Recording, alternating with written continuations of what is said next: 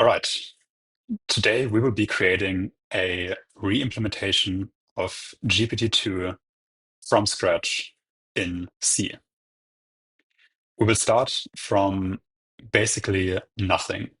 We will download the weights and a test data set, and we will try to build everything else ourselves.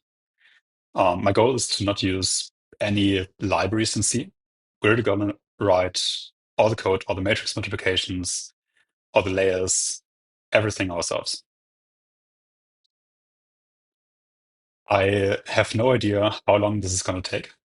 We'll just get started and see how it goes. But before we actually start writing code, I think it's a good idea to kind of create a plan for how we're going to achieve this.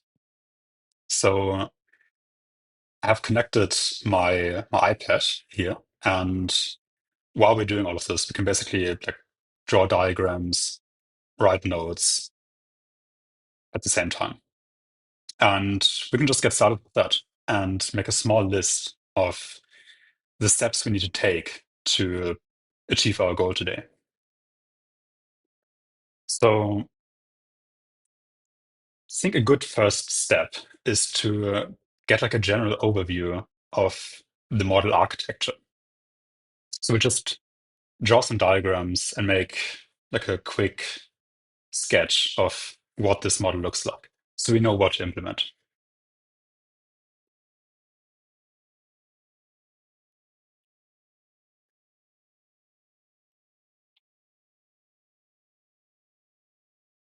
And once we have that, I think we can take a look at our data set, and we'll just try to basically do some easy input output operations on the on this test data. So the data set is really just like a txt file, and what I want to do is I want to load this txt in Python, get the token representation, and then just convert those tokens back to text to see if we like roughly understand that process. So I'm going to call that explore the data set, just to get a feeling of the data that we're working with. And at the first step, we're going to do this in Python, but then later we'll translate this into C. But it's just kind of easier to understand it in Python. It's just like a couple of lines. Then I want to create a reference implementation of the model in Python. We'll use PyTorch for this, and we'll just do kind of the basic math operations ourselves.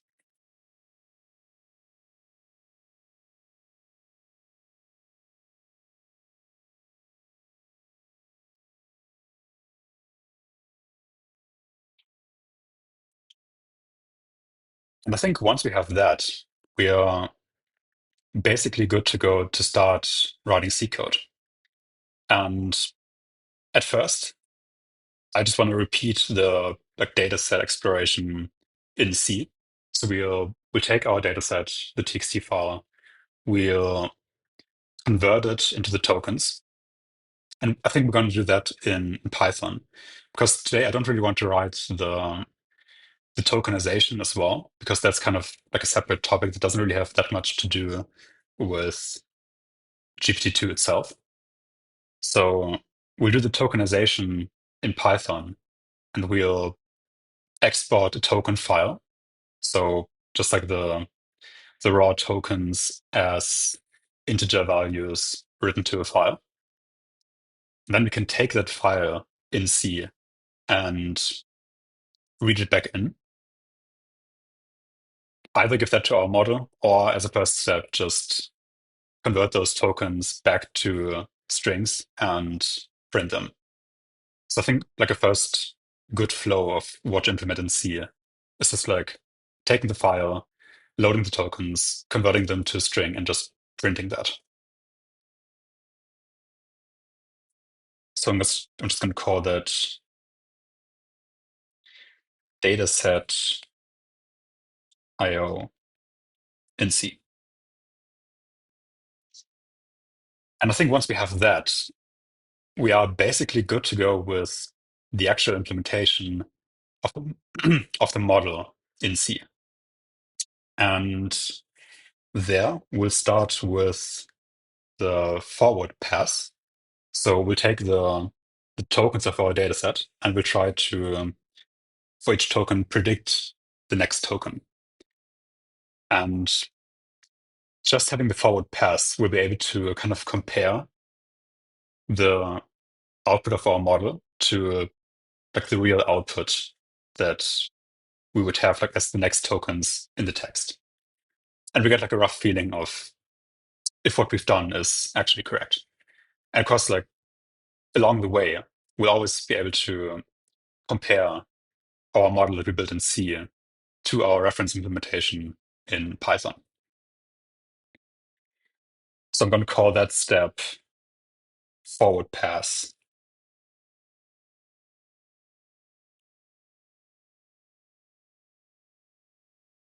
in C. And once we have that, we are pretty far along the way. But I think the most difficult thing is going to be this very last step, which is the backward pass.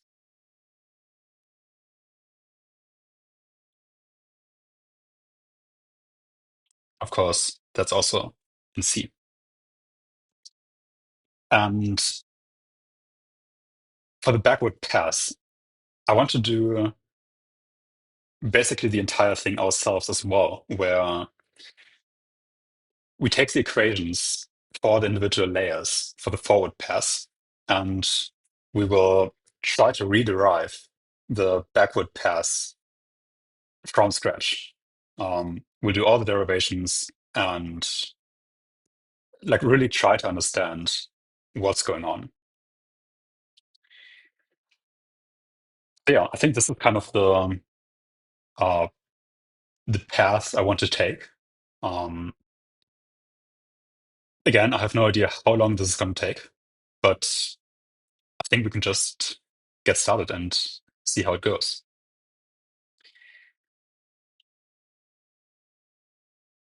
So let's do the model architecture. Um, as the model input, we have something I'm just going to call X for now. And X is a vector of tokens. And these tokens are really just a representation of the text, but we basically subdivide the text into smaller chunks. So these tokens might be like a couple of characters long. Sometimes they're one character. Sometimes it's entire words. But the text is basically divided into these tokens.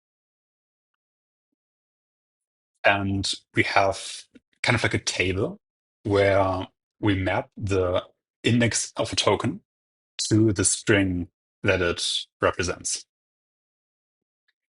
And in the case of GPT-2, these tokens are values between 0 and roughly 50,000.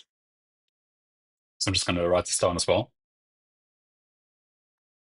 So it's a value between 0 and, in this case, it's actually 50,256. So we have 50,257 possible values. And we will have like this value X. It's really just, it's a vector of these values. So the input to our model is going to be a sequence of up to 1024 tokens. Maybe I'm just going to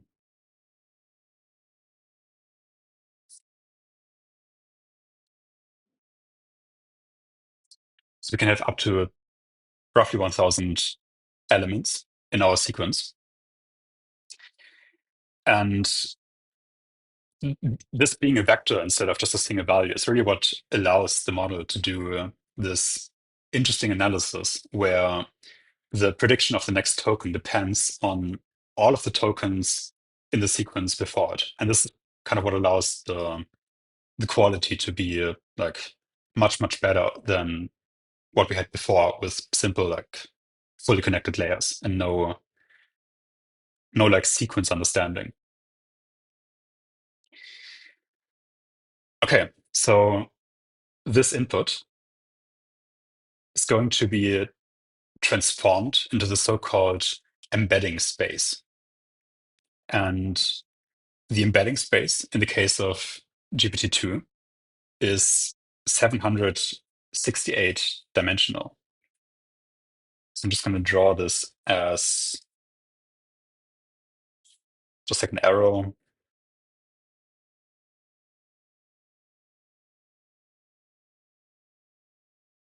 into this embedding space. I'm just going to write the dimensions next to that. So where we had like a vector of 1024 elements before, and each of those elements was just like a scalar value, we now have 1024 elements, but each element is 768 dimensional. So the matrix that we use to transform our input values into this embedding space is going to look roughly like this. It's going to have the 768 dimensions as the number of rows. And I'm going to call this H. The reason why it's H, this seems to be kind of a common thing to call it H. I've read that it's like the hidden dimensions. That's why it's called H. This is the number of rows in this matrix. And for the number of columns, it's going to be this 50,257 elements. This is the number of columns of our embedding matrix. And this is often called the vocab dimensionality. So we'll take this matrix and we will use it to transform our input vector. And our input vector, as I said earlier, is it is really just a scalar value. But what we're doing when we're doing the embedding is we are transforming it into a so-called one-hot vector, which is a vector that is, in this case, vocab dimensions large. So this one vector has 50,257 dimensions. And it's really just a bunch of zeros. But at the index of our token, so let's say our token is 16, then at index 16, we will set this value to 1. And the rest, again, is just zeros. So this is one vector. And then we have basically the length of our sequence as the number of columns in our input matrix. So if we have, let's say, 1024, like we have the entire sequence length that we can process, like the entire thing is filled with our actual input. That's how long our input is. Then we have input many columns. And if, as an example, our input is just one token long, then this matrix would be vocab, like in the row dimension, and one in the column dimension. And this will give us a new matrix that's h dimensional, like h many rows. and input many columns. Okay, this is just a simple matrix transform. At least this is kind of how it is done um, on a theoretical level, because since we only have one element in this uh, like per input value that is actually set to 1, and the others are set to 0, this matrix multiply reduces to just taking one column of our embedding matrix and using that as our output vector. But this is kind of an implementation detail, and we get to that a bit later. So this is our embedding transform. Now it turns out that in addition to this, it's called token transform because we transform from a token to our embedding dimension. We have another transform, another embedding, and that's the position embedding.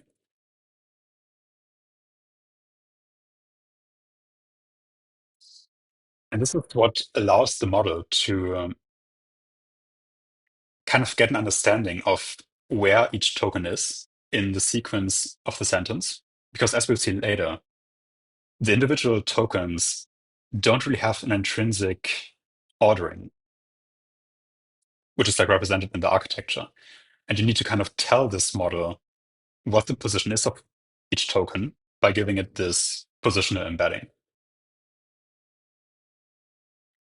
And we'll see like exactly how that works a bit later. And this transform works very similar to our previous one. In fact, I can just copy the general structure. The only difference is that our transform matrix is not vocab dimensional in the column dimension. It is now sequence dimensional.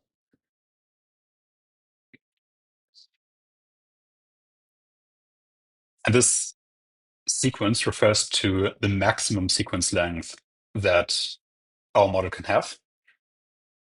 Like that's the dimensionality of this transform matrix. And then our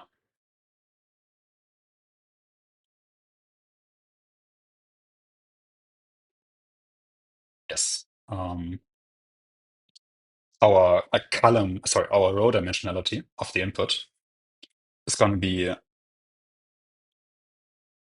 sequence dimensional as well. But again, it's one hot vector. So only one element in this vector, like per input, is going to be set to 1. So it really translates again to just selecting one of the columns from the transform matrix. So if I just like draw one of these vectors in, let's say we select this vector and we're going to put it here, then for our next input, we might have, well, it's actually going to be sequential. So this one is going to be set to 1. And the next one, this one is going to be set to 1, and so on. So we just take like first like this vector, then we take this vector, then this vector, then this vector, until we've reached the end of our sequence. So we're just like basically cropping the input transform matrix to the length of our input.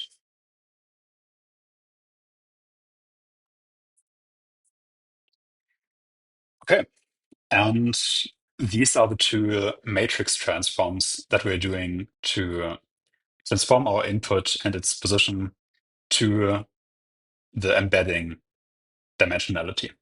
And again, the output of all of this is a matrix that is H rows and input many columns. Okay, I'm just gonna move these two transforms here. and make this a bit more compact. Right. And then we can go further in the model. And actually, the next step's already kind of the exciting part, which is we're starting with the layers for our transformer. And the first part of one of these transformer blocks is a layer normalization.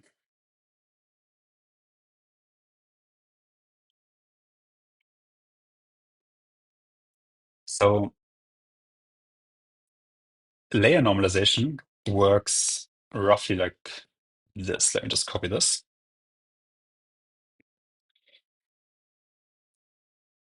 For the layer normalization, we're going to look at each input vector in isolation. Let me just move this here. So we take one vector, going to process it, and put it back. Then we're going to take the next vector, process it, put it back.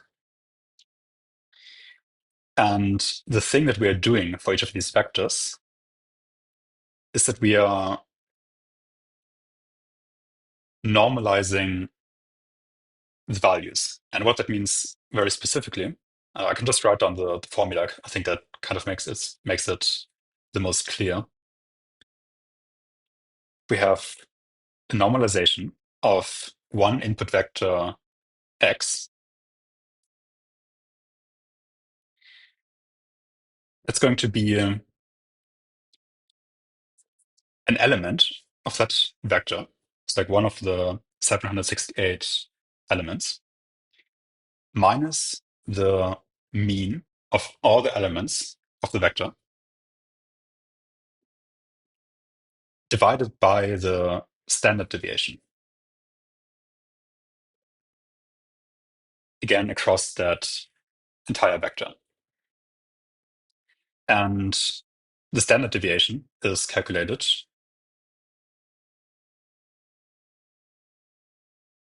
So this is the variance, and that is calculated by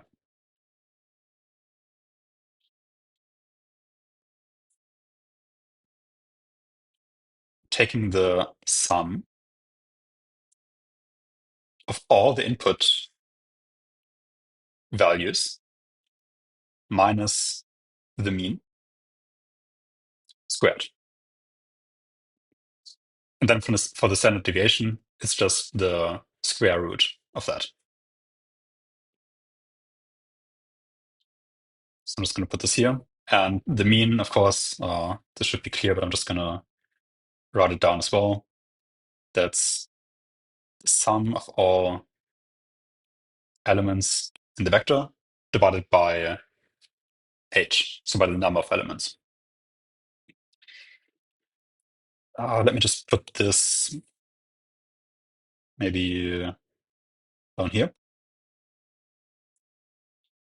because this one isn't quite finished yet. Minus the mean divided by the standard deviation, then times a weight parameter at that position in our vector, plus a bias. And this is the entire equation for layer normalization. So again, I'm going to take this, make it a bit more compact, and move it here into the corner. So we have our layer normalization, and then we have our attention block. And this attention block is kind of interesting. And I think for now, I'm not going to go into too much detail of how it works. I'm just going to write it down as like an opaque attention block. And once we've done the entire architecture, I'm going to go into more detail on attention specifically. And after that, we have a residual connection. And that means that we take our input from before layer normalization and we combine it by just adding the two together with the output of the layer normalization and attention. And then we take this result and normalize it again.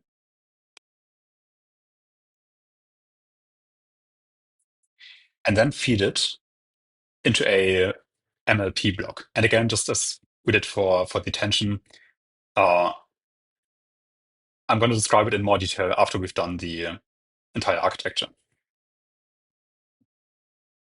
So MLP. And after that, we again have another residual connection.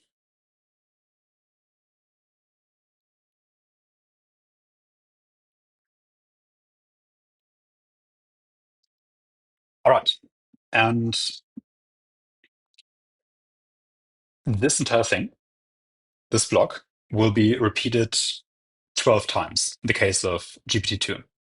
So we have 12 layers that process the result of the previous one. So I'm just gonna draw this roughly like this. And this is 12 times. So then we take the final result of the last layer and we normalize it again with another layer norm.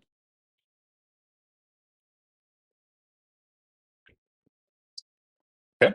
And this again is, just as we had before, 768 dimensions per input of our sequence.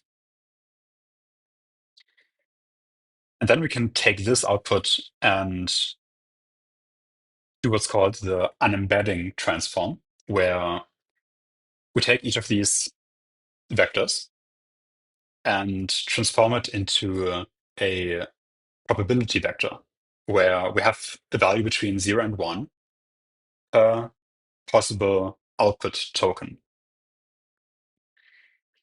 I'm just going to call this unembedding.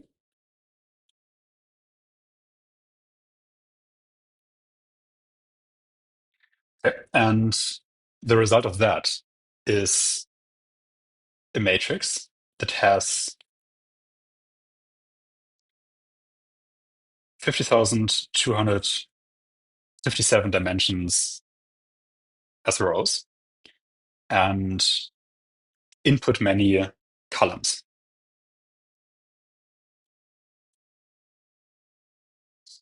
And each of these vectors in this resulting output probability matrix, so each vector like this, has values between 0 and 1, and the sum of all of these values is 1. So we might have like 0.01 as the probability for the first token, 0.1, then 0.8 is maybe the most likely output token.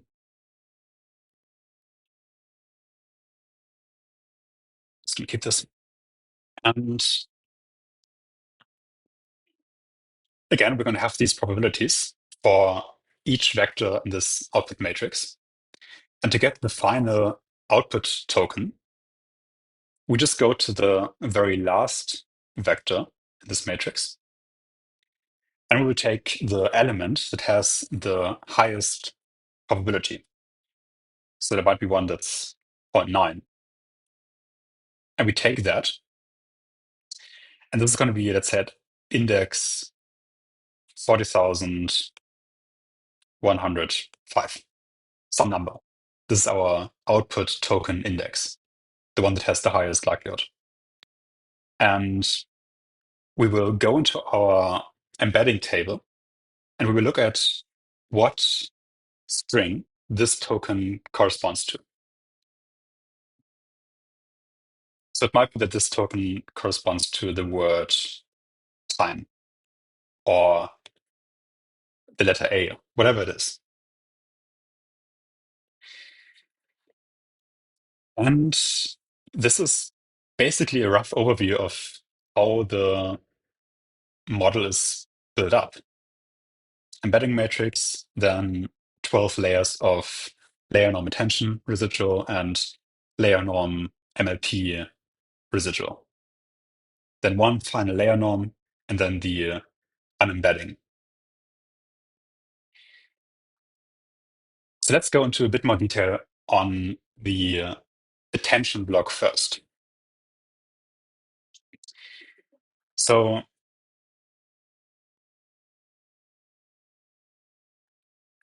the attention block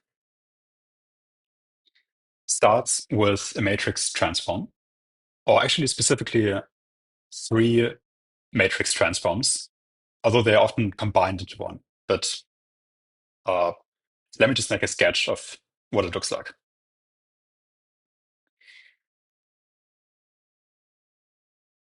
And for now, I'm just gonna draw it as uh, one combined matrix multiply, because that's gonna be how we're gonna implement it later in code.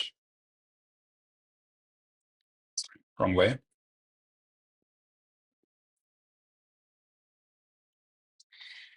So this matrix has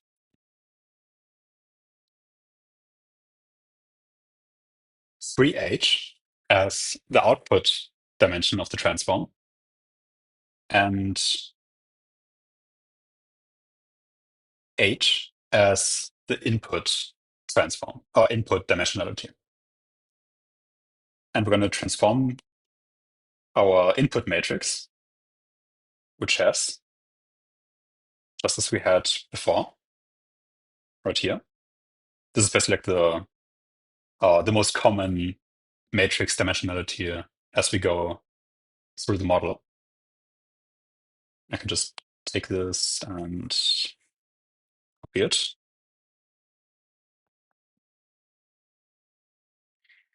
This is the matrix that we're going to transform.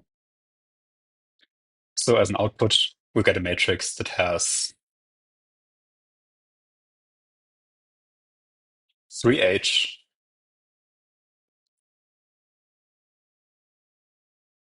see, let me do it like this, 3h rows, and input menu columns. So what we've done is basically we've taken our input vectors and made them higher dimensional with this first attention matrix. This attention matrix is later going to be called C attention. Nothing you need to remember, but just so you have a reference for later. But this being one matrix transform is maybe a bit misleading, because what we're actually doing is we are transforming our input into three vectors. So our one vector is going to turn into a query vector, then a key vector, and then a value vector.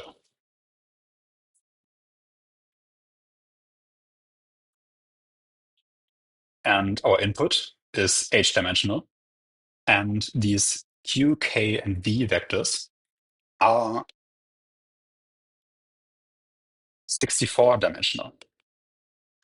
Now, where does this 64 come from? It comes from the fact that attention is being computed, or the attention process happens in attention heads. So our one value basically splits up into a number of heads. In the case of GPT-2, it's 12 heads, 12 attention heads. And each of those attention heads is going to do its own processing of the input value. So it takes our input value, transforms it into a slightly lower dimensional space, but 12 of those vectors. It does its internal processing on these Q, K, and V vectors. And then it's going to output through some process that I'm going to again describe a bit later. It's going to output I'm going to call this Z, a Z vector, which is also 64 dimensional. And then we have a final output transform, which takes these 12 Z vectors that we get from the 12 attention heads and transforms those into, maybe I draw this as like Z1, Zn to Z12. And it's going to take all of these and transform it into one final, let's call it Y vector. And this again has our model dimensionality, so 768 dimensions. So this is kind of the rough shape of the attention block. We first reduce the dimensionality. We do some magic operation that I'm going to describe in a bit on these 64-dimensional vectors, and then transform those 64-dimensional vectors back into 768 dimensions.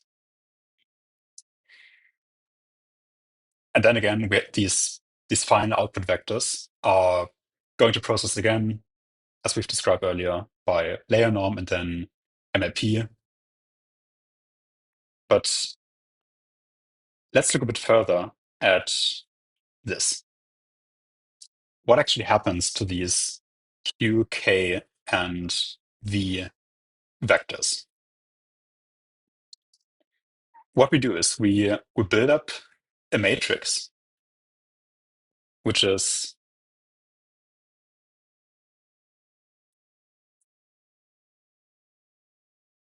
input many rows in the row dimensionality, and it has input many columns. And here on this side, we go through all the query vectors, so all the Q vectors. Again, those are 64 dimensional. And we compute the dot product with each of the K vectors, which are also 64 dimensional. So it's a dot product of Q and K. And it's basically like your Q vector for a certain position is kind of a question that you ask. You make some kind of offer, some kind of offer to the rest of the sequence. And the K vectors are kind of answers to that question. They're kind of answering like, how well does this Q vector match with my K vector? And what we are building up in this process is a matrix where each row contains kind of a similarity of those two vectors, of the Q and all the K vectors.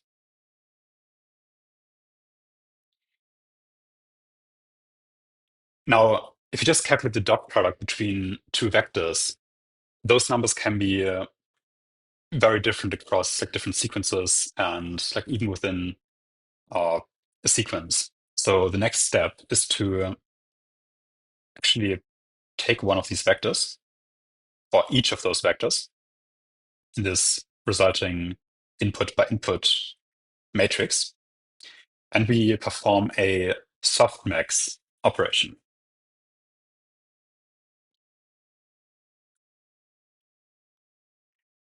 So the softmax as an equation, it looks like this. Softmax of xi is e to the power of xi divided by the sum of all the e to the power of x values. And what this gives us is something that looks like a probability.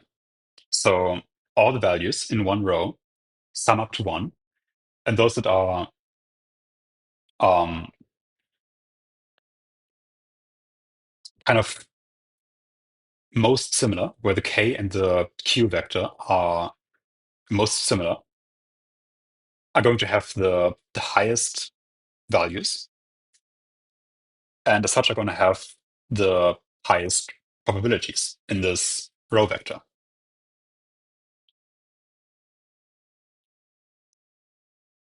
Okay, and then we, as a last step, we take all of these values within one row and we multiply them by the respective v vectors. So basically, we create like a linear combination of all the v vectors that we've computed, which is weighted by this attention, like by the similarity of the q and the k vector. And what exactly those v values represent is going to change, what's going to be different with each head. So each head kind of, or like all the values, like all the q, k, and v vectors are going to be different across the 12 heads. So each head has the ability to attend to different things in the input sequence, and with those different v values, kind of translate this positional attention to like a meaning that it sees at those positions.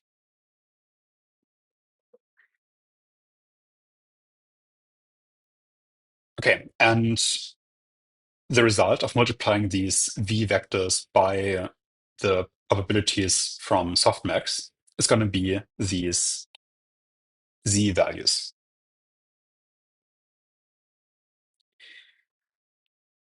So yeah, I think with that we kind of have a rough overview of how the attention blocks work. Maybe just one more thing to note. I drew this as this one very large matrix multiplication that has 3h rows. So how does this relate to having q, k, v, and 12 heads? So the first third is going to be the q vectors. The next third is going to be k values. And the last is going to be v values. So now q, k, and v have 768 dimensions. And we now split them up between the 12 heads.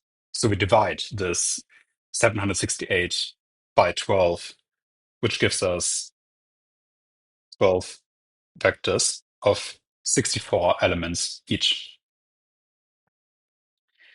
So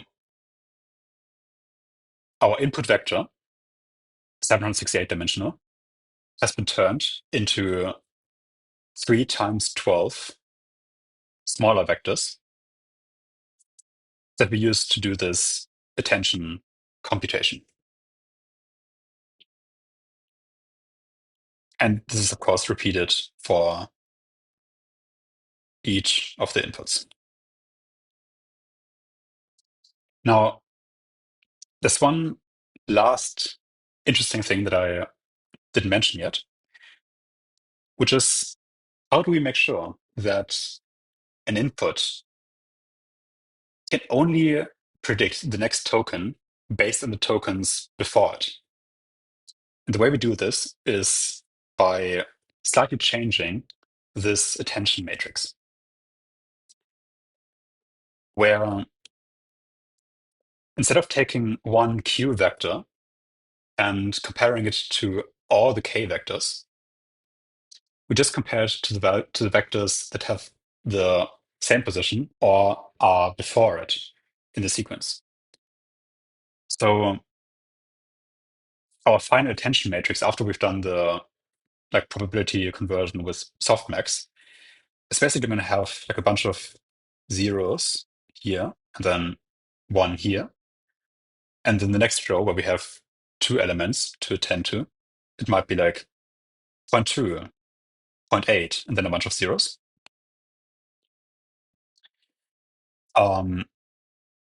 Then the next one we're going to have three values, then four values, then five values, then six, and so on. So it's kind of like a lower triangular matrix in the end. Okay, and I think this is kind of the rough overview of the attention computation. So let's take all of this and move it here. And let's do the MLP block next.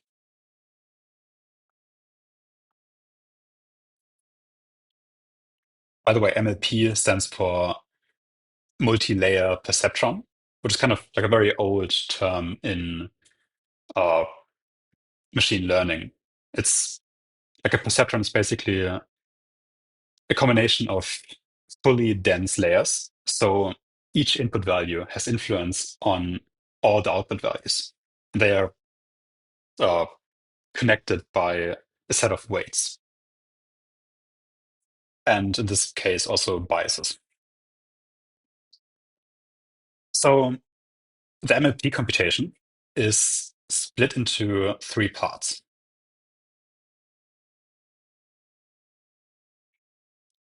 We first take our 768 dimensional vector and we transform it into a 4 times 768 dimensional vector. So we have a matrix that has 4 times 768 as its output dimension and 768 as its input dimension. And we are transforming our input matrix, which has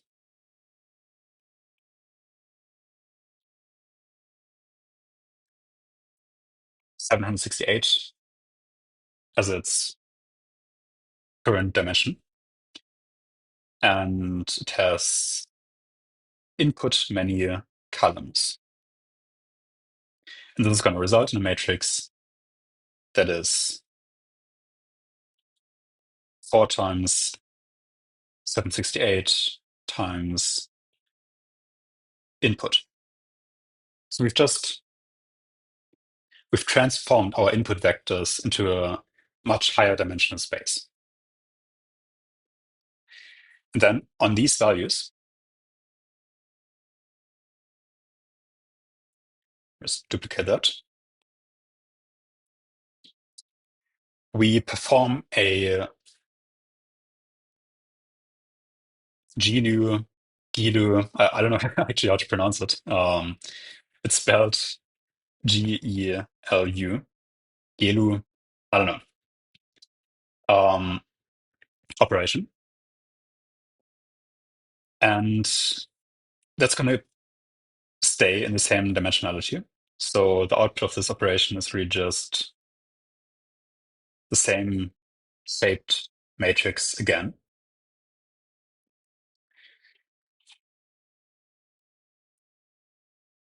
And the shape of this function, this is what's called an activation function, by the way. And it takes a scalar input, which is each element of the input matrix, and it transforms all of these input values in the same way. And you might have heard of ReLU before. ReLU, if you have maybe seen that function again, so just draw like a quick function graph. It looks roughly like this, where for negative values, the output value is going to be 0. And for positive values, it's just going to be the input value. Now, GALU looks a bit different. It is basically shaped, I'm going to try to draw it. We'll start similar.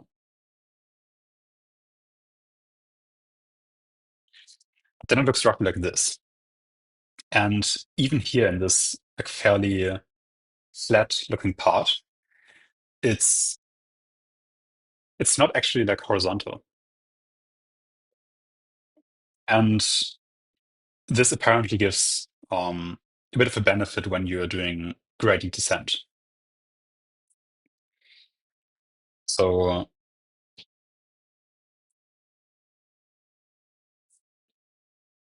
because basically, like you can kind of imagine why this would be the case.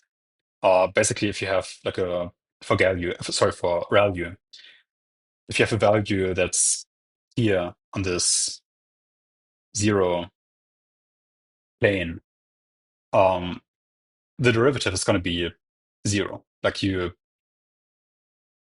can't really nudge the value into one direction because you don't really know in what direction.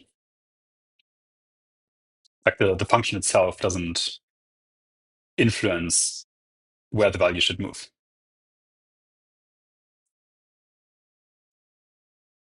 Okay. So again, we stay at our existing dimensionality. Then we have a final transform where we have a matrix that is, or that has 768 as its output dimensionality, and 4 times 768 as its input dimensionality. We use that to transform our input.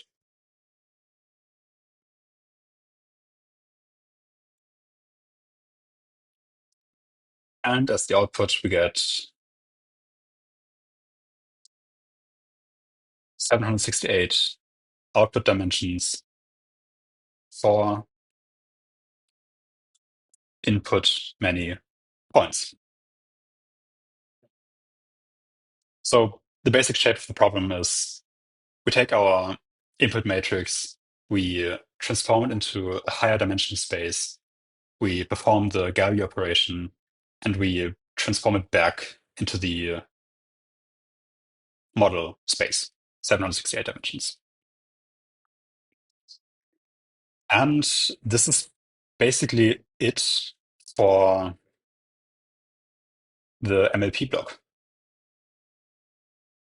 It might be interesting to also kind of write down the GALU function itself. So just so you have a reference, ReLU is just the max of x and 0. And GALU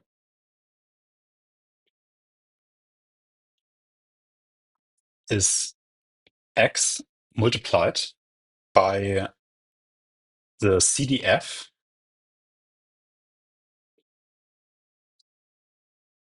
of the standard normal distribution. So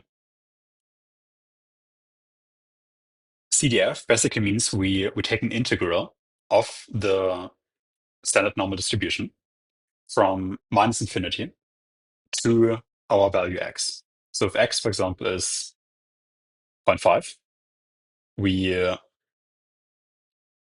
take the area under the curve of the standard normal deviation, standard normal distribution from minus infinity to zero point 0.5, that area under the curve.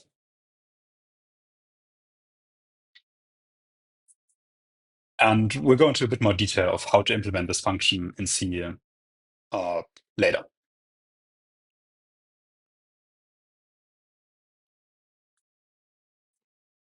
All right. So I think with this, we basically have like a rough overview of the architecture of our model. And we know basically what to implement in Python later. But before we do that, I basically we've done this. I want to follow our list and explore the data set in Python. So let's do that.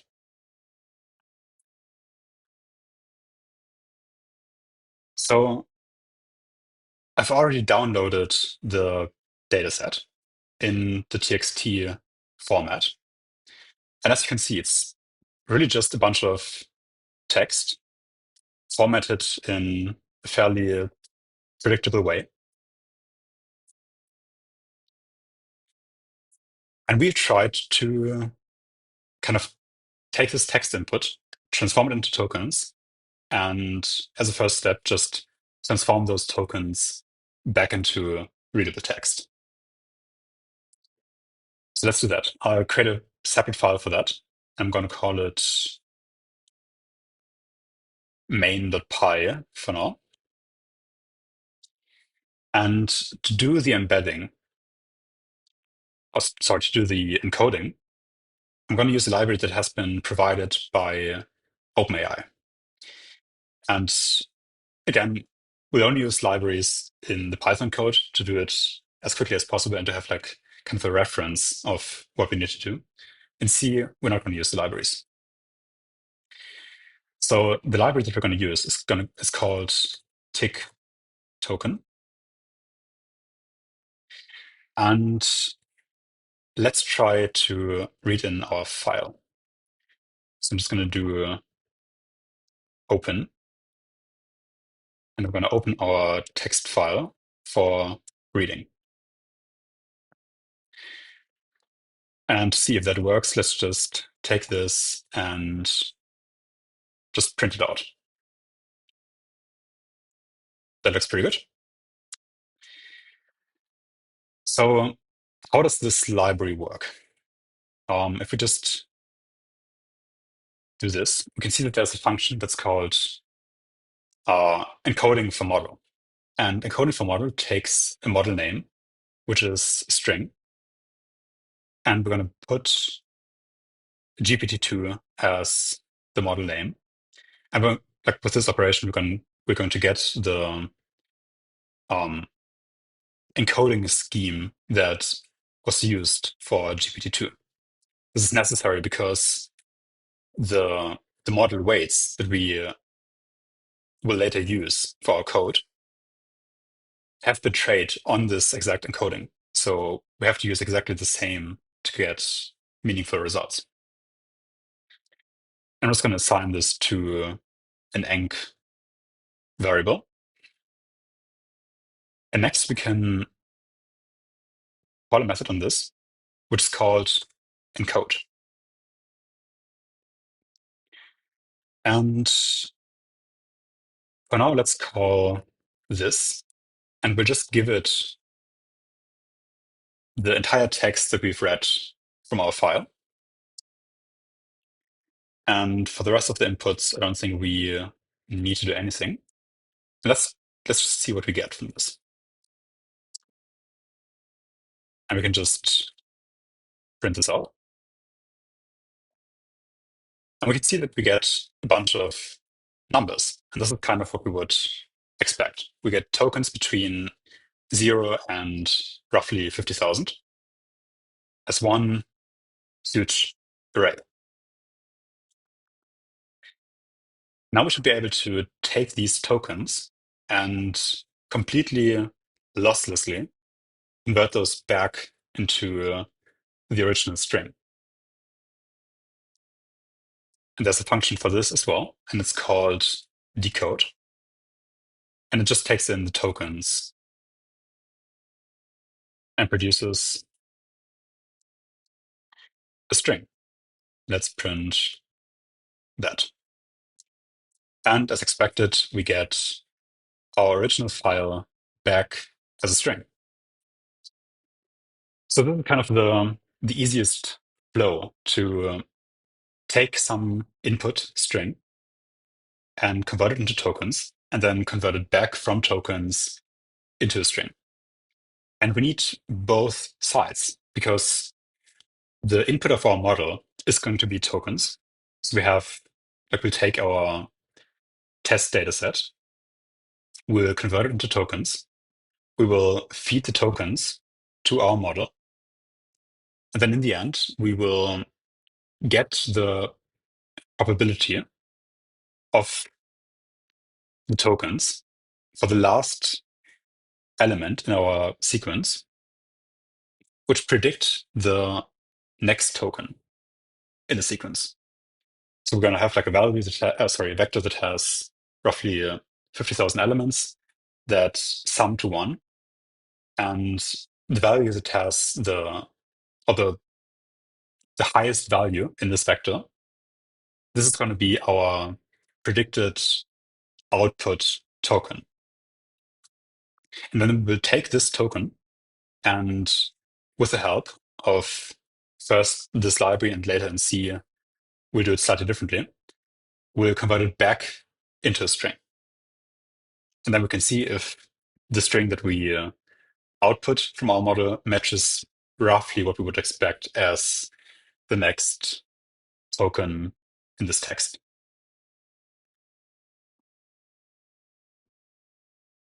Okay, this looks pretty good so far. So I think if we go back to our list, we can say explore dataset is basically done. And the next thing on the list is the reference implementation in Python. For our model today, we're going to use the official OpenAI model weights that were released on Hugging Face. These weights are published in safe tensors file format. We can just have like a quick look at what it is. It's kind of an interesting file format. It's not just the weights themselves, which are just like float 32 binary data, but also a metadata block that contains the name and shape of the tensors, and then an offset in the like data block of the file, and like start and end in that data block for each tensor, which makes it quite nice to work with because you can be sure that the data that you're reading is actually in the format that you expect. So I have already downloaded the save tensors file to my computer, model.savetensors. And we can now just use Python again to open the file and get a rough understanding of how the file format works. Then we can use the model weights that we extract from the file to build our reference implementation. All right, let's first open the file. And we're going to open it for reading in the binary format. And we're going to use the save tensors library. Again, library is only for Python and C. We're going to write all of this ourselves. And the function is called deserialize. And it just takes as an input some bytes, which we get from our file by doing f.read. If you do read on a normal file that's opened like this, you would get a string. If you do B, so binary format, you get the bytes of the file. And for now, let's just print out the type of this. And it's a list. Let's maybe print the first element. It's a tuple. Let's go a bit further. Okay, so we have, maybe let's just print the actual element.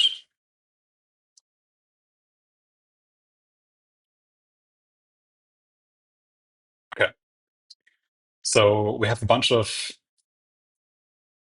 what looks like binary data, a byte array. But more importantly, for now we have the name of the tensor, and this is going to be the same that we see right here. Which one was it? ln1 bias, so this one.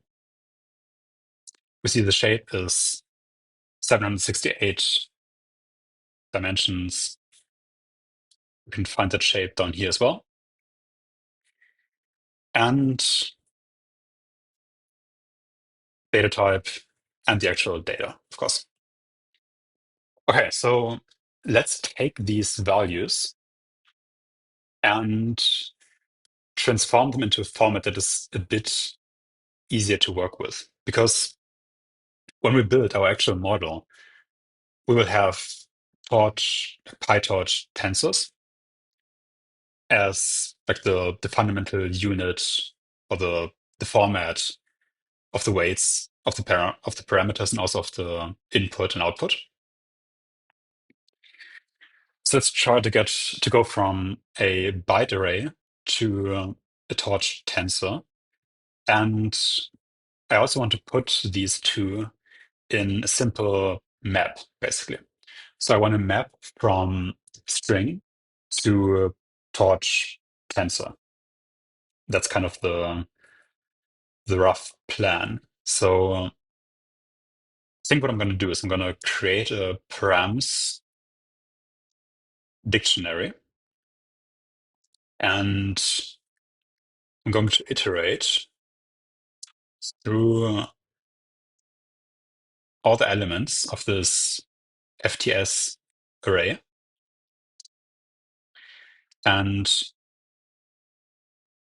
I'm kind of going to decompose each element into its sub-elements.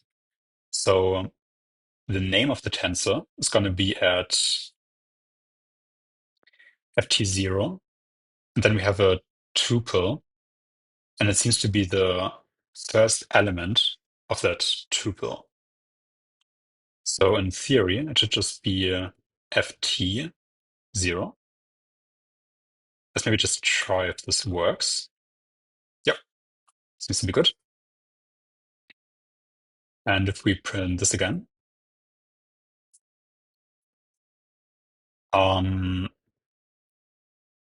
the data seems to be in a dictionary. So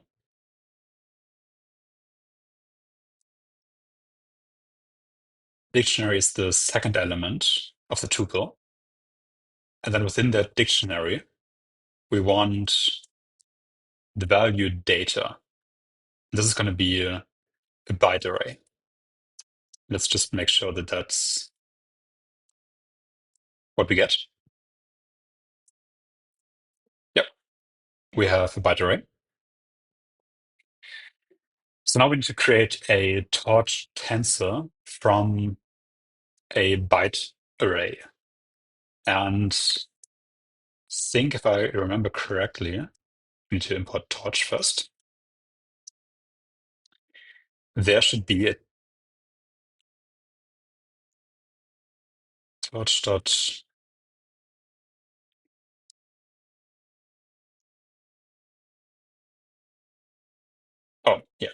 think it's called tensor.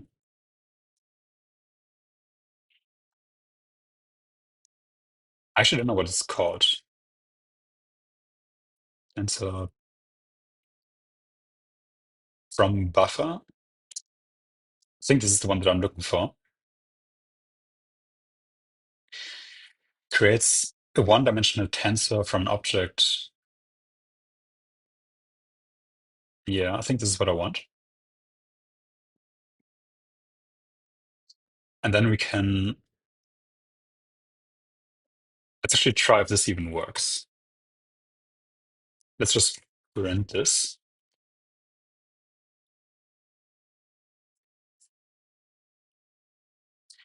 And it wants a data type. And we know from our metadata that the data type is float 32s. So I'm just going to use that. And this seems to be, yep, this seems to be good. Okay, so if we go back to the function definition, it said creates a one-dimensional tensor, which is not what we want. We want to take the shape that we got. So let's actually get that as well. And I think this was just called shape. Yep. And let's first print that. And this looks good. And we will transform or reshape our tensor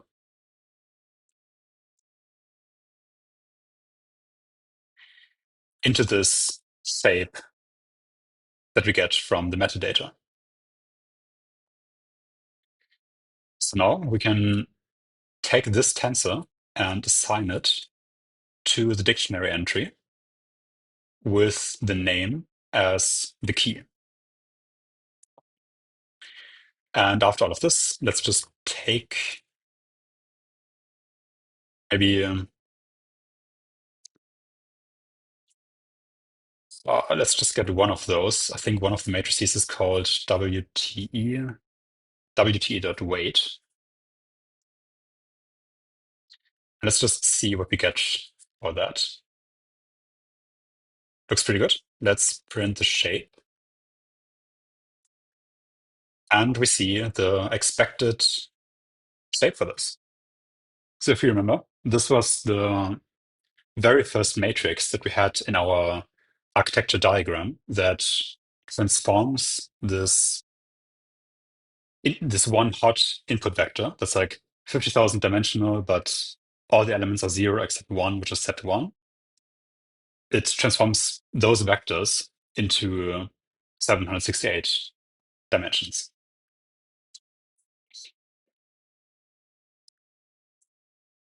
All right. So with this, I think we can actually start implementing our, let me just go back to the diagram. We can start implementing this architecture in Python.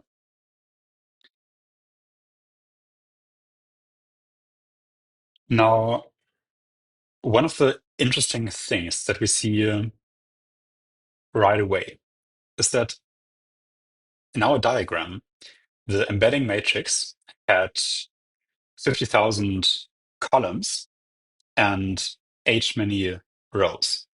This is kind of how a matrix multiplication would typically look like.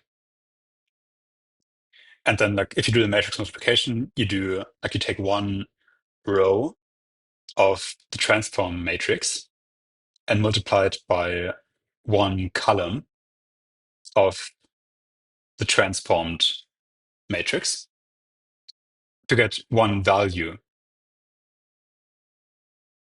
of the resulting matrix. And then you repeat that for each row of the transform matrix to get all the rows of the output. And this is how you get to the final H times input dimensional matrix. But if we look back at our code, we see that we have 50,000 rows and 768 columns.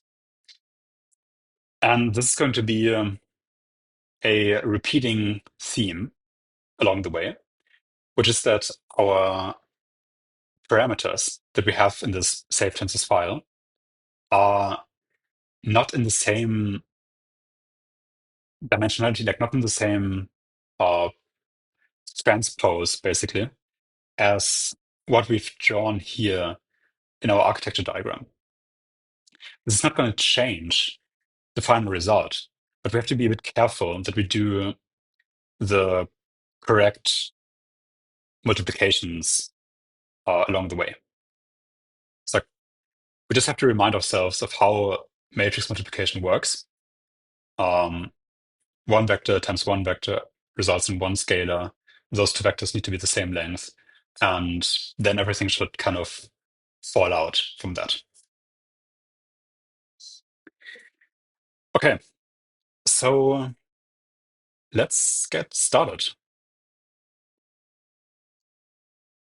The first part of our architecture is this embedding step, where we take our input matrix and transform it into the embedding space. And then we add to that a positional embedding, which we get from a second matrix.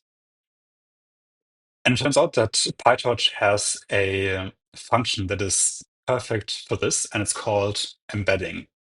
And what it does is it takes a single vector, which has as each element the, in our case, token, so the token index, and just selects one of the columns, on this case actually rows, but in this diagram it's a column of the transform matrix for us. And for now, like in the reference implementation, we will gladly take this convenience. Later in C, we will do this ourselves. Okay, so this function that I described is part of PyTorch's functional interface. And from this functional interface, we're going to use the embedding function. And as you can see, the embedding function takes an input, which is our one vector that has, let's say we have a sequence of 64 elements. It has 64 elements, which is the token index. And then it takes a weight, which is our embedding matrix. So in this case, WTE dot weight. But at least right now, we don't have this input. So what I want to do is comment this back in. But we're just opening our text file, and we're going to encode part of the text into tokens. And we will create an input vector, which I'm going to call x, which is just going to be the first couple of elements of this token sequence. So I'm just going to start with 64 elements of the token string.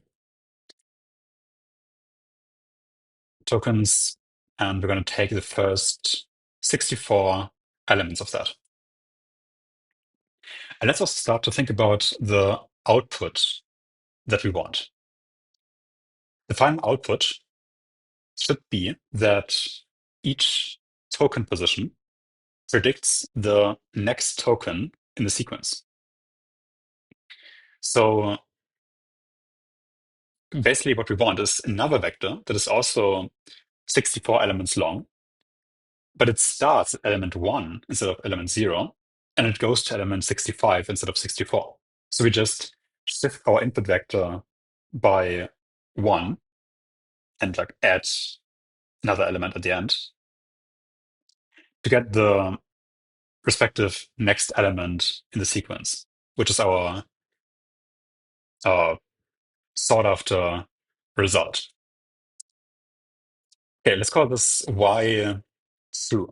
These are the true next tokens. And this is going to be, as I said, from 1 to 65.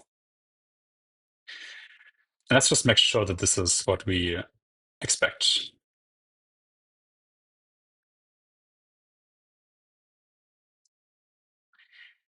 Okay, so as we can see, we have our input sequence, and the true result is that each token predicts the next one in the sequence. So this token predicts this one, this token predicts this one, and so on, until the last one predicts the token that is not part of the input sequence.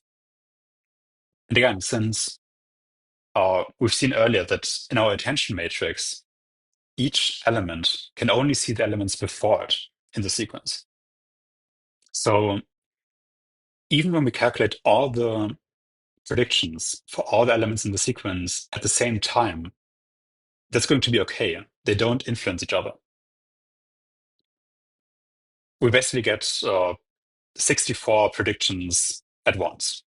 Each position predicts the next one in the sequence. All right, let's go back to the code. And let's take this x vector as our input. And what we're going to get from that is what I'm going to call WTE out for now. And the weight matrix should be in our params dictionary. WTE.weight, yeah, period. That's the matrix. Okay, so let's see what we get. Let's just print the shape. And what we're expecting from this is a matrix that has 768 elements in one direction and 64 elements in the other direction.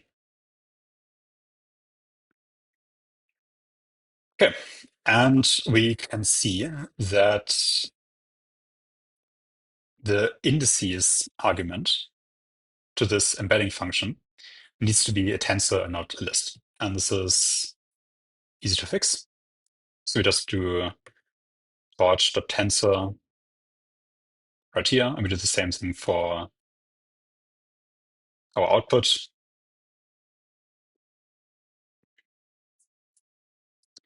WT is not defined. Yes, it's called WT out.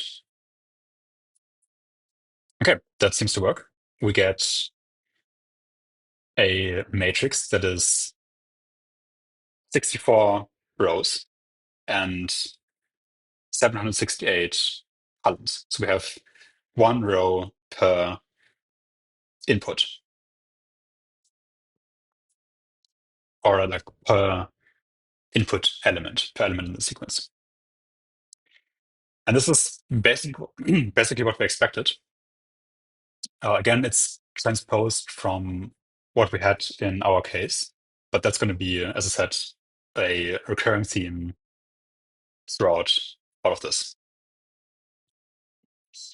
And the reason for this, by the way, it's going to be very clear once we do the implementation in C. Because the matrix multiplication, if it follows a certain pattern where we multiply one row by one row, it's actually good to have all of these values be close together in memory. So you don't have to like jump through the like random memory locations. So it turns out that magically the layout that OpenAI chose is actually very optimal um, for computational efficiency. So it's probably not an accident. All right. Next up, we have the position embedding. And for that, we do basically the same. We take our not the input actually. I'm going to get to that in a second. We use WPE as the weight because when we look back at the safe tensors documentation, we see the position encoding right here. And we see that it's a matrix with 1024 rows and 768 columns. So what is our input for that?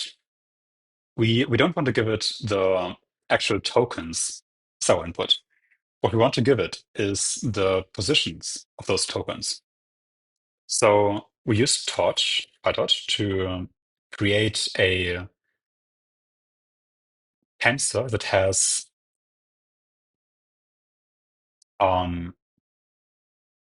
length of, actually we can just hard code it. It's 64 elements long. And it should just be the values 0, 1, 2, 3. Actually, let's just print this.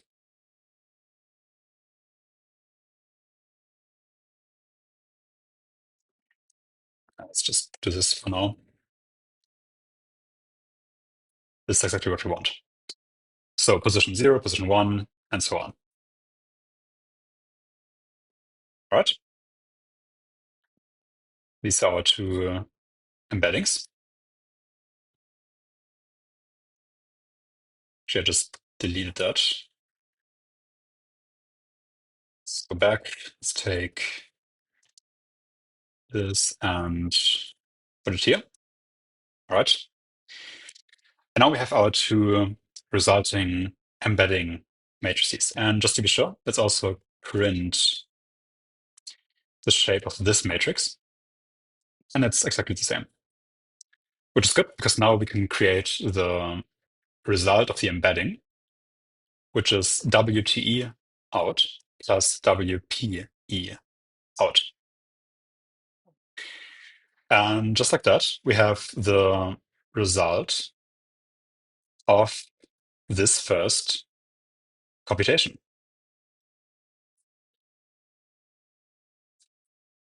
This part of the architecture. Cool. So let's go on to the transformer block. Now, the first element in the transformer, let's not do the layers at first. We can do that a bit later. Let's start with the layer norm.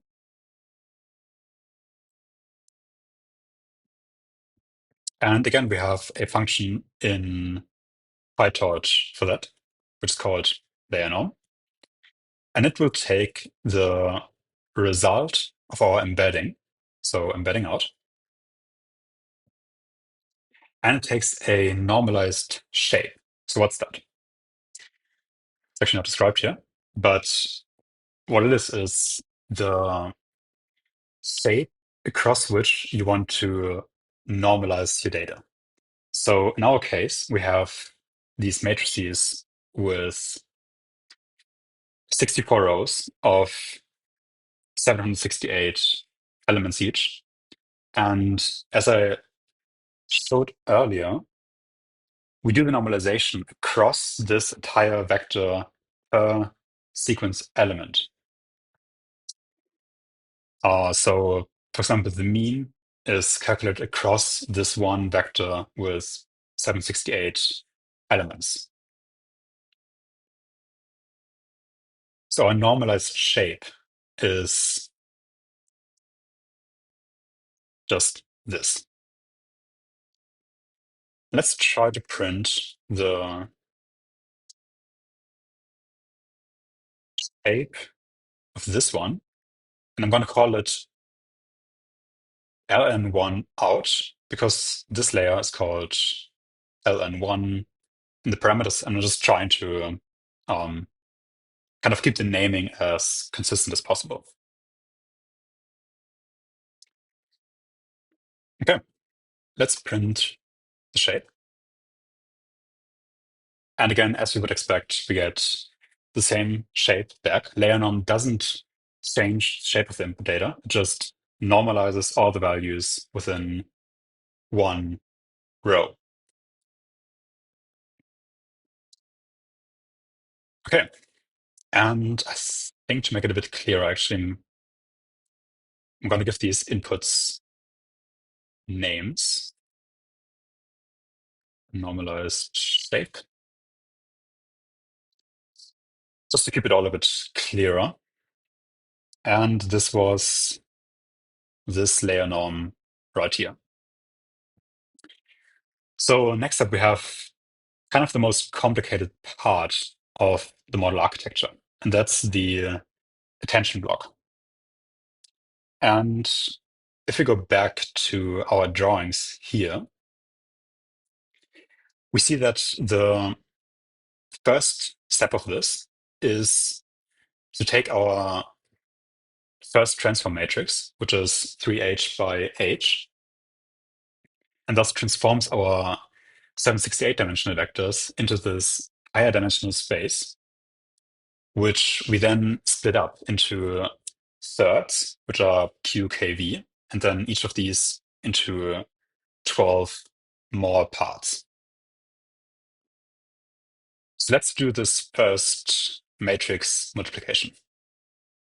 And we see that for that, we have a matrix in our parameters as well.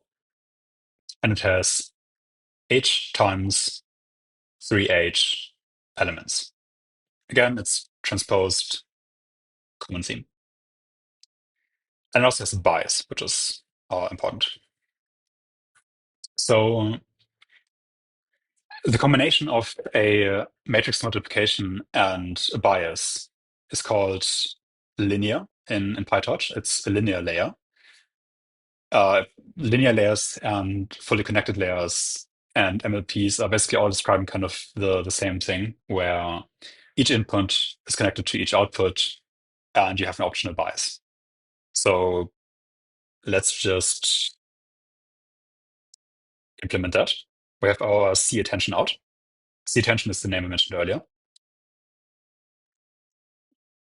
We have a linear, which takes an input, which is going to be our output of the first layer normalization. And as a weight, we are going to use, actually, I just noticed that I forgot something. Because the layer norm has two more arguments, which are apparently optional. Did I not? Yeah, they're optional. Okay. Anyway, which are the weight.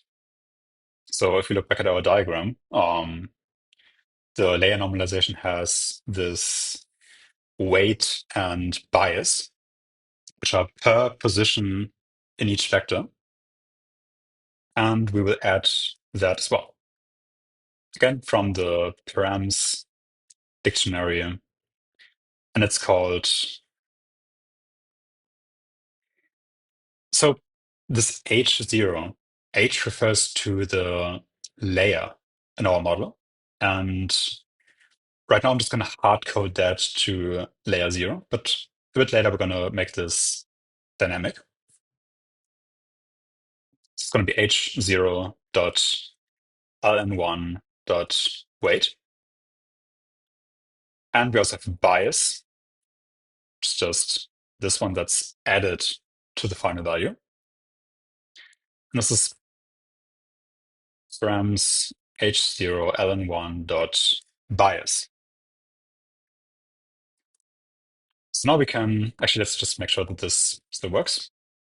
All right. And let's continue with this. Here we have a weight as well. Like it's a matrix multiplication of our input matrix by a transform matrix, which transforms it into this higher dimensional space, 3 times h. And this matrix is called h0 dot c attention dot weight.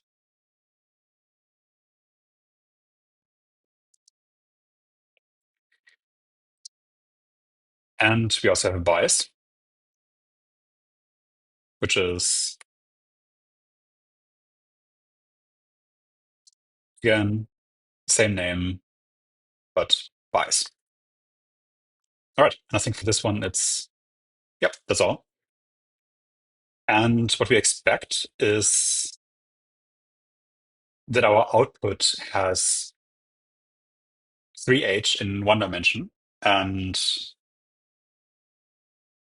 64 in the other dimension.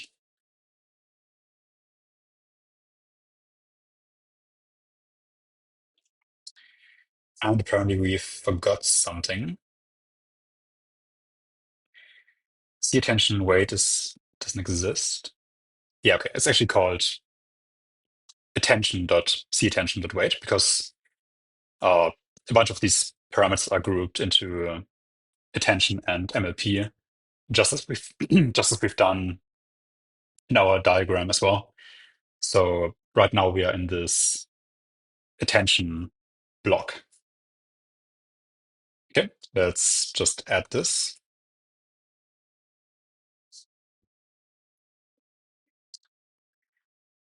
Okay, and now we see that these two matrices can't be multiplied together.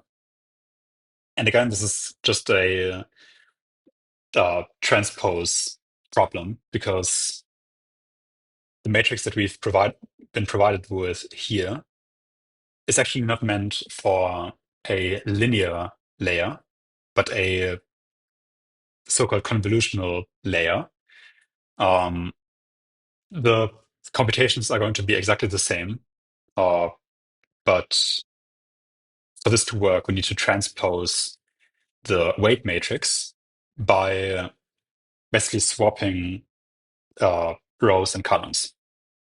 So right here we see that our input matrix is 64 by 768, and our weight matrix is 3h times h. And what we actually want, so we can multiply these together, is to swap these two dimensions. So I'm just going to do a transpose, and transpose takes two values, which are the two dimensions that are going to be swapped. And we want to swap dimension 0 and 1. Pretty simple. So let's do this. And we now get the result that we expect, which is this output matrix with 64 times 3h values. So our next step should be to split this resulting matrix up into three parts for Q, K, and V, and then each of those into the 12 attention heads. Okay, so to split the matrix, we are just going to use our PyTorch's split function, which is called on the vector or on the matrix itself, and you give it a split size, which is the final size after splitting. So in our case, we start with 3h, and we want to end up with h as the size after splitting. So h is 768. And we also need a dimension. Let's just print the previous result again. And we want to split it in the dimension 1, which is the number of columns in this case. And let's see if this gives us what we want. Looks good. So we have a matrix that is, well, in this case, 768 columns and 64 rows, which is just the transpose of this one right here. And now we have our 12 attention heads.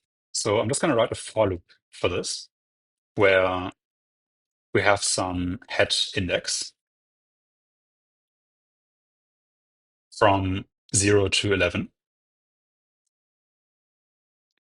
And for each head, we want to do the operations that we discussed earlier, where we want to find out the dot product between each q vector to all of the k vectors, then calculate the softmax over this row, and then calculate this weighted sum of the v values. So let's try to create this attention matrix first. And if we want to represent this dot product between the q vectors and the k vectors, what that really is a matrix multiplication, because matrix multiplication is really just a number of dot products between the rows of one matrix with the columns of another matrix. So we just express what we want to do as this matrix multiplication. So I'm going to call this the result of the q and k uh, matrix multiplication, maybe A. And it's going to be a slice of Q. Now, our Q matrix, again, 64 rows, 768 columns. And we want to split it, like this 768, into 12 elements, 12 columns. So the slice that we want to have is we take all the rows and we take the columns that start at I times 768 divided by 12, so 64, up to oops, up to head index plus 1 times 64. And with this, actually just print this as well. And this doesn't, oh yeah, because head I is, okay, let's just do a fixed index. And let's print the shape. And it's 64 by 64, just as we would expect. We could have actually done the same split thing for the heads as well, but it doesn't really matter. So we have a matrix multiplication of this Q matrix, and we want to multiply each row with each column of the K matrix to get our dot product. So we actually need to transpose our K matrix after we've created the same slice that we've created for the Q matrix. So I'm going to do transpose. And we want to transpose the rows and columns again. So it's just transpose 0, 1. And let's see what we get. And again, this is what we would expect. The shape of A is input times input.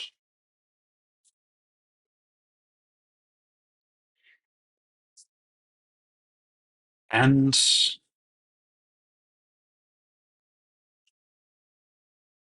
now we can go ahead and calculate the softmax. Although I actually forgot one small calculation in here as well, which is that the resulting dot product between the Q and K vectors is scaled by a constant. And in this case, the constant is, I'm just going to write it like this, square root of the dimensionality per head. So in this case, 64. Maybe let's, to make it a bit clearer, let's make this a separate constant which I'm going to call dk. This is kind of the common name for this dimension, just like the model dimension is often called the model. And dk is the head dimensionality, which in our case is 64. So we can just go ahead and kind of write our code in terms of these constants. And 64 is dk.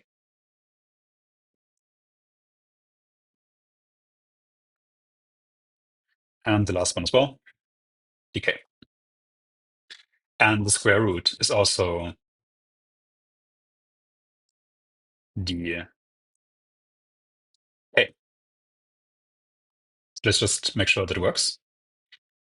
Square root is not defined. I think I need to use Torch's square root. Must be a tensor, not an integer. So let's transform this into a float. Actually, it seems that we need a tensor for this.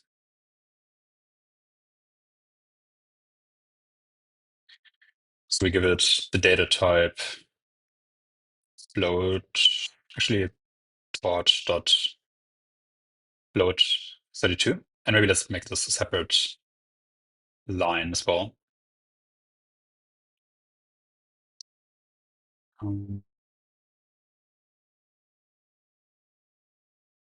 Just like this. Yep, looks good. And now we can calculate the softmax row. And again, PyTorch has a function for that. So A is going to be, actually, let's call this S. And let's call the PyTorch softmax function, which takes an input matrix, which is going to be our A matrix. And it takes the dimension along which the softmax should be calculated. And since in our case, the sequence elements are per row, our dimension is 1. So the row, or really it's this one right here. So dimension 0 is the number of rows, dimension 1 is the number of columns. And this is going to be the dim argument. And let's see what we get. Okay, that looks pretty good. Now let's look at the actual values of matrix S. And for now, I'm just going to look at one of these matrices. And we can see kind of a problem, which is we haven't implemented one of the fundamental things that we were talking about earlier, where each element in the sequence can only attend to the sequence elements before it. And all of the values after should be set to 0. And the way we do this is before we calculate our softmax, we should set parts for our matrix, namely all the parts that we want to be set to 0 afterwards, to minus infinity. Because e to the power of minus infinity is equal to 0. So the result of this division is just going to be 0 as well. And this is kind of the step that we need to take. So to do this operation, we are going to use a mask in PyTorch. I'm going to create this mask by calling a function that is called triangular matrix lower phi L in PyTorch. And specifically, I think I want trill like, which doesn't seem to exist, which is fine. We're just going to use torch.once to create a matrix that's just once.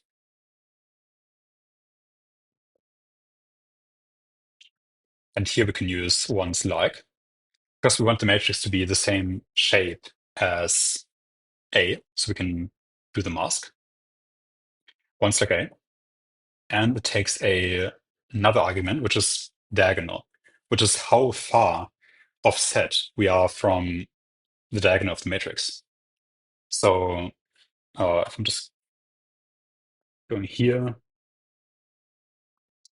can imagine if you have a matrix that is 3 by 3, we could have a lower triangular matrix that's like this, or we could have more or fewer elements of the matrix set to 1. So it's kind of the distance from the diagonal, which is an integer. And what we actually want is just diagonal 0, because we actually want the top left, then the one below it, and one right next to it, and so on. So I think it's actually the default value as well. Yeah. All right.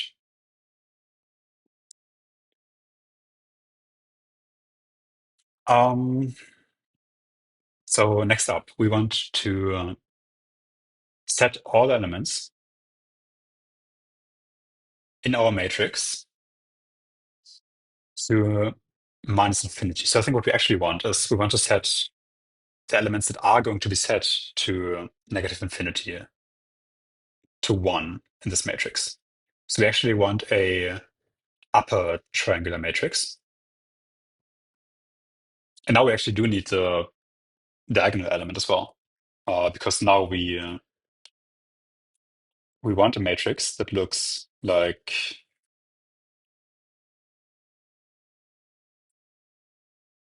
this.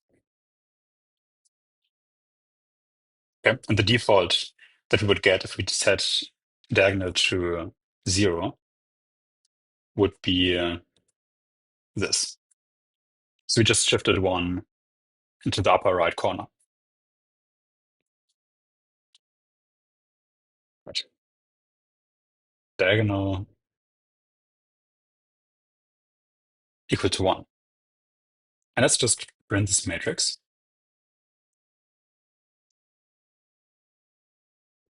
Yep, this is basically exactly what we want. Just the upper right triangle of this matrix is set to 1. All right, and now we can take our matrix A and our mask and do a PyTorch operation that is called masked fill, which takes an input matrix, which is A, and a mask, which is just the mask. And the value that is going to be used to fill the matrix, which is minus, I think it's torch.infinity. And let's see what we get.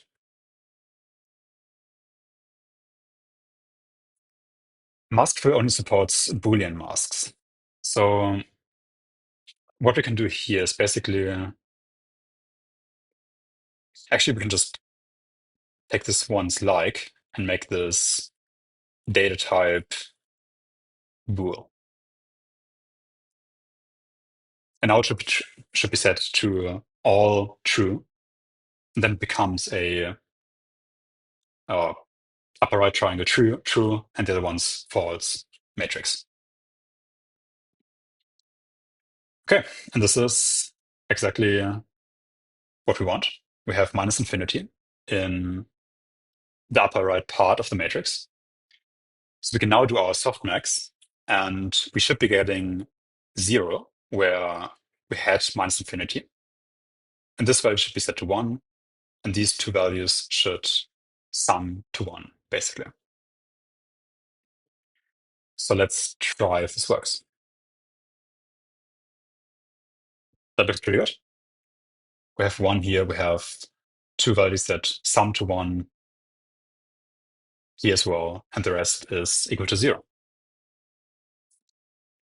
So now we have, let me just delete this. We've created this matrix right here.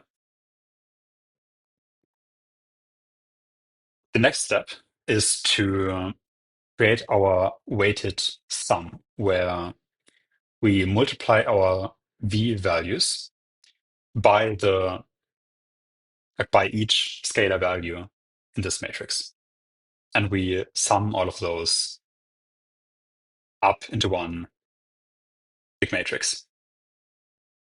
And again, that looks very much like the calculation that we did before, and you can really just see this as another matrix multiply, where we take one of these rows here and we multiply it with one, let me just scroll up, with one of these vectors right here. So again, for each head, we have 12 vectors that are 64 dimensional, and we have input many per head, meaning we can just take each scalar value in this matrix down here and multiply it by one vector along this row right here. And we get one final output vector, which is this z vector down here. So let's do that. So the vector z is going to be equal to taking our matrix S and doing a matrix multiplication with our V matrix. But again, we don't want the entire V matrix. Just as with the Q and K matrices here, we want to take a slice of this V matrix and multiply these vectors that sum to 1 by a slice of the V matrix. And what we're basically doing with this calculation is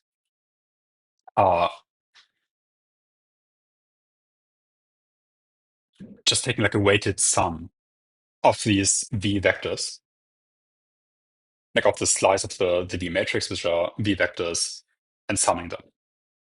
So let's take a slice right here, and let's print the shape of the output matrix.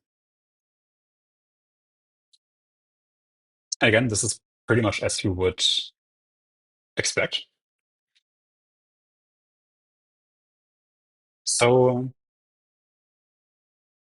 now we have one final transformation, which I mentioned earlier, where we take all these z values and transform them back into the 768 dimensional space. And in our weight matrix, this is called attention C projection.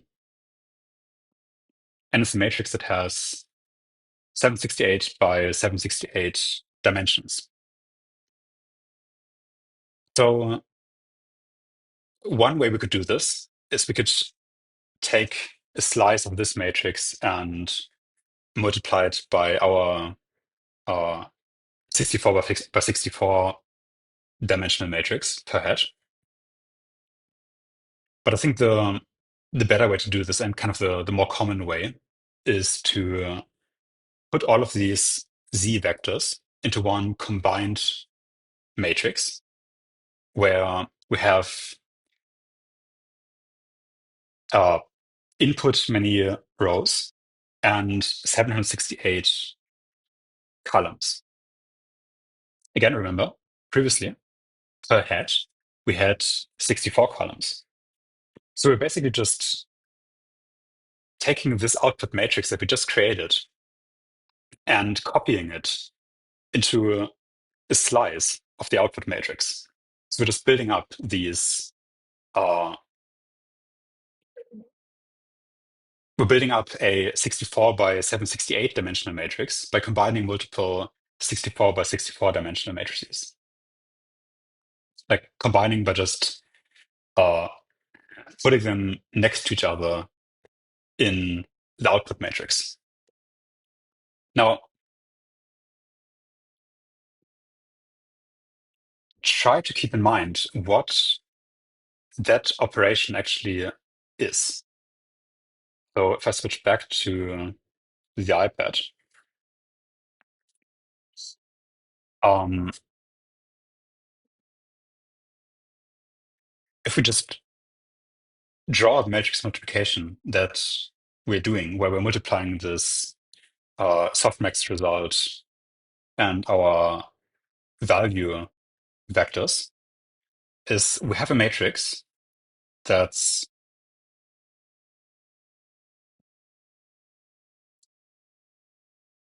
768 dimensional. This is our transform matrix. This is the C projection.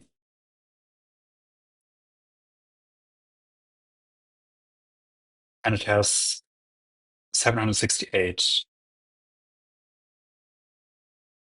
input dimensions. So this is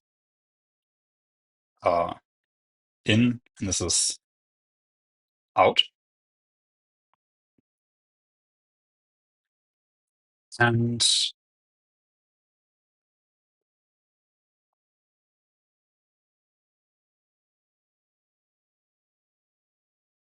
if you think about like the matrix multiplication, so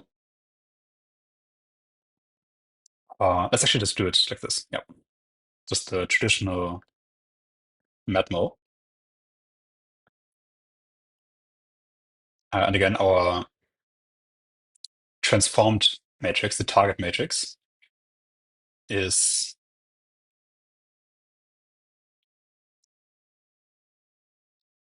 768, which is again like chunks of 64. And input many columns. What are you doing in the matrix multiplication? You are going through all of the values in one row of the transform matrix, and you're multiplying that value with one value of the transformed matrix. So it's like x times x plus x times x not being a variable name here. It's just like to uh, illustrate what's going on. So you're summing these factors together. And remember that the slices that we are summing together are basically some of these pairs. It's like if we reduce it to let's say each slice only has one dimension. It actually has 64, but just to illustrate it, this is our slice one or head one. This is head two, head three, and so on. So we're just summing up all the values from all the heads into one final output matrix. And this is why it's equivalent to do this matrix multiplication for each head, which basically means just doing it for like one slice, this input matrix, or if we're doing the entire thing at once. Because in the end, we're just summing those values together. So doing the calculation individually and then summing the results from all the heads, or just doing the one large matrix multiplication doesn't actually matter. It gives you the same result. Okay, so we can now go back to this diagram and make it actually a bit more precise, where to get our resulting y value, we are summing up all of these z values. Sorry, not actually the z values, but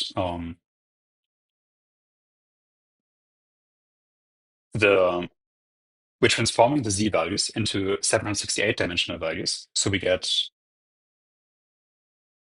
a y1, a y2, and a y3. This is if we did all these matrix multiplications as individual multiplications. We get three vectors, three 768 dimensional vectors. And then we are adding those 12 vectors per input element into one final output vector that's again 768 dimensional.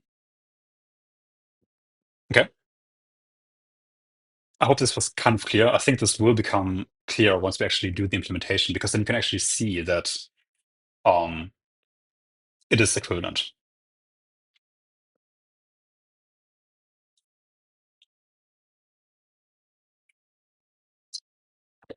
All right. So we have our our 12 Z matrices. And as I mentioned before, we just need to insert them into one bigger matrix so we can do the final matrix multiplication. So I'm just going to create a matrix called Z out. And it's going to have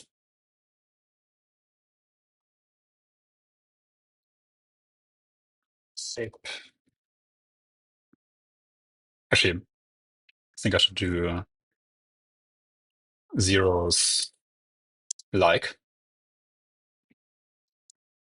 And it's going to be like Z attention out. Sorry, that's not correct. It's going to be like ln1 out. So 64 rows, 768 columns. And we're going to insert the result of this multiplication into Z out. So we do the same slicing that we've done for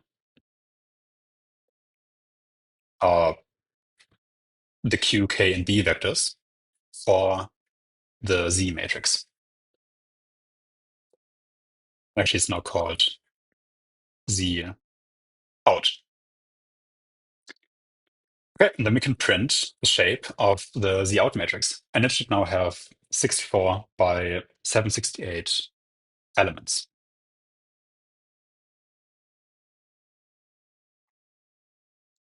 And this is exactly what we get. There's a matrix that's called C projection. Again, 768 by 768 values. And we're using this to transform this Z out matrix into the final output matrix of the attention block. And since the transform matrix is called C projection, I'm just going to call this the output. And it's just a linear layer in PyTorch terms that has as an input Z out We write input here as well.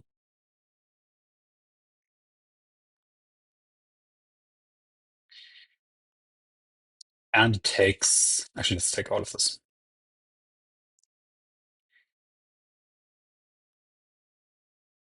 It takes the C projection as the weight matrix, and this one as the bias. And let's just print the resulting shape of this as well, but it should be unchanged. Indeed, that's what we get.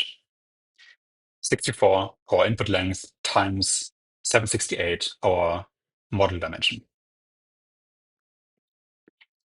All right, so with this, we can now do the next step, which is the residual connection. So we saw right here that our input to layer norm is being added to the result of our attention block. And this is what we need to reproduce next. So I'm going to call this res1 out. And this is going to be, actually, let's create another variable for this. Let's call it ln1 in. Actually, yeah, I think this makes it a bit clearer. And it's just going to be this. And let's use it here as well. And then we just combine ln1 in with the output of the attention block, which is C projection out. Let's print the result of this as well. Res1 is not defined. It's called res1 out. And as expected, same dimensions. All right, and now we can get to the second block of our architecture, which is the layer norm and multi-layer perceptron block. So again, we can just copy the layer normalization from here. I'm going to call it ln2. The input to this one is going to be res1 out. Normalized shape stays exactly the same. As the weight, we're going to use ln2, which is the name we're getting from our matrices right here, ln2. And our MLP parameters are in this MLP section. And as I mentioned earlier in the architecture, this is pretty simple. This is just one input transform into a higher dimensional space. And then from that higher dimensional space, first we do a Gaussian operation and then transform it back into the model dimensional space.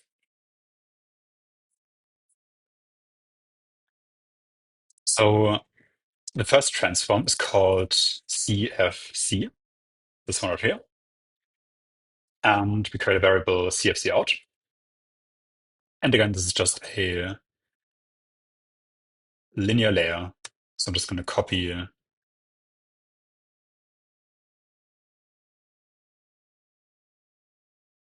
this right here.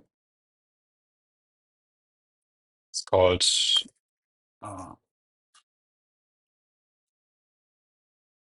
MLP.CFC, weight and bias. The input is going to be the result of layer normalization, as before.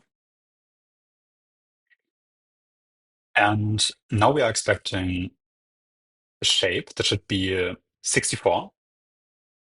So the number of elements in our input times the 4 times model dimension.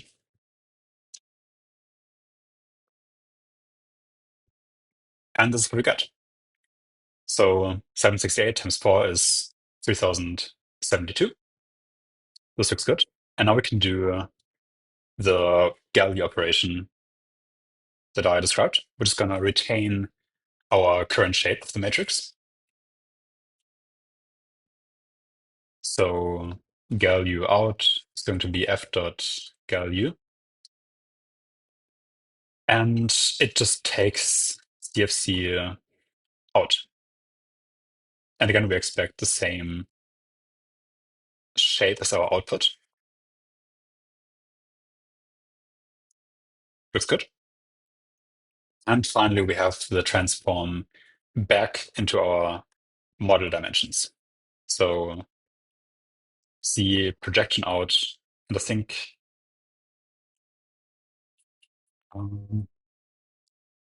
let's comment this out, and let's actually rename this because we have a naming collision. So this is going to be oops, attention, see attention out. This should probably be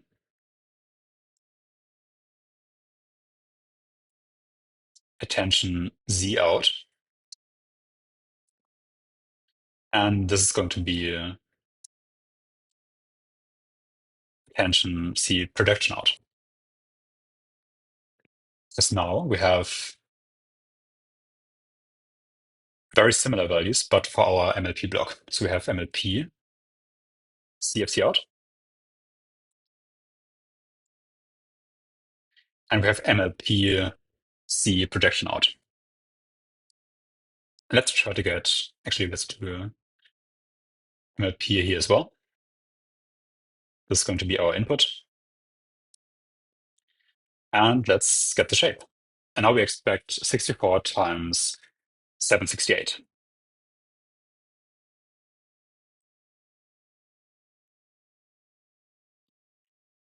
All right, and we forgot to update the name right here. This is going to be C projection.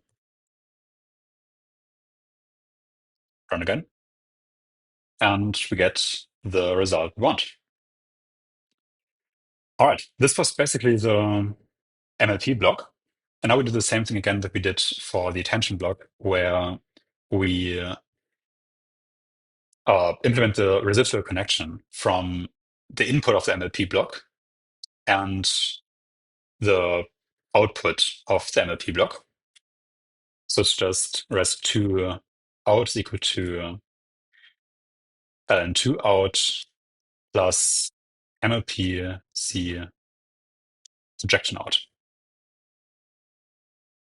Let's just verify that this gives us the shape we expect, which should stay the same. And it looks good. And just like that, we have completed the main layer, or one of the layers, of our model of GPT-2. So now what we have to do is actually connect multiple layers. Right now we have one layer, but we actually want to repeat those layers, or this layer, 12 times and feed the output of the previous layer into the input of the next layer. So what I'm going to do for that is just put all of this in a for loop. So I'm just going to do for layer index in range 12, 12 as the number of layers. And I'm just taking all of this, indenting it by 1.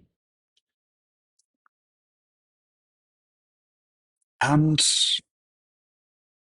this is almost it, except we need to be a bit careful with our input value for the respective layer.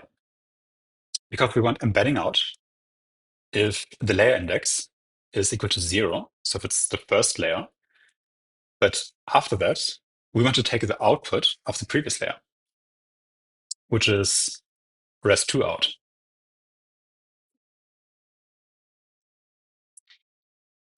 Yeah, but since we have made this its own value already, um, we should be fine after this. So the output of layer normalization, the input here goes into layer normalization.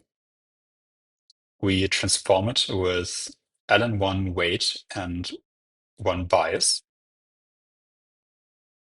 The result of this goes into the QKV vector creation with the C attention matrices, weight and bias,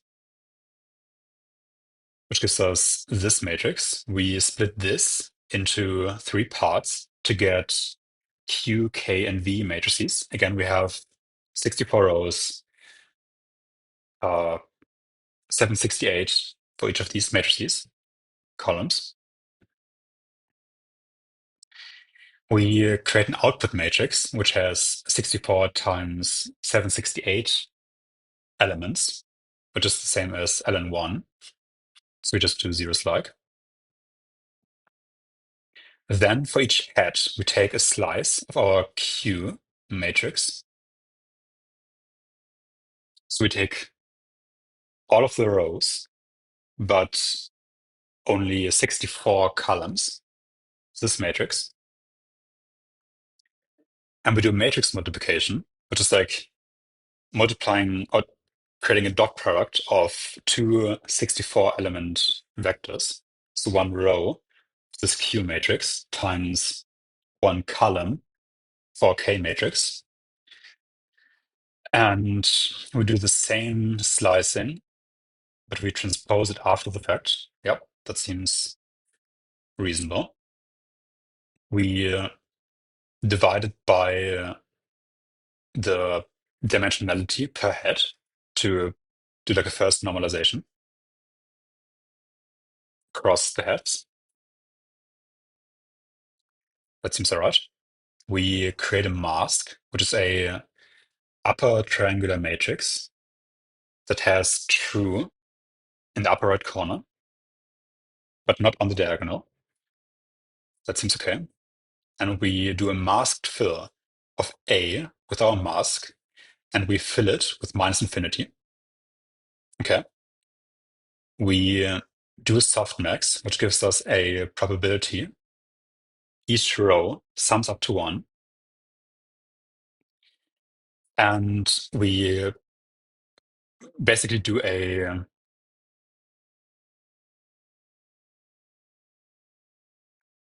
weighted sum of these values with the V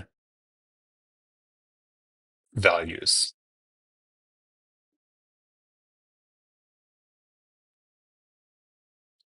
And we put the result of that into our attention Z out matrix. That looks good. Then we do a linear layer, matmul plus bias, where we multiply our attention Z out matrix. So all the weighted sums of the heads kind of put together into one long vector per input. Transform that into model dimensional space, so keeping the dimensionality. So again, we have 12 times 64 from each head. Adding a bias, this is C projection, that seems okay. We're doing the residual connection. We have another layer normalization that takes the output of the previous block, normalizes it with the ln2 weights and biases. Take the result of that, feed it into another linear layer, matmul plus bias, where we take the MLP CFC matrix to transform it into the higher dimensional 4 times model dimension space. Again, this is done per input element. So this is kind of really important to keep in mind here along the way. The elements of the sequence really are independent.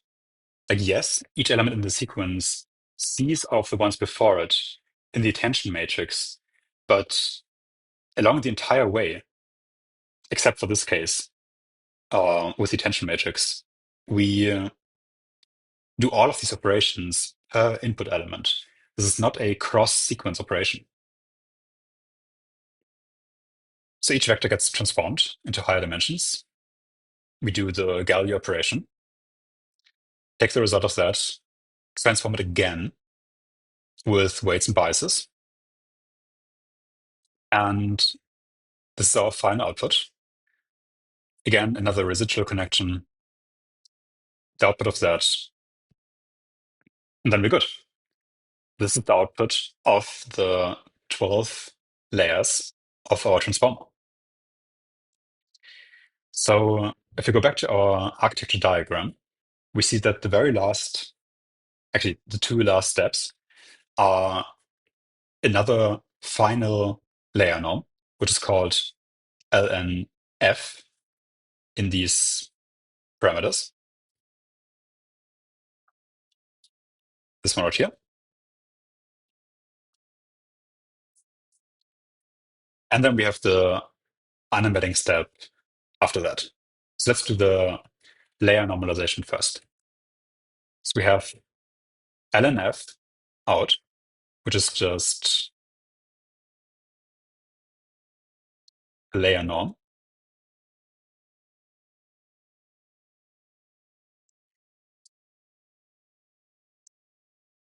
And it takes LNF weight as the weight matrix and LNF bias as the bias matrix, although in both cases, they are just simple vectors. Because again, we do this normalization process for each element in the sequence individually and separately. So they all use the same weights and biases. All right. And finally, we have the unembedding step and unembedding out. And for this, we actually take the same matrix that we used in the embedding step. So our WTE matrix. And we use that in a linear layer. So we just do a simple matrix multiplication of this matrix times our input matrix. So we just do a F linear. We have our input, which is lnf out. And we have our weight matrix, which is params WTE dot weight. And this is basically all we need to do. And we now expect to have an output matrix that has 64 rows and 768 columns. Sorry, that has 50,257 columns. So for each possible token index, we have one element in this matrix. So let's just verify that this is what we get. Yeah, as we would expect. All right. So the very final thing that we have to do here is to take the maximum value of the last element of the sequence and take the index of the maximum value and find what string that translates to.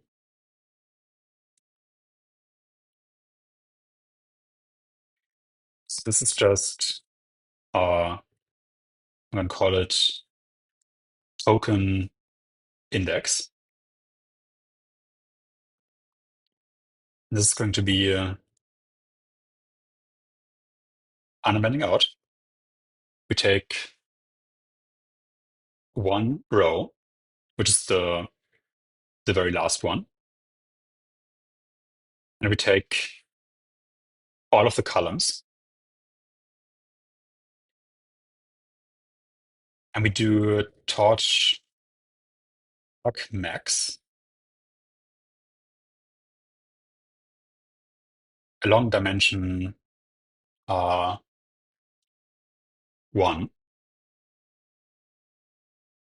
because we want to find the maximum value in the row. And let's print that.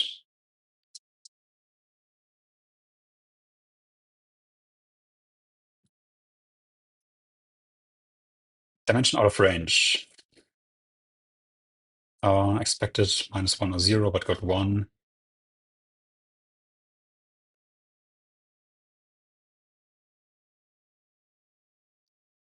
So probably 1 -1, because -1 is the last dimension. Okay. And apparently it's the token 43,278. And let's use the encoder again to decode a single token.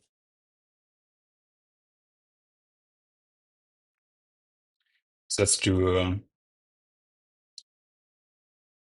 enc.decode tokens. And we'll just give it the single token that we had. Yeah.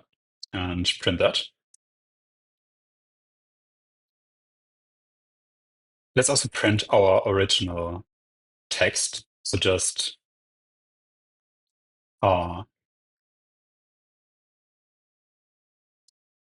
the x vector decoded.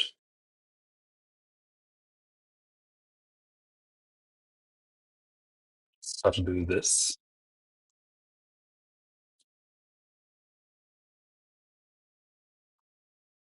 Let's transform it to a list first. Okay, this is our input text. And let's print our output value, actually, which is just text. And we see that this doesn't seem to make sense. So let's go back to the code and really double check if everything in here makes sense. And actually, I can already see the issue. I forgot to use the layer index to index into our parameters. So we're always taking the layer 0 parameters across our entire model. So let's take all of this, place a cursor at those locations.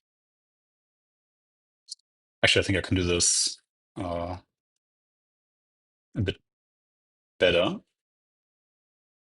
So we just do a search in our selection for h.o, and we replace it with f and layer I. So we just do like a Python interpolated string. Let's just check that we did this in all the correct spots. Okay. And let's try to print this again.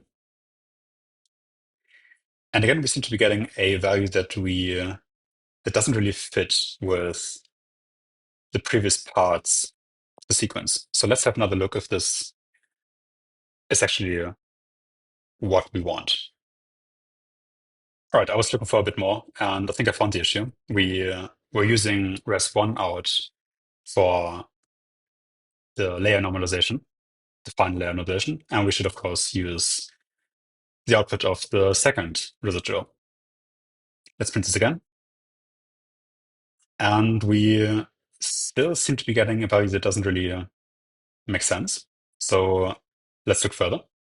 Okay, so I think I found one last issue, hopefully, which is that our second residual connection mistakenly took in the input ln2 out, so the result of layer normalization.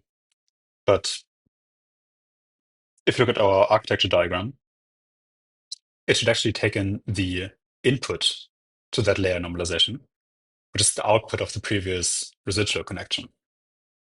So let's just change that quickly. So it's res1 out. And let's print that. And now we seem to be getting something that does make sense. First, Caius being the name. Let's just look at the data set. Yeah. So that looks good. I think we've kind of completed our first step along the way here. We have created our reference implementation. So one last thing I would like to do with this implementation is I would like to print the cross entropy loss of the output versus the true output. And if I just switch back to the iPad, the cross entropy loss is defined as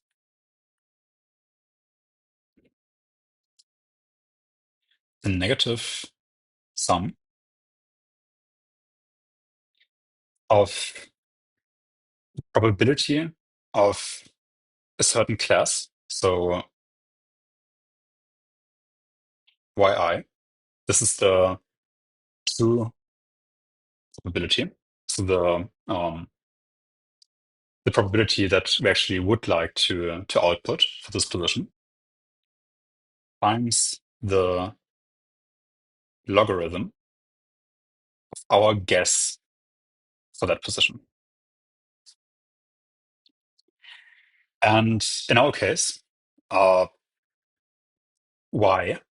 for a certain position, so the true prediction is always going to be either 0 or 1. So 1 for the actual token that comes next in the sequence, and 0 for all the other positions. So in our case, this actually reduces to -1 times log of that true, of the probability for the true token. So minus log yi, where I is the true token. And actually, PyTorch has a function for that already, so we don't even need to implement this. But in C we do later. And that function is called f.crossEntropy. And it takes as an input the actual prediction vector from us. So this is going to be an embedding out.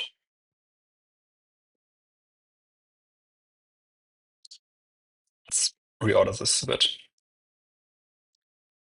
We don't need this. And the target. And the target we've defined previously as y true. So just going to take this value and put it here. And we'll get the cross entropy loss. And ideally, this value should be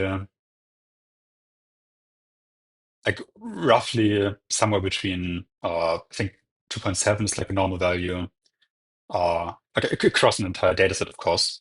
So we might get some values like slightly higher or slightly lower, but we shouldn't get like 100, stuff like that. So we're looking for a low single digit value, and that's just print that. And we're getting 4.13 roughly. That looks pretty good to me. So together with the fact that we got a prediction that looks actually pretty good, and we have a loss that is roughly in the ballpark that I would expect. I think we have succeeded with our PyTorch implementation, and we can move on to the C implementation. And basically, the rough plan for the C implementation is that we will go step by step along this PyTorch implementation, and we kind of just print out the the matrix, or I think it's more better, or it's better to kind of print out like a sum of this matrix of all the elements of the matrix to get a sense for, is our C implementation actually correct? Do we get the same results as we do in Python? Ideally, we would actually compare each of the elements of all the vectors along the way individually, but I think this is a bit difficult because we have to kind of export this from Python into a file, read the file back and see. I think we can just do the sum of those matrices, like of the matrix elements for now, and we'll see how far that gets us. So yeah, I'm pretty happy with the progress so far. And next up, we'll write the C implementation. And we can cross off the reference implementation. All right, I'll take a quick break and then we'll continue. Right, let's continue. If we have a quick glance at our list, we'll see that from now on, everything will be in C. And the very first thing that we planned to do was to do the dataset IO. So in our Python implementation, this dataset IO looks very simple. We just get our text file, we create an encoding with the tick token package from OpenAI. We encode our text into tokens. Then we can decode a sequence of tokens back into text using the decode function. Now, in C, this is going to be a bit harder. And ideally, we would actually implement the encoding function, which is a byte pair encoding, in C ourselves. But I think this is not really that important to the GPT-2 model to understanding that. So what we're going to do is we're going to create basically an encoding table in Python where we we have basically a file where we can go to a certain index and reach an offset and a length in some data part of the file. And this data part of the file is just going to contain strings, like back to back, one string after the other. And we're going to index into that with with this encoding table. So we could use that in C to have a component where we give it a token index and we get back a character pointer. And maybe we even put like the terminating null. After that, maybe we just do pointer and length. We'll see. But for now, let's create this encoding table in Python. And just to give you like a rough understanding of what I want that to look like, I'm just gonna create this file. Again, we're gonna import tick token. And actually, just as we did here, let's just get the tokens.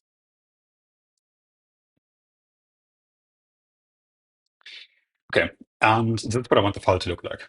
So in the beginning of the file, we will have a bunch of like struct entries where each struct is going to be a U32, which is the offset into the data set, a data part of the file, and a length. So the first part of the file will just be a bunch of these structs, one for each token index. So then you take a token and you index into this array, and the offset and length would give you a location to look at in the string part of the file. And this string part would basically just contain, let's mention the strings are just like A, B, C. Then the offset here would be, I mean, this is invalid anyway, 0, and the length would be 1. The offset here is 1, and the length is 1. And the offset here is 2, and the length is 1 again. And let's do like a bit more complicated string, like A, B, C. There we would have offset 3 and length 3. And all of these strings would be, again, back to back without any padding in between, saved in the data part of the file. This is kind of the rough plan because I think this is going to be very easy to read and see. Because if we basically will read just byte by byte the struct part and just copy that over into an array where each element is literally just this struct definition. And the data part will also just be a character array. And the offset and length will just be some slice of that character array. So I think that's going to be pretty nice. We're going to allocate all the memory for this data structure beforehand, like in one go. We know exactly how long it's going to be because the file length of this file that we create in Python that has the structs and the strings is just going to be the size of the size that we need to allocate for this data structure in C. So let's try to do that. So I think the easiest way to do this is to have one array, which is going to be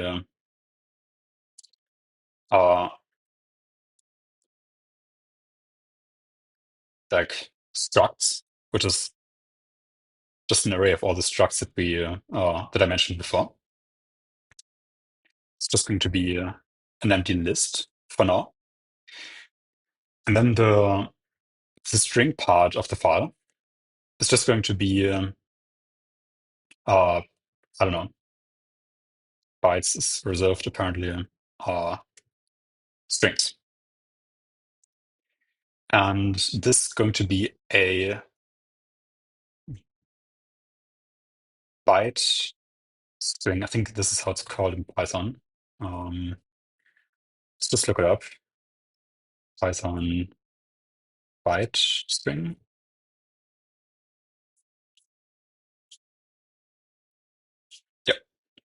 just the B and then the normal string quotes. Okay, and let's just try this out for one token for now. So uh, just for just a range of one, and the token is going to be I. So we just count up from 0 to 256, 50,256. And we're going to use the encoding. And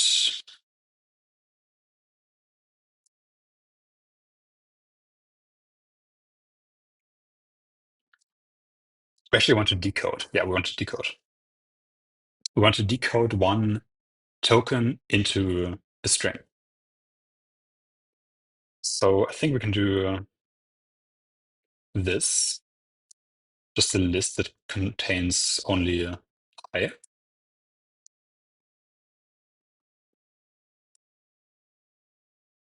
And we'll get a string as the result. Let's just print that for now. And it's an exclamation mark. So this struct is going to contain an offset, which we have to keep track. It's actually just the length of the byte string. So length of string. I'm actually not sure if this is possible. Yeah, all right. This is our offset. And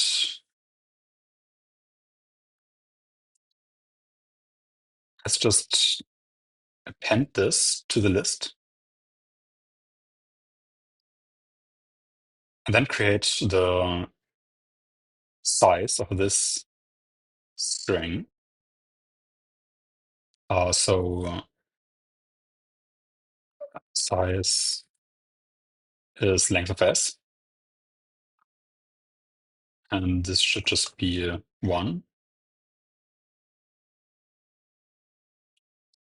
Name struct is one. Oh, yeah, that's structs.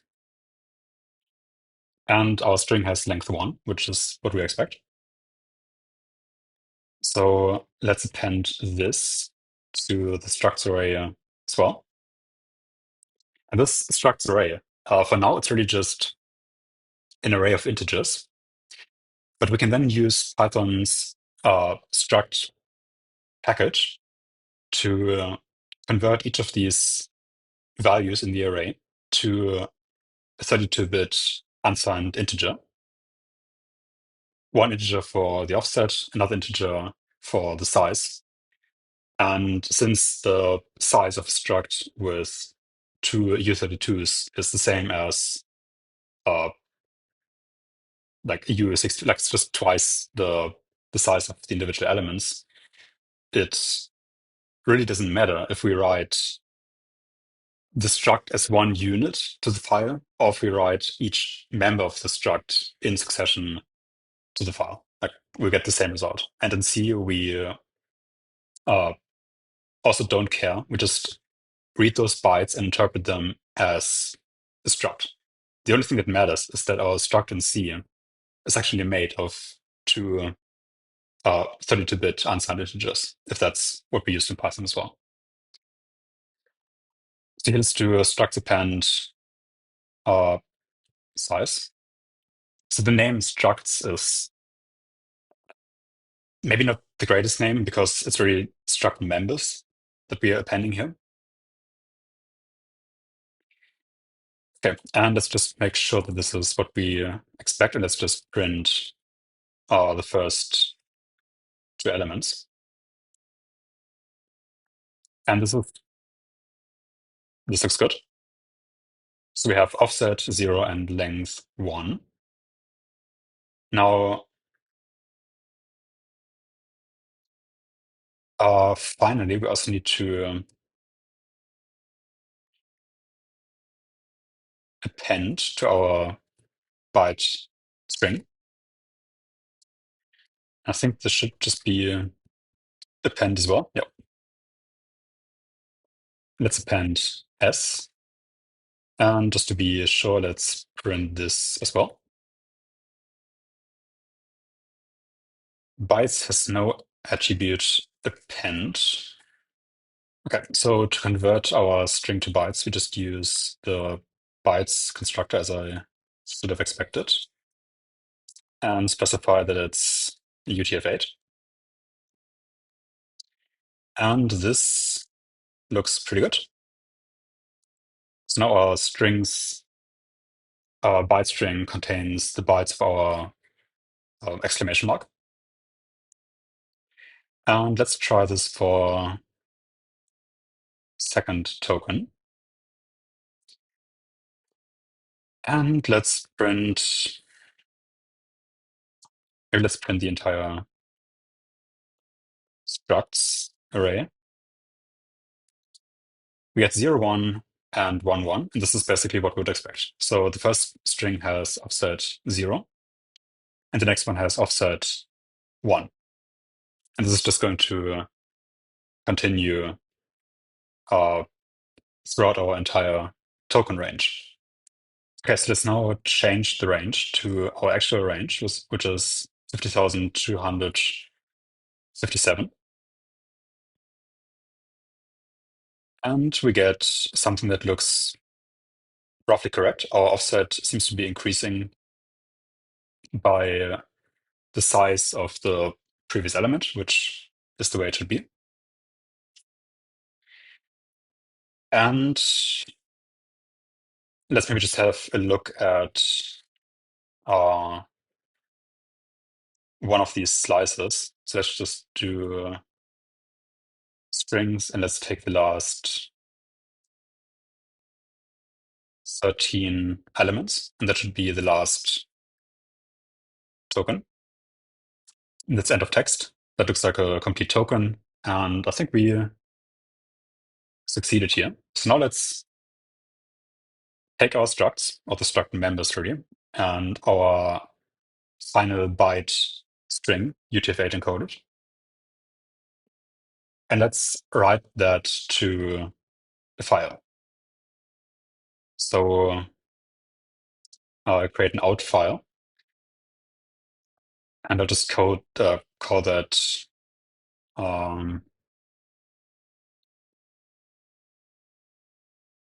enc for now, just the same name as the Python file. And we will open it for writing bytes. So I guess now what I want to do is I want to loop through all the elements of our structs array, convert the elements to 32-bit unsigned integers, and write them to our output file.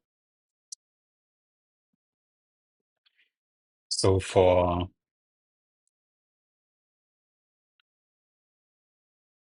struct, and actually I think I'm not allowed to call it struct. Let's call it st in structs.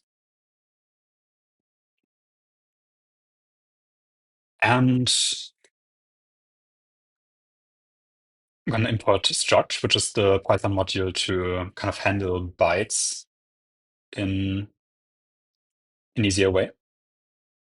Let's try to convert our st to a 32-bit unsigned integer. And I think the function to do that is called struct.pack. Actually, we might be able to use pack into as well, but let's for now use pack. C help struct for actually, let's maybe do that. Let's just call Python 3 help struct. Structs undefined. Yep. we want to import struct. And let's try to see what a 32-bit unsigned integer looks like.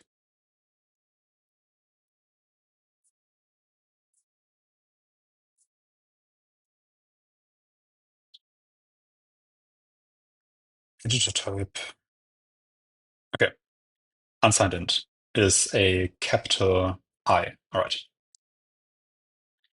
So capital I, and we want to pack our st value. So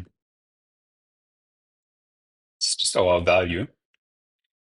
And we're going to take our file and just write those bytes. Let's see if this works.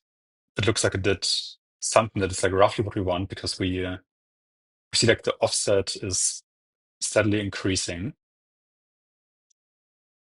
Oh, okay. I think what it's doing is like it's reversing bytes, but each byte is represented by two hex digits. So yeah, okay. So we get a length of 1 for the first couple of elements, offset 3, 4, 5. So it looks like this worked. And after we've written all the struct members, let's write our byte string as well. So let's have a look at how big this value is right now. This file.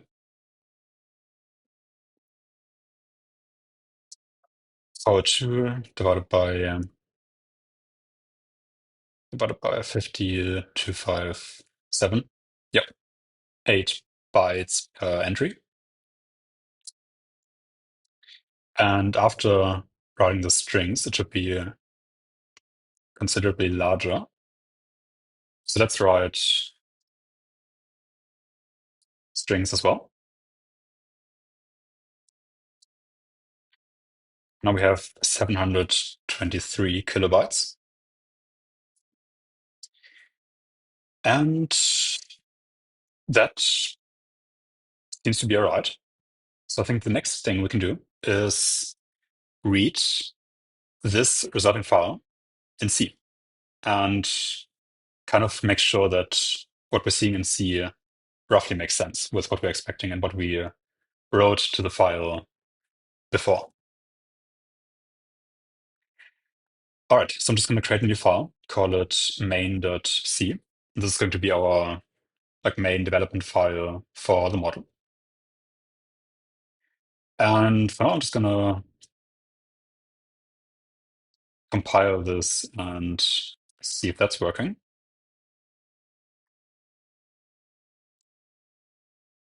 Okay. Test, and let's create a small build script as well.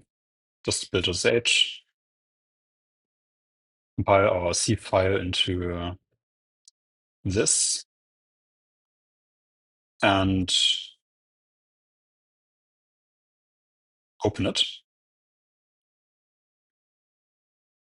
Create our C file, and let's just execute. Looks good.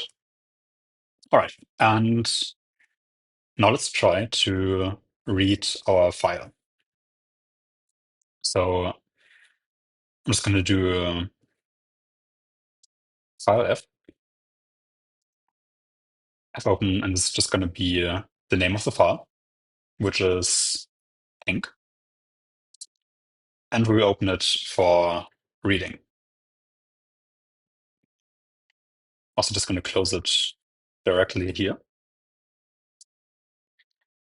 And let's just make sure that it's not null, so it can actually be opened. And for that, we need to include cert.h. That looks good. And now let's think about our data structure for this. So as I mentioned earlier, we would like to have a struct that's representing a token. So I'm just going to call it token right now. And this token will have, oops, one 32-bit integer that is the offset into our string array, and then another 32-bit integer that's going to be the size of that string. And we will have another struct for our decoding data structure. And that's just going to have an array of these tokens. And it's going to have 50,257. But since we're going to write this number a lot in the course of this development, let's just make a constant for that.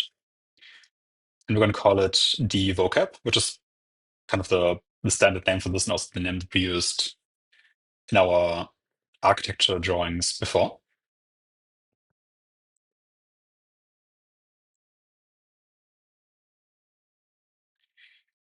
And we'll just use it here. And we also need our character array, which is going to be the dense array of strings that we're going to index into with this offset.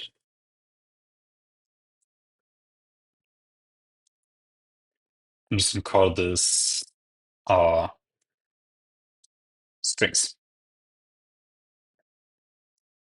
Or maybe let's call it raw, because each element in this is really just a single raw byte. Okay, so now the number of bytes. I think kind of the easiest thing to do here is to just go back into Python and just print out the number of bytes that we have. So I'm just going to print the length of the strings. And we see it's 321,000. So let's just take this and put it here. I think for now we can just keep this as like a raw magic number in here. If we need it again, we can factor it out to a constant. Okay, and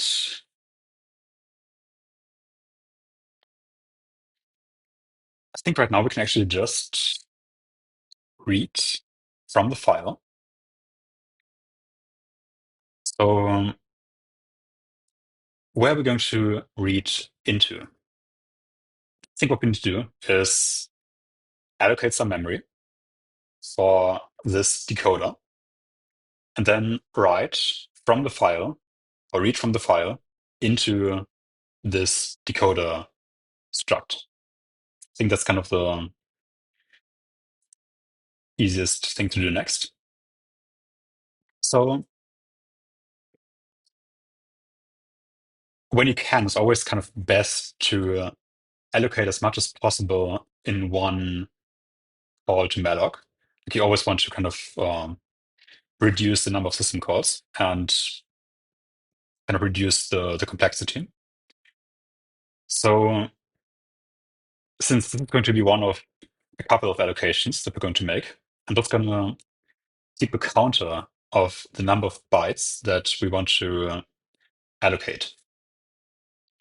And to do this, I'm just going to use kind of a running offset, which starts at 0. And to that offset, I want to add the number of bytes that we want to allocate. And right here, I just want to allocate the size of our decoder struct. And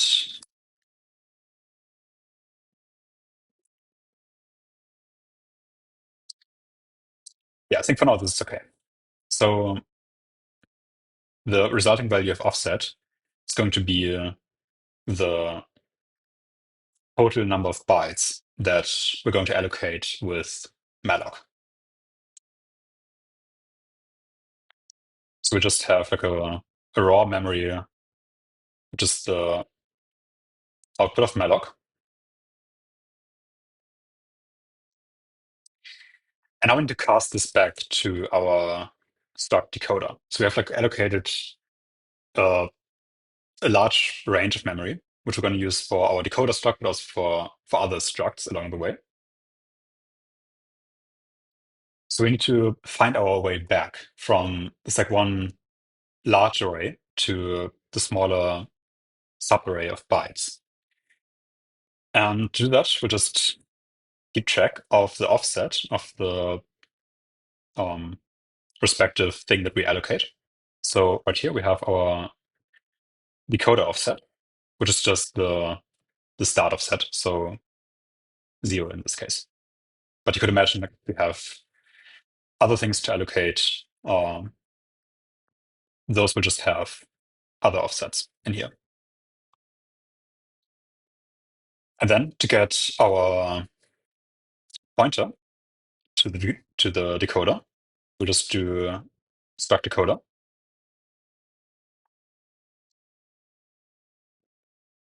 which is raw mem. Sorry, this converted to a character pointer because character is always 1 byte long. Actually, we can just let's just make this a character pointer, and then we can just add our decoder offset right here. So now we have enough bytes allocated to write something to the decoder. And actually, before we do that, let's just check the size of the decoder. And for that, we can use kind of an old trick to get the size of something at compile time, which looks like this. You create a function that returns an array of integers, which is not allowed. So you get an error, and you will get the size of the array printed as part of the error message. We can see that the array is 700 something thousand bytes long. And if we go back to this folder, we can compare this to the size that we got here, and this looks correct. So we have allocated exactly the number of bytes that our file is long, and we can just read this entire chunk of file data and copy it over to this struct decoder.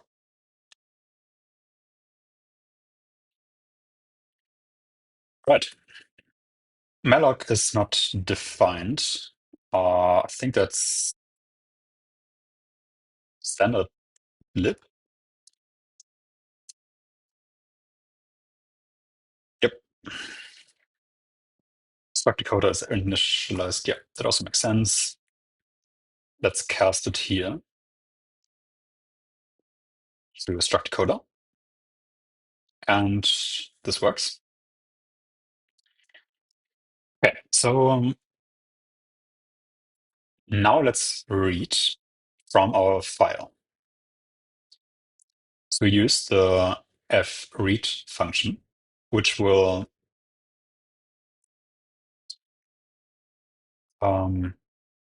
return an unsigned long.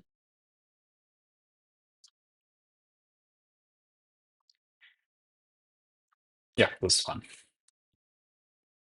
And it will take a buffer pointer which is going to be our decoder. It'll take a size, which is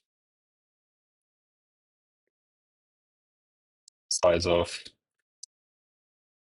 struct decoder. I feel a bit uneasy about that because um, in theory, structs can contain paddings that would go beyond the file size. So I think this is okay for now because we actually checked that the size of the file is exactly the same as the size of the struct. But uh, keep in mind that this is not really optimal, what we're doing right here. Okay, so the next element of fread, all right, let's just look at this. Exit. Oh, yeah. Man fread is the number of items and the file. Yes. So I think what we actually do is set the size of each element to 1. So we're reading bytes, and then we're reading size of struct decoder bytes from file. And right here, we'll just make sure that actually, uh,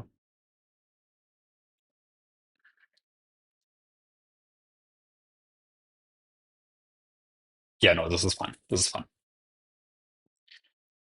And just make sure that the number of bytes that we read is equal to the size of the number of bytes that we wanted to read, basically. Just assert that. And let's see if this runs. Looks good. And now let's just print the first token. So we'll just read one of these values here, get the offset and the size. We'll look up the value in raw and just print that. So we have an offset, which is a unsigned int, and we have size, and we have an actual string. And to print a string with a certain length, you just do this like dot star in C. Now we can do offset, which is decoder tokens 0 dot offset.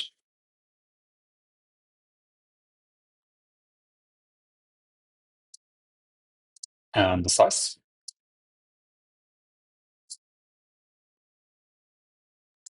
Yeah, let's maybe just do this for now.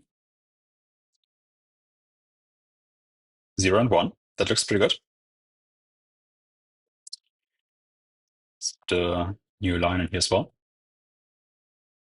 Okay, so to get the string itself, let's maybe just put the offset into a separate variable, and the same for the size.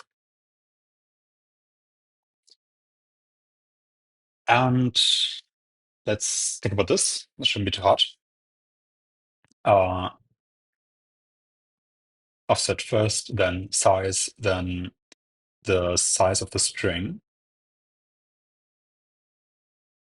which is s again, and then the pointer, which is decoder raw plus offset. And let's see what we get. And it's the exclamation mark. So it looks like we have done this correctly. Let's just write a for loop that iterates through all the tokens.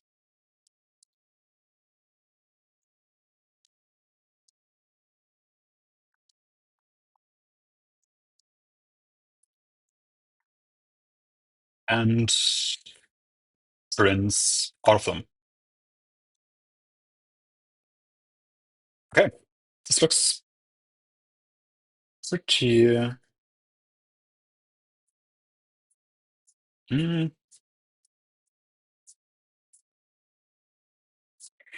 it actually doesn't look quite right. It seems that our encoding is kind of wrong a bit. So I think what this is us choosing UTF-8 as our encoding. Let me try a different thing. This encoding package also has decode single token bytes, which is basically exactly what we want. It takes a single token and outputs bytes directly. So let's do this. Add it to our strings array. Let's print the size of this. And just takes a single element. 320,000. Yeah, this is actually different from what we had before. So let's try this one. Save that and execute again. And now the size of the struct is actually different. Now we actually have exactly the case that I was dismissing before, where the alignment of our struct is different. I think that's what's happening right now. We're writing out the file. Let's actually have a look at the file.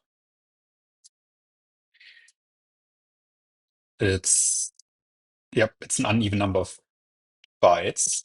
And I think our struct is aligned to uint 32s, so 4-byte aligned. So our size of is going to be a multiple of 4. That's fine. Let's just execute this again. Like, let's take the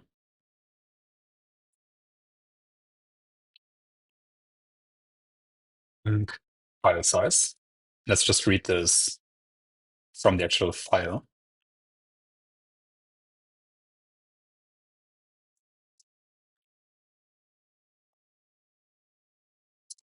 Okay.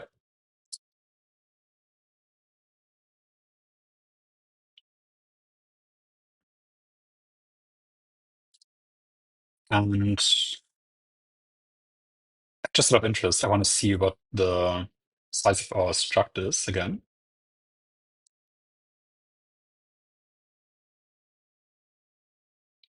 So just going to print the size of struct decoder. And that struct size, as we expected, is now a little bit larger than the file size. But that's okay. So in here, we just do denc file size. Up here. And also right here. And let's print it again. Except for this. All right. Okay, I was a bit worried for a second because some of our output values still look a bit weird, but I have checked the output in Python. If we just take one of these, maybe anthropology refn, let's take this one and check it in Python.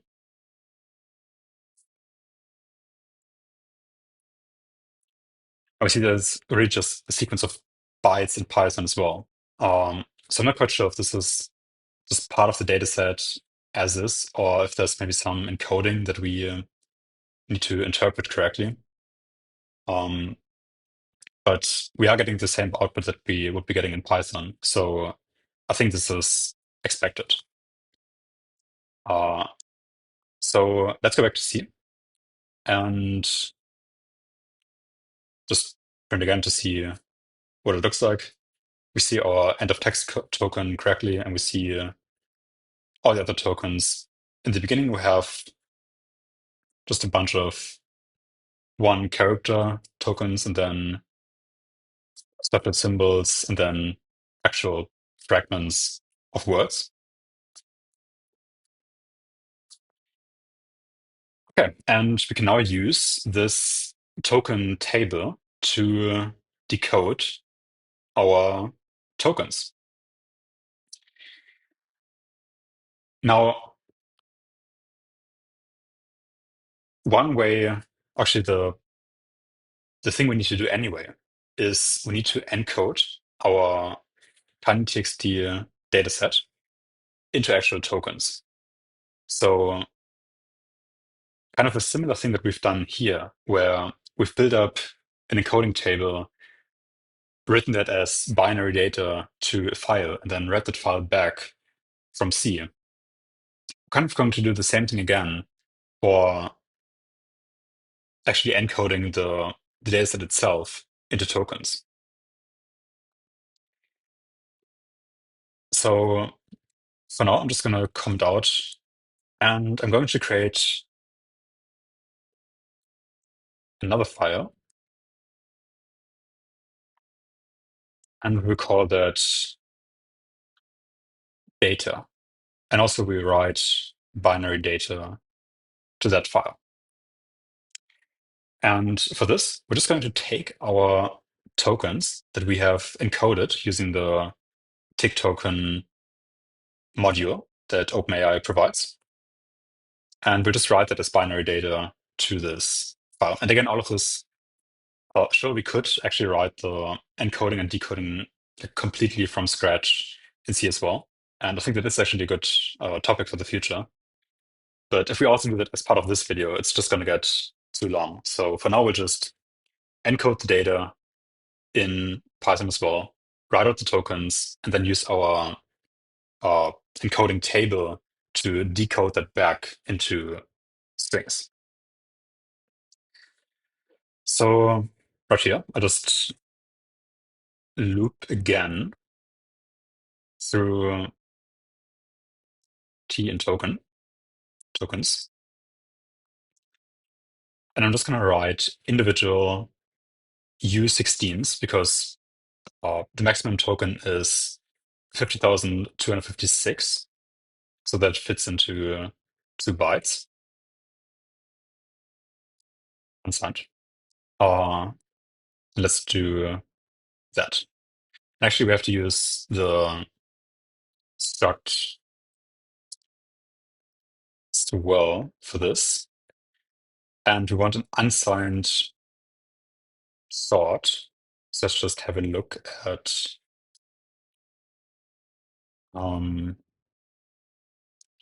suppose Python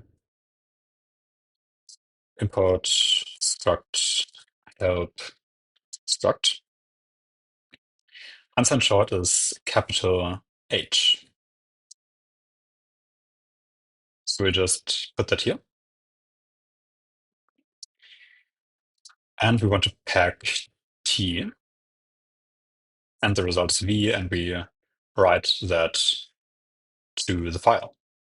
So let's just run that, open data, write the strings, write the integers.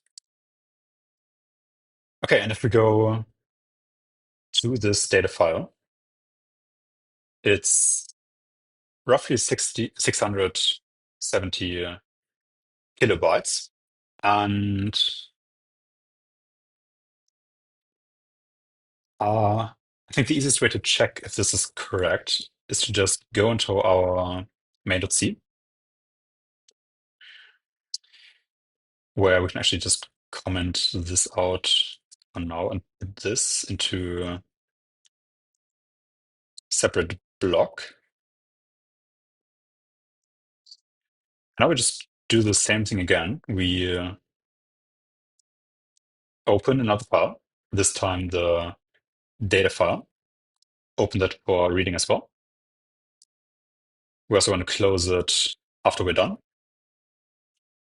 and assert that it could actually be opened. And now we can read integer by integer the values from this file. And I think here I want to do another thing. Let's just create another constant for this. And by the way, I'm just seeing that we called it d-enc file size, but d actually, I would like to reserve that for like dimensionalities in our model. So I'm just going to quickly rename this. All right. Let's do this manually.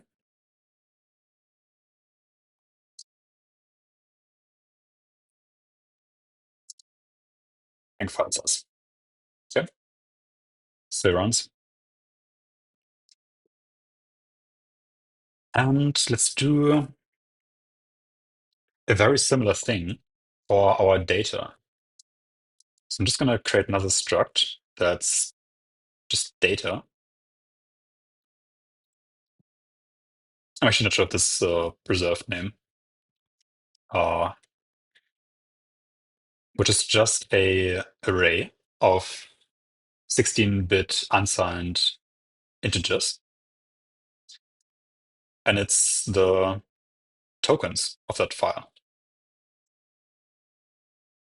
And as the number of elements, we're just going to read this and hard code it directly. Again, this is not like production quality code, but I think in a scenario like this where our main goal is to learn, I think it's best to just do the simplest thing possible. So it's this number of bytes, whoops, divided by 2, and that's the number of tokens. So let's go back. And let's call this find data token count. And this is going to be the size of this array. And now we can just go here and again do like the minimal thing to read those bytes from the file. And now we need a write location. And for this, we're just going to do the same thing that we did for the decoder, where we just add the size of our decoder to the number of bytes that we want to allocate. But we have to be a bit careful here, because depending on the values that we have in our structs, they're going to have different alignments. So to do this correctly, I would actually like to align each struct to a certain value. Let's say like we want 16-byte alignment for each of the structs. And to do that, I'm just going to create a bit of a helper macro and call it align. And this is just going to be, actually, we always have size t. So it's going to be x plus 255. So if we want to align it to, let's say, 256 bytes, and we want to align it to the next multiple of that number up, the simplest way to do that is to just do our existing number plus our alignment minus 1 divided by the alignment. With integer division, that's going to give us the next multiple of that value. So I'm just going to do this, and then actually not a, well, we could do a division and then a multiplication immediately after that. But if we have 256 as our alignment, we can also just do AND with the negation of 256 converted to size t. So I'll explain in a second what exactly this is.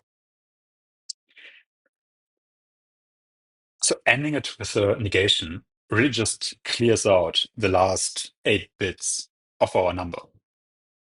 The only thing we need to be careful with is that this X input value to our macro really is size t. Like the type of this and the type of the mask need to be the same. We could do like a type of thing as well, but again, let's try to keep it simple. And we're going to make sure that it's not going to be abused, but just like undeffing it immediately after the block that it's made for. So the decoder, sorry, the data offset is just going to be the current offset aligned to the next multiple. But oh no, I think it's okay. I think it's okay. Align. I was thinking just now if it might be better to do align on this. Uh, in this case, it doesn't really matter, but let's go with this for now. So we are aligning our offset up.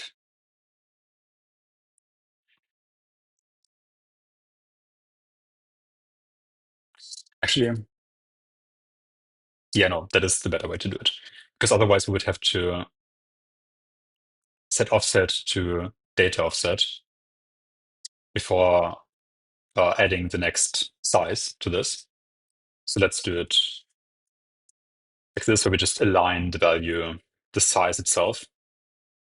Yeah, this equals, and we're going to align the size of our data struct in the same way. And that's pretty much it. And I just want to kind of show you and make sure that it works, this macro.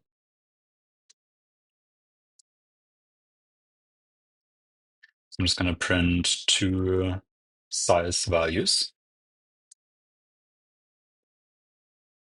One is going to be 254,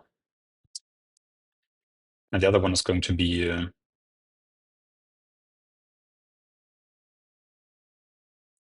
size t a is equal to 254, a, and then line a. And then the conversion, I'm actually not sure what the. Let's just convert this to an integer. It's fine. And we can see that our input value, 254, was aligned up to 256. Same for 255. And for 256, it should just stay the same. And it does. And for 0, it should stay 0 as well. Yep, because 0 plus 255, 255, and we're ending out all of the ones. All right, back to the main problem.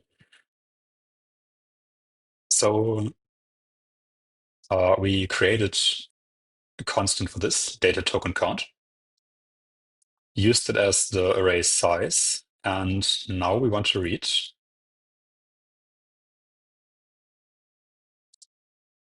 our data token count times size of uint 16.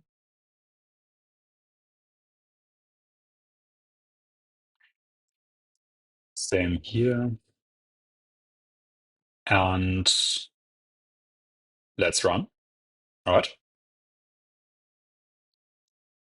And now what we can do is we can go through each token and do a lookup in our encoding table at the index of our token and find the matching string.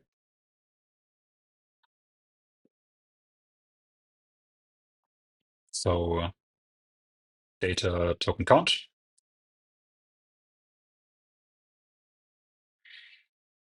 And we'll have um,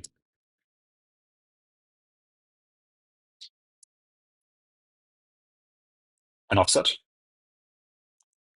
Oh, actually, I'm just noticing I put decoder in here, but of course we want our struct data.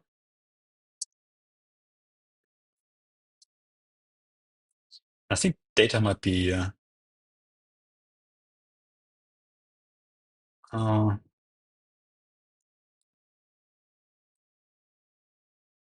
reserved name.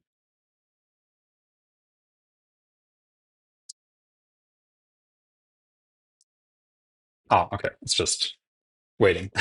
All right. Struct data. And this is just going to use our data offset.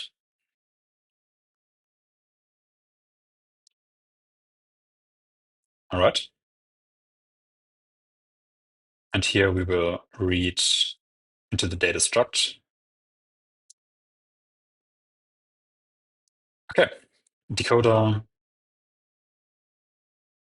get the token. Oops.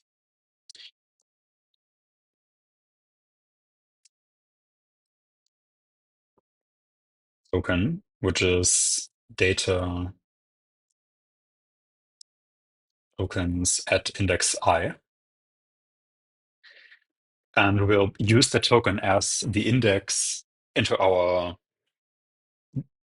encoding table. Get an offset and get a size. And let's use these two values to print the string that corresponds to the token.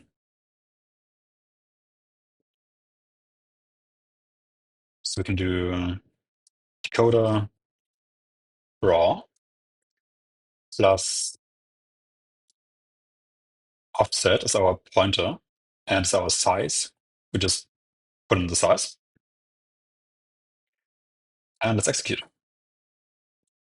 Undeclared function print. Yep.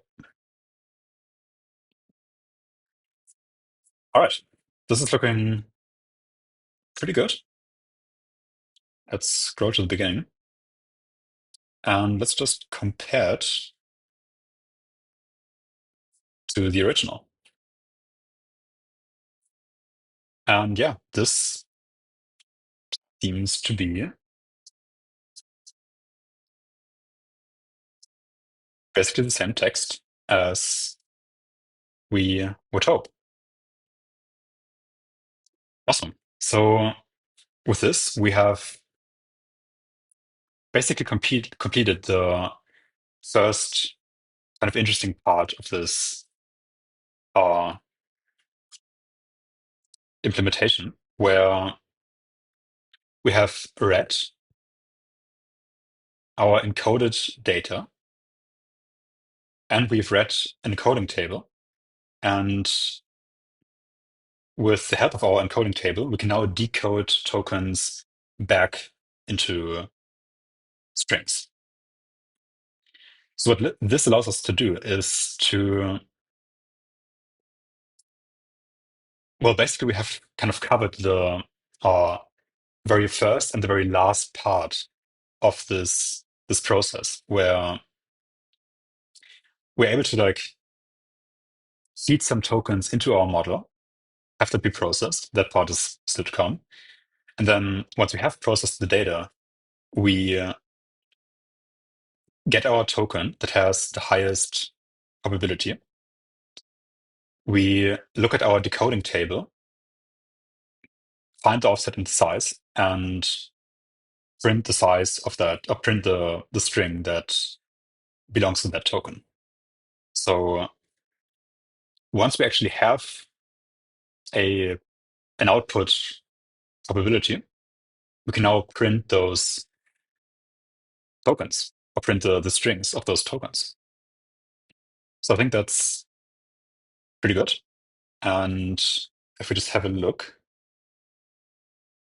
at our list that we've made, I think we can basically say that the dataset IO is basically done. All right, so I think with this, we can continue with the forward pass.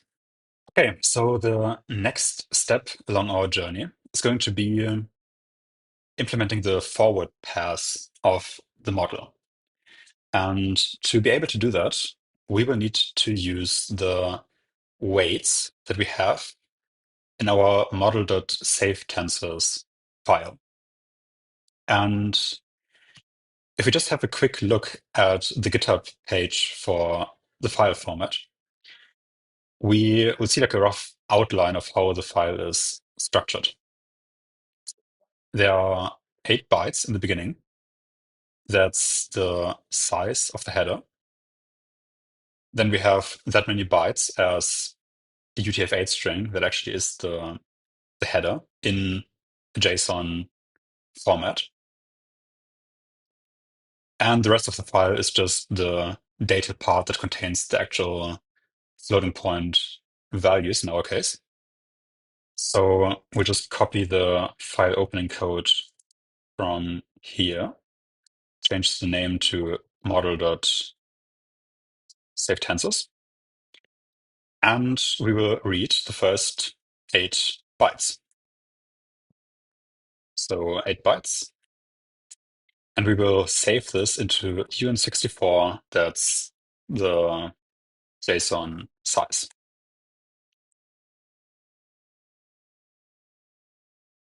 And we make sure that read is equal to 8.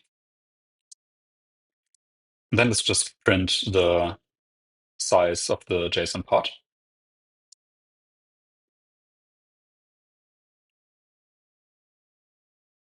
And we see that it's roughly 14,000 bytes. So I think the first thing we should do is to read those bytes. In fact, we can just um, maybe just let's do the same thing that we did before, where just allocate another chunk, which is the JSON raw.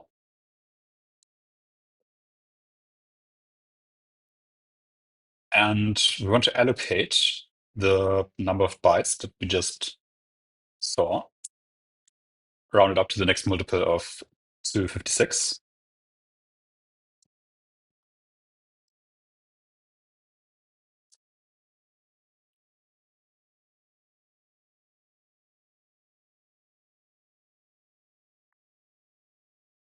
And I'm just seeing that this is actually not quite optimal because we should convert this to size t before.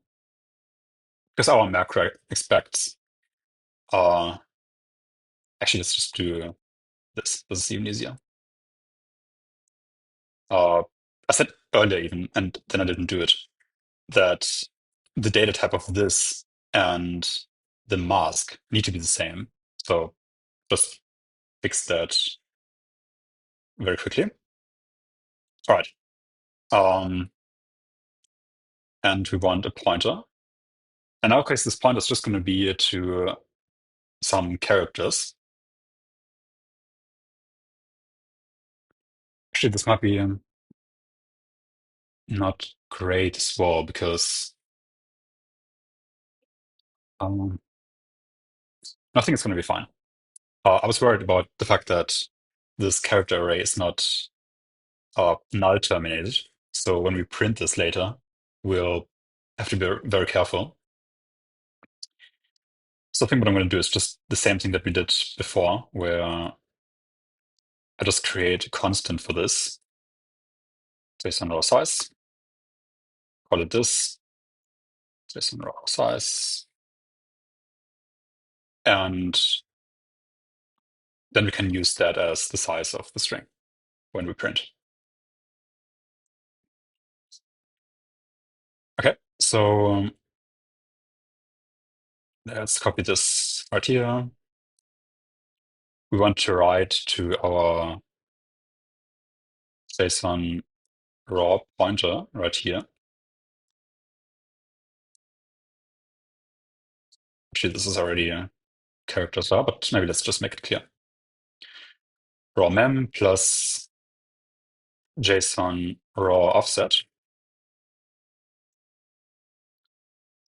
And we write to that. And the size is just JSON raw size as defined before. And then we can just go ahead and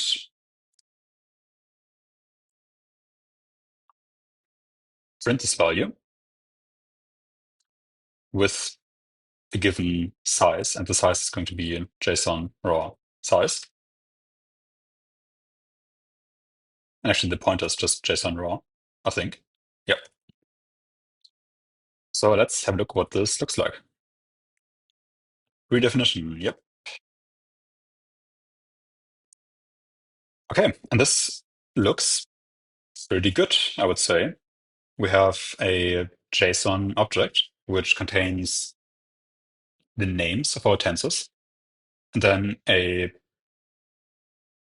sub-object, it seems like, with the data type, shape, and offsets in the following byte array.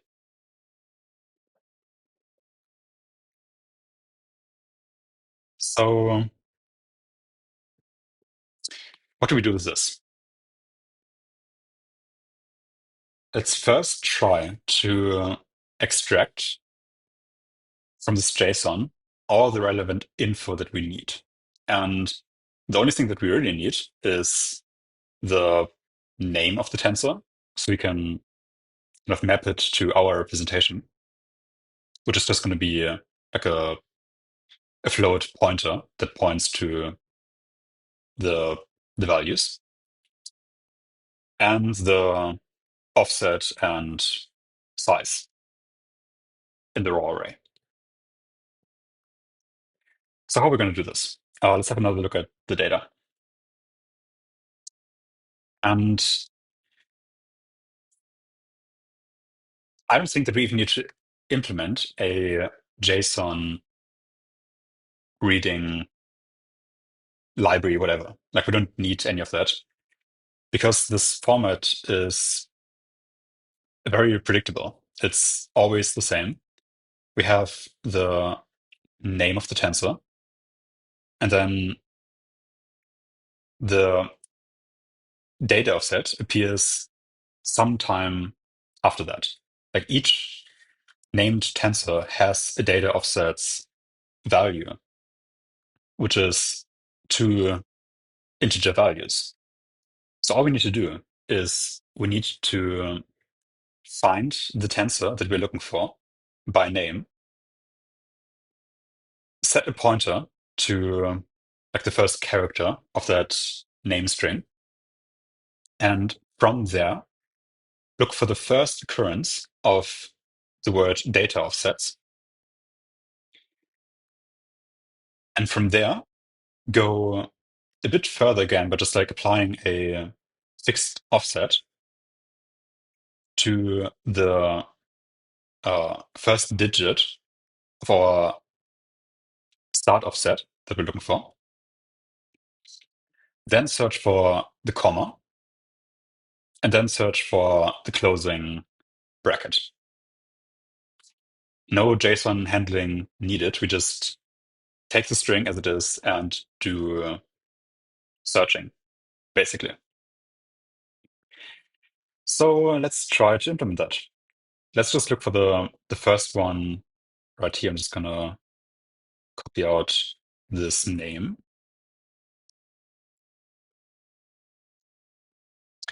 And let's do exactly that. So we have our JSON raw string, and we want to find this substring in the JSON data. So maybe call it tensor name. And to do that, C has a function called string, which if you just look at how it works, string, it locates the first occurrence of the null terminated string needle in haystack. So let's just use that function.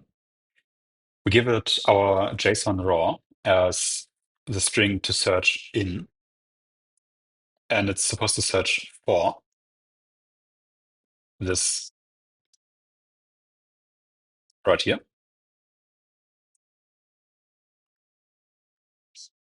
And let's print the result of that. Now, again, we have to be careful because our string isn't null terminated. So for now, I'm just going to print the first 30 characters after that.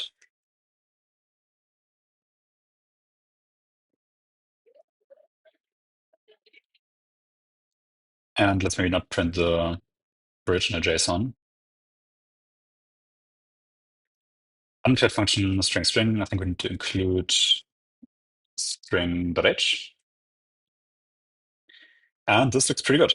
So now we have a pointer to this name of the tensor in our JSON array string.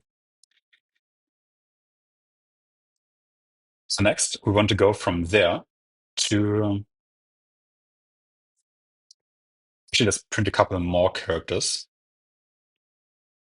Let's print 256. We want to go from here, from the name of the tensor, to this opening bracket. But we can't just look for the opening bracket because there are other ones before that, like this one for the shape. So what we do is we look for the data offsets string. So I'm just going to copy this word, and we do character tensor data offsets. And it's again a string search that searches it searches from the name character pointer, so from tname,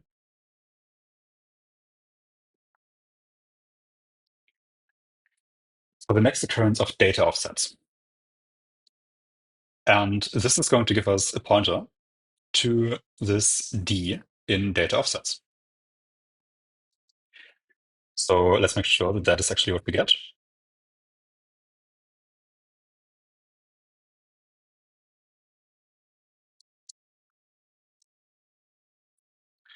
And that looks pretty good.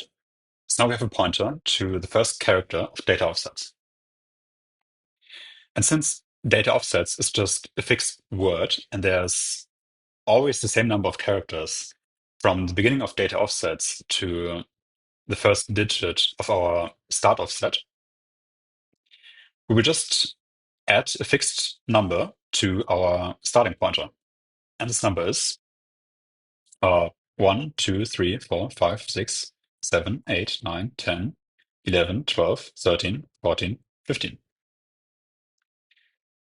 So let's do that.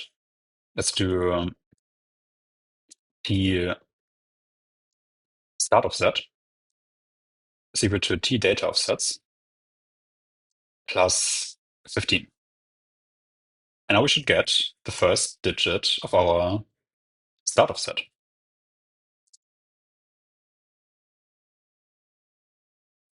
Okay, and let's actually do line break. And this seems to be good. We get the first digit right here. So now all we have to do is to find the end of our string. So let's create another pointer. It's called, maybe we call this start and then end, because it's the end of uh, the number, or it's one character after the last digit. And then we can shift the start and end to the next number after that. And t-end is really just another string search, which takes as the starting point t-start, and it searches for the next comma. And now all we need to do is take this substring and convert it to an integer. So I'm just going to copy over from t-start into temp until t-end. So memcopy into temp from t-start and t-end minus t. Actually, it's getting kind of annoying to do the underscore. So I'm just going to not do that. Into temp from start, and we want to copy over end minus start characters. And since we have a character pointer, the number of bytes is just the difference between the two pointers. And we actually also need the count. Yeah, need the count. And it's going to be end minus start. Oops. And at index count in the temp array, we want to have a null terminator. So let's just print this as well. Now we can just use %s because we now have a null terminated string.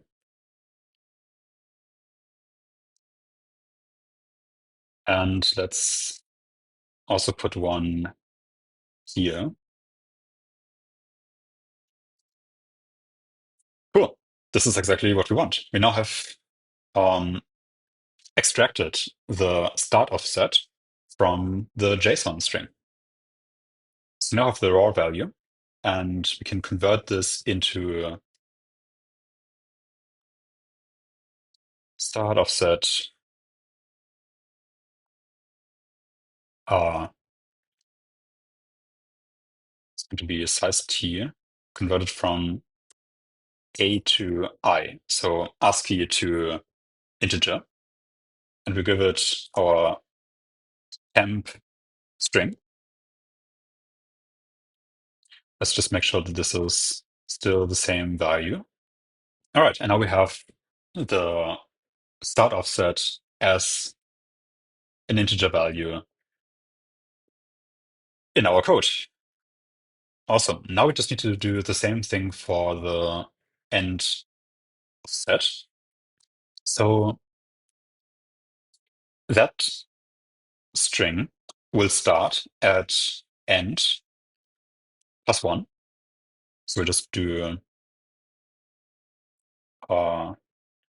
start is equal to end +1. And I wanted to look for the next closing bracket starting from start. So we can just do end. We'll do another string search starting from start, and we're looking for the closing bracket. And from there, we can do Basically the same thing again. Let's maybe clean this up a bit.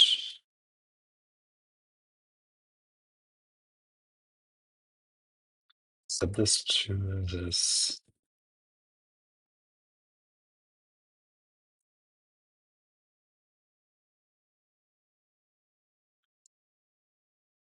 Let's put this here. Counts n minus start. And then copy again. Set the count. Okay. And now we can get the end offset.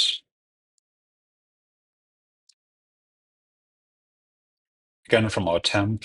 And we do, oops, and right here. Redefinition. Yep. And that looks pretty good.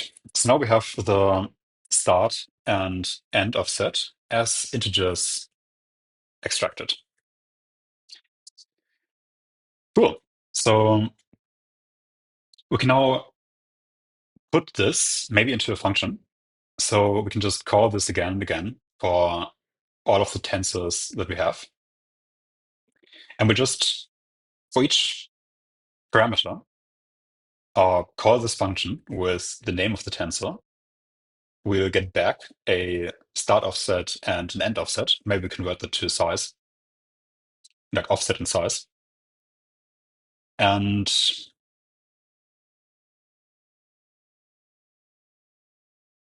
yeah, I think that's basically it. And I'm just asking myself, I don't think we even needed the end offset because we what we could do is just copy over the bytes from the like byte part of the file into our own array and then just have a pointer to the start of the tensor, which we get from the start offset. So I think we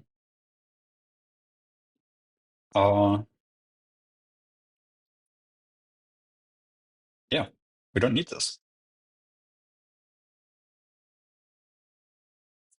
Maybe I commented out for now. So let's put this into a function.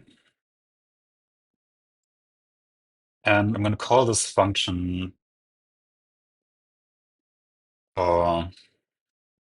tensor offset. It's going to return a size t. And we want to give it the name of the tensor and our JSON raw string. Then we can just copy over all of this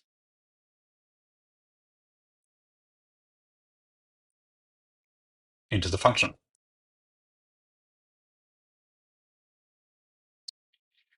So instead of hard coding, we are going to use the name.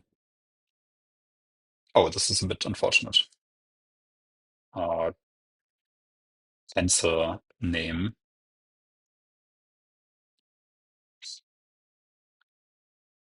We get this pointer, get the data offsets. We don't want to print.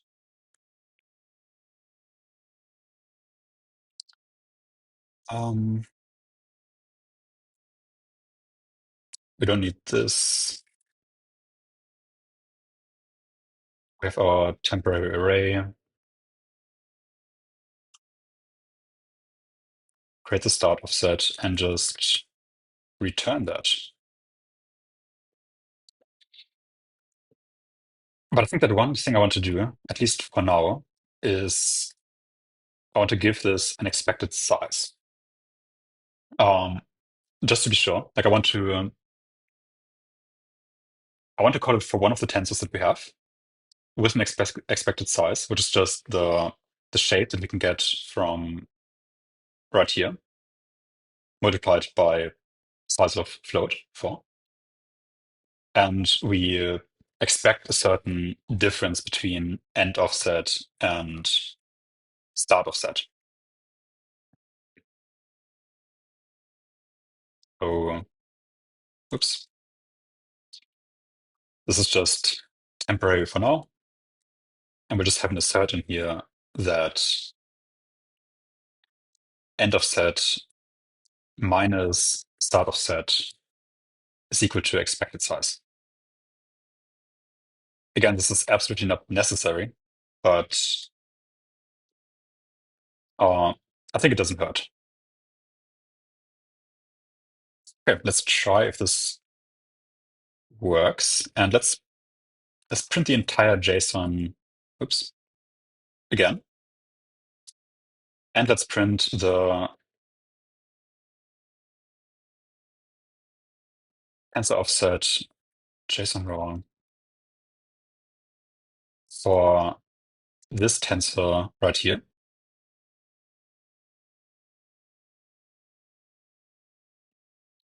And what's the expected size? So let's just look up this tensor. And the expected size is 768 times size of float. And if we've done things correctly, this should hopefully not, oops, fail. And just to be sure, let's also print the offset, start offset, and start offset. Okay, we didn't assert, which is good. Da, da, da, da. Let's put a new line in here. And the start offset is this number, 0224 at the end. Okay, the offset isn't actually mentioned here. But if we just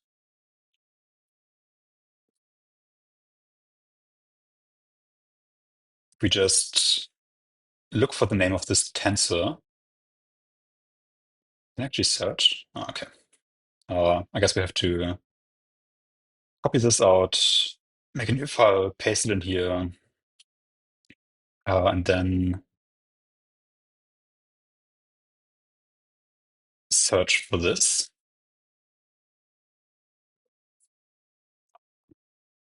View.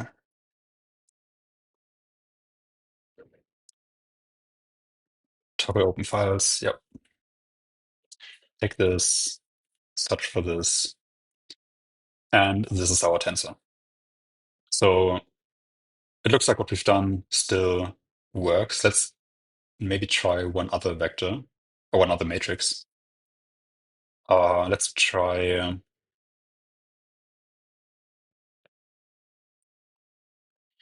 put this here and put this here.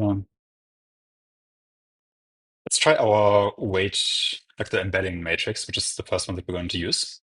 And if we remember from previously, this one should have 50,257 times 768 elements. And let's see if this is true. And this looks good as well. So let's take this value and search for it. And we see that this is, wait, this wasn't actually correct. Oh, this last one was the end offset. Yeah. Okay, start offset, and it's WTE weight. So this looks pretty good. It seems like what we've done so far works. I don't want to save this. I want to toggle this. And now we can take our offsets and start building kind of a container for pointers. So when we actually want to process the input values, we want to use pointers to the weight and bias matrices. And so we don't have to call this function every time we want to access a vector in the calculation code, we just basically create a struct that contains only pointers, and we'll build up those pointers from these offsets that we read right here. Let's define our pointer struct. I'm just going to call this parameters. And we can kind of orient ourselves on our Python implementation for this, because our goal really is just to take each of these parameters, so the WTE matrix, WPE, layer norm, attention, all of these matrices, and create pointers to them. And behind those pointers will be a certain number of floating point values. So if we just remind ourselves what those matrices are, we have our WTE matrix. And I think I want to go a step further, and I actually want to define these pointers exactly the same way that they are defined in this file. So instead of just calling it WTE, for example, um, we'll make a struct that's called WTE. And within that, I will have a pointer called weight. So that when we access one of those parameter pointers, we'll do it by calling WTE dot weight. Just the same way or just the same way it's defined in the file itself. So along with WTE, we have our positional encoding called WPE, which is also just a weight matrix. And then we have the parameters for each of the 12 layers. And in the safe tensors file, these are denoted by H0, H1 until H11. So let's create an array right here. And our first matrix is going to be, like in the order of the model architecture, it's going to be LN1. So let's create that. And the layer norm part of the architecture has a weight pointer and a bias pointer. These are the two matrices, or really just vectors, that we have for layer normalization. And let's just create the second one as well. Now, after the first layer norm, we will have our two attention matrices. So we will have the C attention bias and C attention weight. This attention.bias actually doesn't matter. It doesn't contain valid data. It's just a buffer. It's not really a parameter. This is the weight matrix that we will build up when we do the calculations. So for now, we just have C attention, weight bias, and C projection, weight, and bias, which are both part of the attention struct. So in here we have C attention, and we have, actually, let's do this first. Oops. C attention, and we have C projection. Okay. So this is basically just exactly the structure that we have in the safe tensors file. And this is what we need for attention. And let's do a similar thing for the MLP block. Let's call it struct MLP because that's the name it has here. And let's copy over these two matrices and rename this to CFC, again, just as it's done in the file.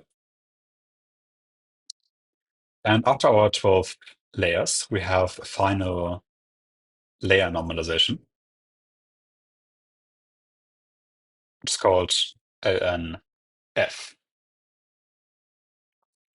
And this is already it. This is all the pointers we will need to all the parameters of, of our model. And let's start reading those in. So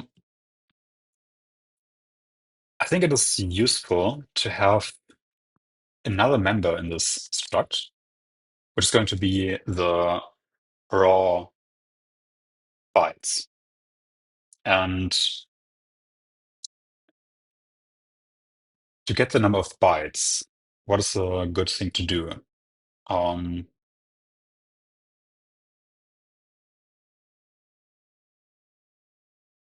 Probably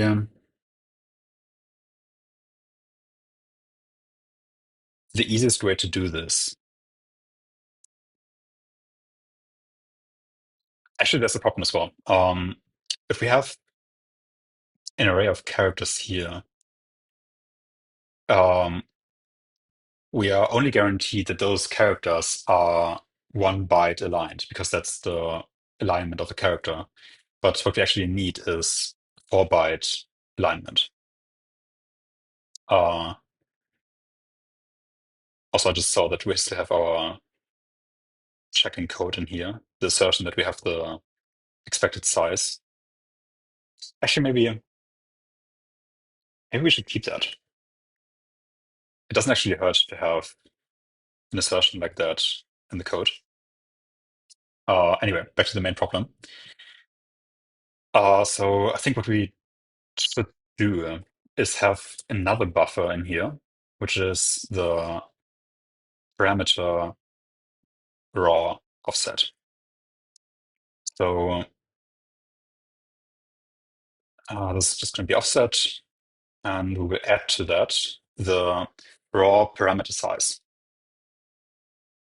And to get the raw parameter size, I think the easiest way to do this is to just, because if we go back to the definition of this file, we know that we have 8 bytes in the beginning, which is the size of the JSON part. Then we have those number of bytes JSON data. And then immediately after that, we have the byte buffer. So we know that the size of the file minus 8 minus the JSON size is the number of bytes of our parameters. So let's just check if that makes sense. So our safe tensors file is this number of bytes. Let's make this a constant right here. Safe tensors file size. Oops. And let's check that this value, minus 8, minus 14283, copy this, find parameters raw size. This again should be divisible by 4. That kind of makes sense. And this should now just be our raw size of the parameters.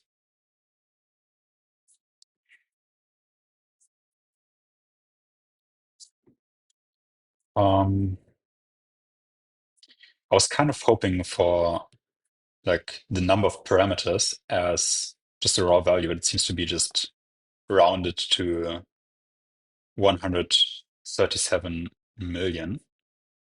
And if we go back to this, that is what we seem to be getting. So we're not far off, and I think we're actually correct, but we can't know for sure yet. So I think what we have to do is allocate that number of bytes and then just do our expected size check to know if we're actually correct and if we have the correct values.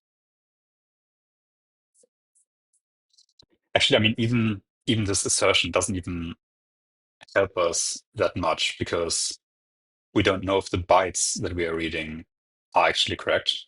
Um, so I think we should have another check after this, just to be sure. But actually, we will have checks along the way anyway. So after the token encoding and after the position encoding, we'll take the resulting matrix and compare this to our Python implementation. And that's going to be the very latest that we will know that we have done something wrong. So now I think for now we can just go with this. Parameters raw size. And we also need to allocate our parameters pointer struct. I'm just going to call parameter set.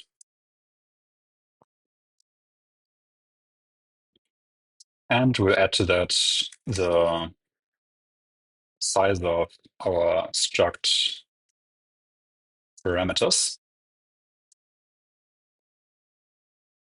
And let's just create actual pointers for those. Our parameters are just floating point values. So parameter raw. Actually, let's call this parameters plural.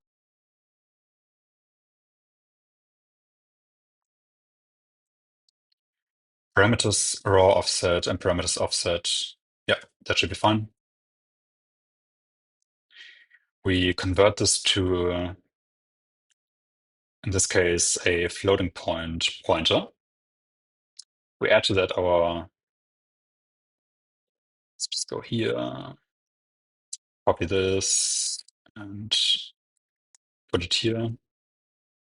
And we have our struct parameters, which is the struct parameters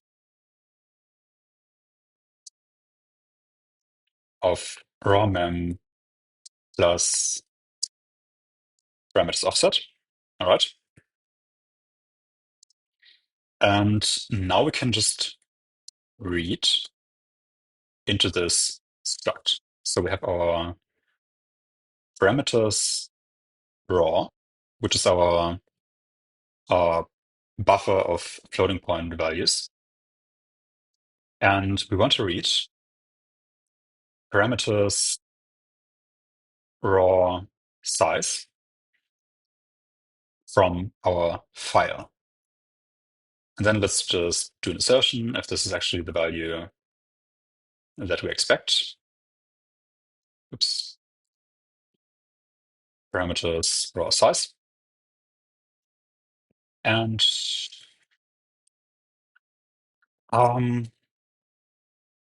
let's just read the first value. So we do parameters. Did I spell it wrong? I think I did. This should be parameters raw.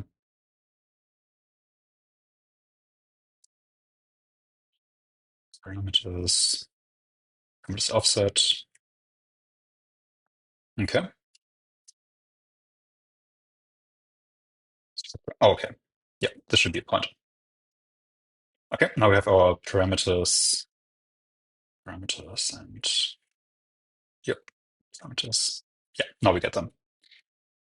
And let's assign our token encoding weight matrix. And it will be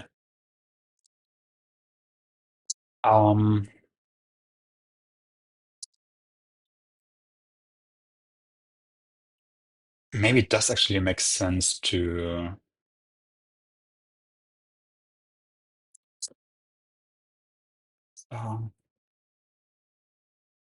okay. The thing I'm thinking about right now is that our parameters raw is a floating point pointer. So if we increment that, we are incrementing it by 4 bytes if we add 1 to it. So we can't just use our offset directly. We have to divide the offset by 4 to have an offset into the floating point array. But I think that should be fine. So we do parameters raw plus tensor offset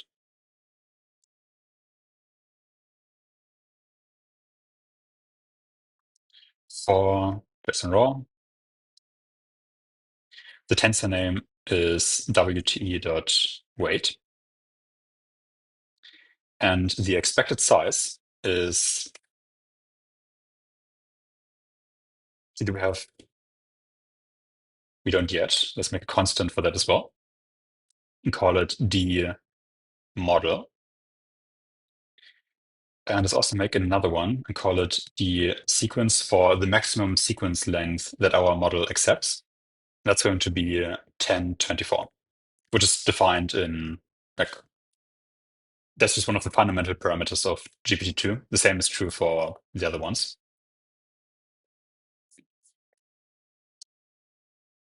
We don't need the sequence length yet, but I think we'll probably need it later. Actually, we do need it in a bit, yeah. Okay, so it's the model times the vocab times size of float. Let's just hard code 4 for now. Let's see if this doesn't assert, and that looks pretty good. So now I would kind of like to have a way to check if what we're doing is correct. And one way we could do this is to just create a sum over all the elements of the WTE weight matrix and compare that to the sum that we get in Python. But I think we're pretty close to actually uh, doing our first transforms with those matrices. So let's just wait until then.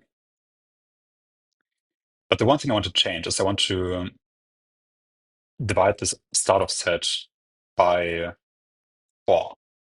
So we get the offsets in multiples of the size of the float. Okay. And yeah, let's just repeat the same for our other matrices. So we have our WPE, and the size of that matrix is the model times the sequence. So it has, if we could just go back to our drawings from before, this is the matrix that we are talking about right now, the WPE.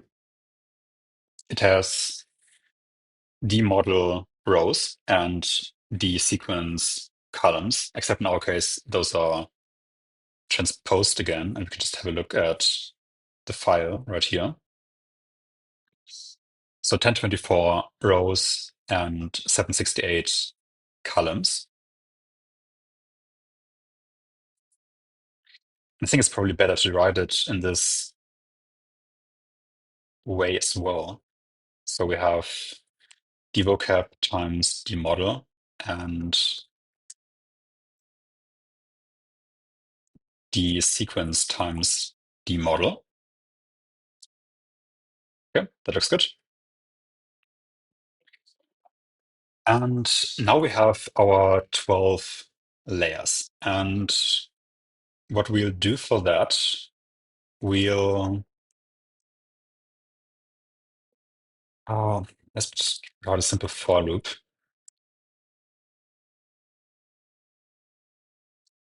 Oops. Okay. And we'll just create a string with SN printf. I think that's kind of the the easiest way. So we have another temporary array. Let's make it a bit bigger just to be sure. And let's use printf. Into this buffer, the length is going to be size of temp. And our formatting string is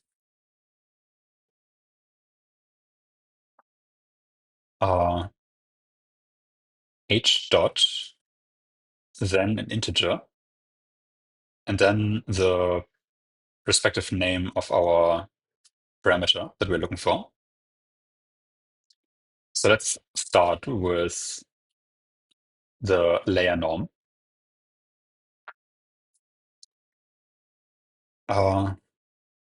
Yeah. So for this one, we had h dot layer index dot ln1 dot weight. I think does sprintf return the string as well? Mm, let's just try it out.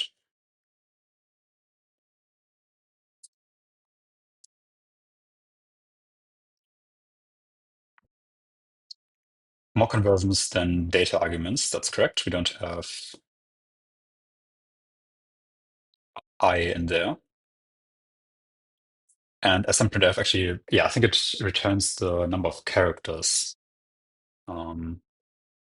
That's fine. So let's print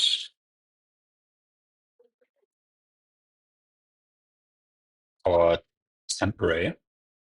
Okay, and this is the formatting that we're looking for.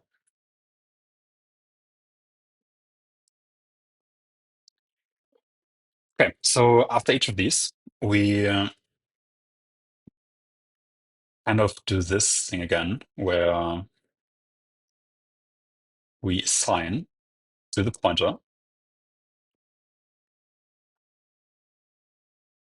indexing to our array of h, which is again per layer. We're looking for ln1, and we're looking for the weight pointer, which again is just parameters raw plus the offset. And the size of that is simply the model. And I think another thing we can do right here is to assert that this size is divided by, or it's actually multiplied by the size of a float. So we don't have to do this every time. And then we can get rid of all of this. So this looks correct now. And our input here should be the temp string as well.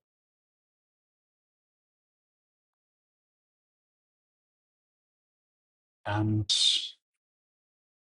one thing I'm a bit worried about is that we actually don't notice if we can't find this tensor name in this string. So I'll just put an assertion here that we actually get a valid pointer back.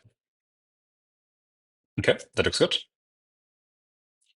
And just to try if this even works, let's remove one of the characters. Actually, let's put the wrong character there. And now we should get an assertion in our tensor offset function. Yep. All right, cool. Okay, I think it's pretty good.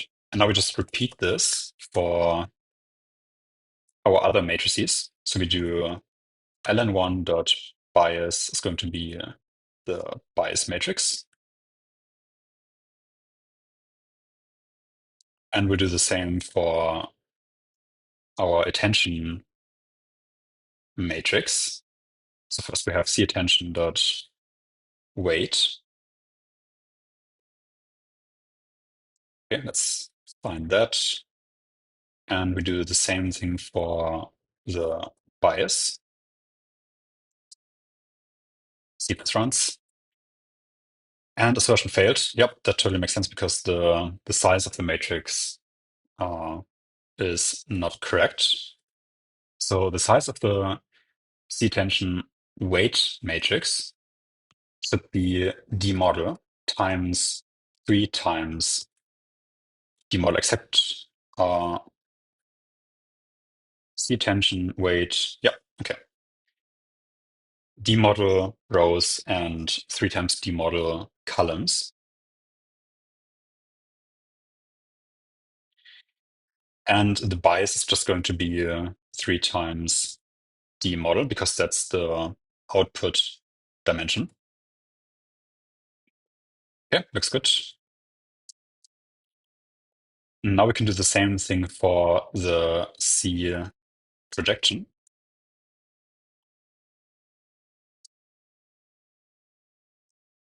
Projection and same here as well.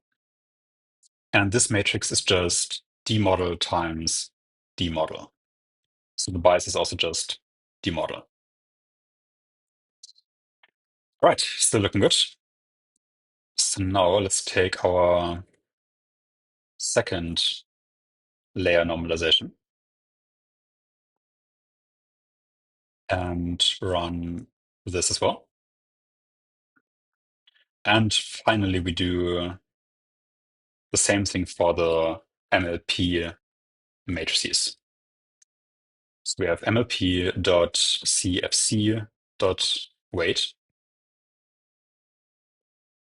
and assign this right here. Of course, the size is wrong. So the size of that matrix should be 4 times. Uh, Actually, it's transposed. So model times 4 times model. Yep. D model times 4 times D model. Same thing for the bias, except the bias has just 4 times D model. And then we have 2 more matrices for the C projection.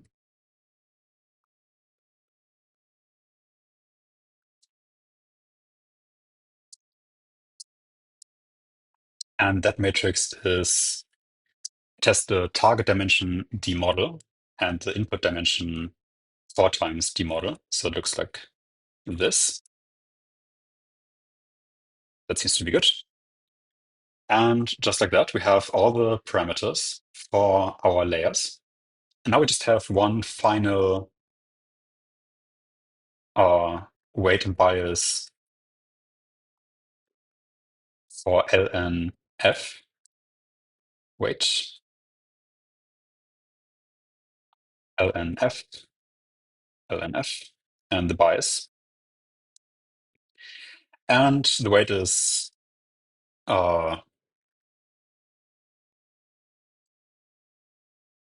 just the model. And same for the, oops, same for the bias. LNF and LNF. And this is the bias. And this should basically be everything we need to do. So we now have all the parameters of our model assigned to pointers in our parameters struct. Let's see if this runs. And it looks good. All right. I'm pretty happy with the progress so far. It's been about, I think, 6 hours since I started this. And so far, we've talked about the model architecture. We have done encoding and decoding in Python. We've done uh, the reference model in Python. We have imported the data and the encoding table into C. And we have imported all the parameter matrices into C as well. So now we can actually start with the real calculations. We take some input, we encode it with the token encoding and the positional encoding. We add the token and position encoding together, and we process all of this data through the entire model. Okay, so let's continue with the calculations. Now, if we go back to our model architecture, we see that the first thing we had to do was the embedding transform, where we have an input matrix, which has, for the token, it has 50,000 rows and input many columns. And we transform that with our encoding of the WTE matrix into the h-dimensional output space. And we remember that this input vector, or the input vectors, each of them, was one hot encoded, meaning it really translates to selecting one column of the transform matrix. And the same was true for the positional encoding, where each vector has first only the first element, then the second element, then the third element set to 1, and all others set to 0. So our first calculation is going to be relatively simple. We create a for loop that simply goes through all of the elements in our input. And actually, let's define a temporary variable, which is input size. And for now, let's just set that to 64. And let's also create a input pointer, which is going to be a pointer to a uint16. And this is just our token stream. And for now, we'll just do the same thing that we did in Python, where we're just using the first 64 elements of our input stream. So we had this data struct with the tokens inside, and we just take the pointer to that, which is the first element, as our input stream. And now we iterate through all of these inputs, so up to input size.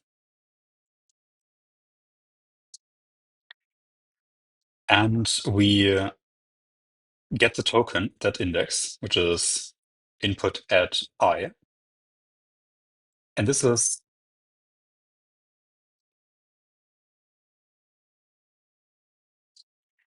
the token index that basically describes the column of the matrix, of the WTE matrix, that we need to read into the result.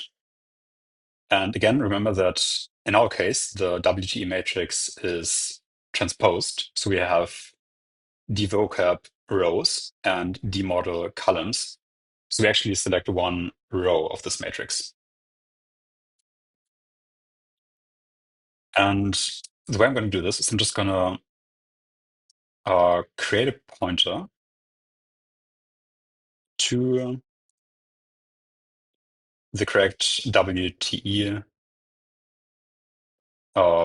value row, which is going to be parameters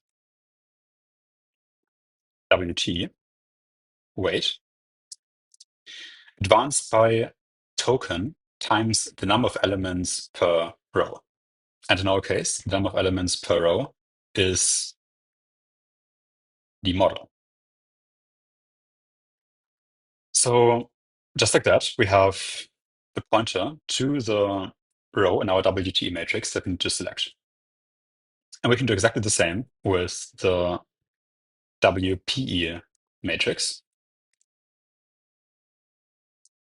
where we just create a pointer, and this time we advance it by I times d model.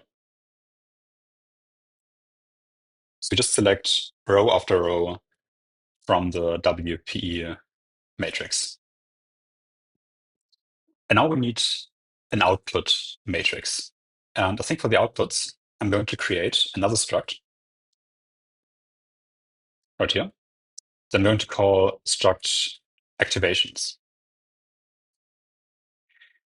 And this will be structured relatively similarly to the parameter struct, where we just have a struct.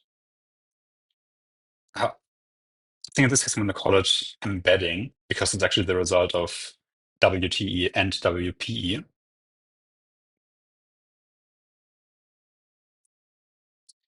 And all it contains is just one float array with up to the sequence many rows, because in the rows, we're going to have our sequences. And the column dimension is the dimensionality of each element of the sequence.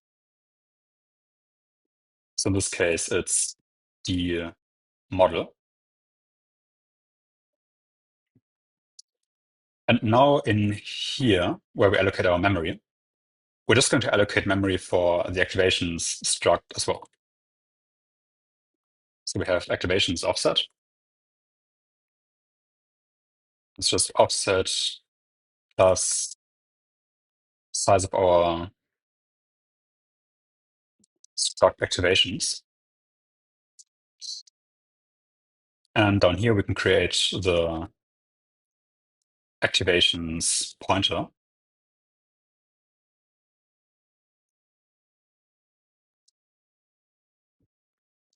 And again, this is just advancing our raw memory pointer plus the activations offset.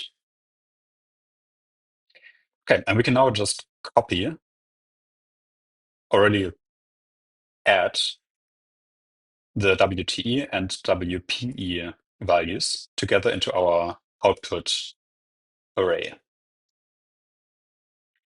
So I'm just going to create a pointer to that as well, embedding out. And we select this row in the same way that we select the row for the WPE matrix, because we want to create one row per input element. And now we can just loop through all the elements of the three vectors in this case and add WTE and WPE together. And I'm going to do this a bit differently because I don't actually want to create a for loop with an index. In this case, there's a simpler way to do this where actually we can create an out end variable. It's going to be out plus the model. Then our for loop just loops until we've reached out end. And for each element before, we're going to increment WTE, WPE, and out. And now we can just add these values together. And I think just like that, we have replicated, the first step that we did in our Python file, where we embed using the WTE and WPE matrix. And to check if this is actually correct, I'm just going to take the embedding out matrix, and I'm going to print out the sum of all the values. and just exit immediately after. And we get roughly minus 30. Let's try to do the same thing in our C code. So we want to loop through all the values of the matrix. And in our case, we have input many rows and demodel many columns. So we do input size times demodel.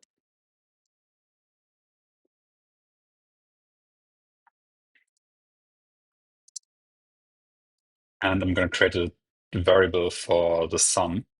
And I'm just going to make this a double value so we don't have issues with numerical precision of 32-bit floating point values. So I'm going to do a total plus equals. We're going to take our activations embedding, embedding out matrix.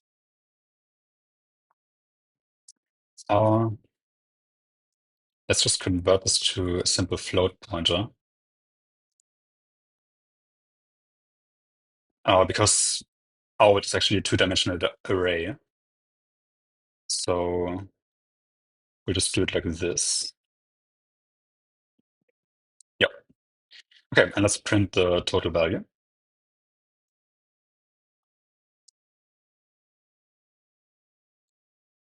And let's fix all the issues before. Input is actually a pointer. Yep. And out. Okay, I made the same mistake here. This should be a float pointer. All right.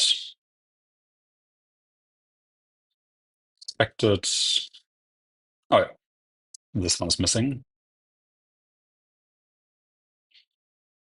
Invalid operands. This should be input size.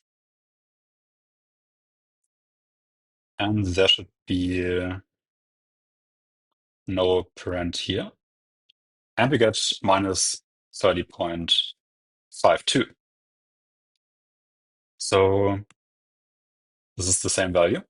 Let's just copy and paste this right here. And just like that, we have done the first step in this series of calculations. This was one of the easier ones. And let's just continue step by step. So next up, we have our layer normalization. So again, we will have a for loop because layer normalization is done per element in the sequence. So we have size ti, I should be under input size. Okay. And let's again create a pointer to our input. And this will be the result of embedding, at least for the first layer. We're going to do the for loop across layers later, but for now, we'll just take the embedding output directly. Later, this will be some kind of if condition.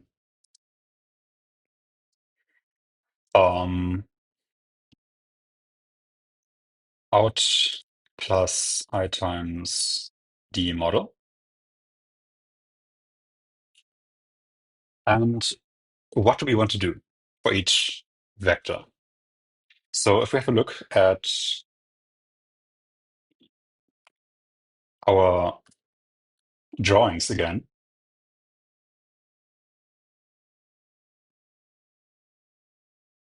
the layer normalization takes the mean value across one vector, so one input element, and the standard deviation across all the inputs, across all the elements of one input.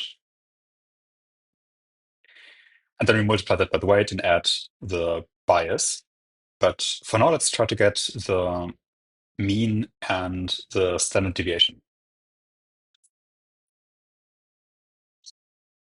So for both, actually, since the standard deviation relies on the mean, let's first do the mean. So do mean equals 0. And then I'm going to do the same style of for loop where we have um, just an iteration from in to in end, where in end is just uh, the end of this D model dimensional vector.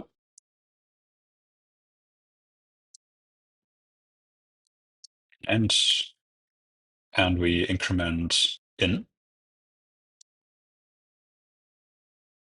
And for each element, we just add to our mean the current input value. And in the end, we're just going to divide our mean by the model. Let's see if this compiles. Yep. And we can do the same thing for, or similar thing at least, for the standard deviation. And the standard deviation is the square root of the variance. And the variance is the sum of the error between our current value and the mean of all values. So let's maybe calculate this first. So it's total diff squared initialized to 0. And now we need to reset our in value to the original value so we can iterate again. So I'm just going to create a copy of the in value. Now, instead of our for loop, we can just reset in to in reset, make sure that in is not equal to in end, and increment. And now we just have our diff value, which is, again, as we see here, the current value minus the mean. So in minus mean. And we add that to our total. So diff times diff, because it's the difference squared. And then our variance, which is again the thing that we are going to take the square root of to get the standard deviation. Our variance. Let's calculate it like this. Total diff squared divided by the model. Okay. And maybe even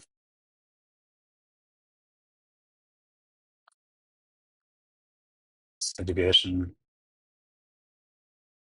Yeah, let's just calculate the square root right here. And now we can calculate the normalized value. We have value minus mean divided by the standard deviation times weight plus bias. Let's copy this. So we have I'm just going to call it out for now, but we actually need an out pointer in a second. So we do in minus mean divided by the standard deviation, but I don't want to do a division in every loop iteration. So I'm just going to call this the reciprocal of the standard deviation. And I'm just going to do the division right here. And then we just multiply by this value. I'm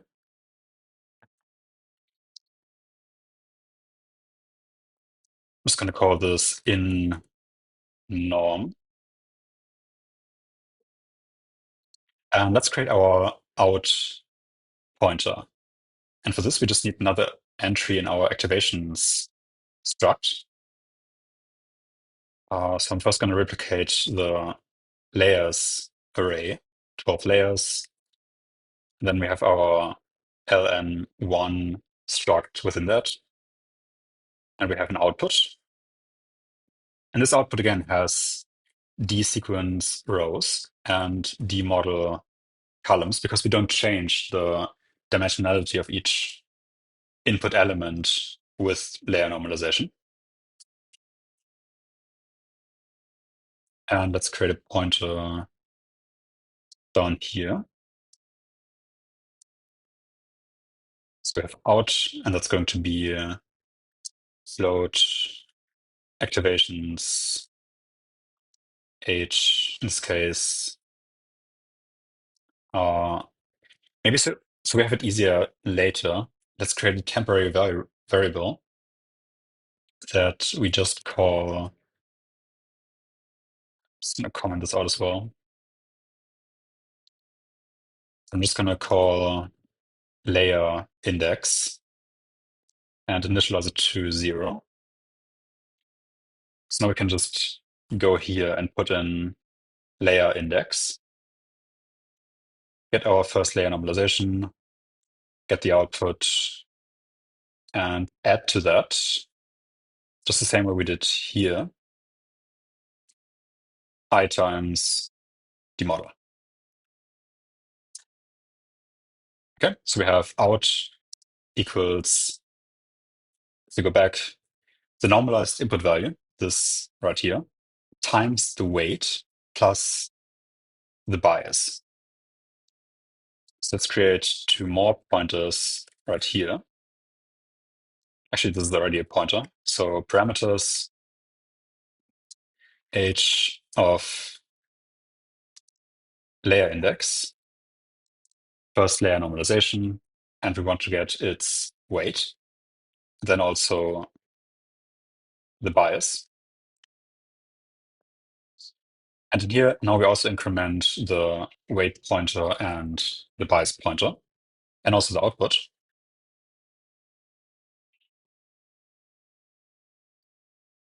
Let's do this right here. So we have output equals the normalized input times weight plus bias.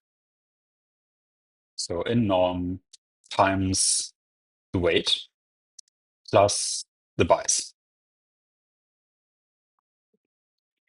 And just like that, we should now have performed layer normalization on our input values. So let's do the same thing that we did for the embedding output for our layer normalization. And I think what I want to do is actually, it's probably okay if we just copy and paste this. So I'm going to put this here. And we still have the same size, but now we want to take the ln1 output, and let's print this as well. No member named ln1. I think we need the layer index here. Yeah, layer I. Is this? Yeah, okay, this should be fine. Undefined library function, undeclared library function. Yep, we need to add math.h. No member named out. I think we need, yeah, ln1 dot out. And we get about minus 1,000. So let's have a look at the Python implementation. And after this, let's just print ln1 out sum and exit immediately. And we get a slightly different value. So let's go back into C and try to find out what we did wrong. So we have our input value, which takes the output from embedding plus E times D model. Yep. We define the end. We add this to our total. To get the mean, we divide.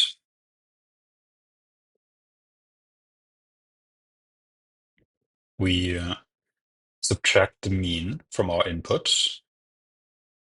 Oh, this should be plus equals. And let's just, yep. All right, now we get the correct value.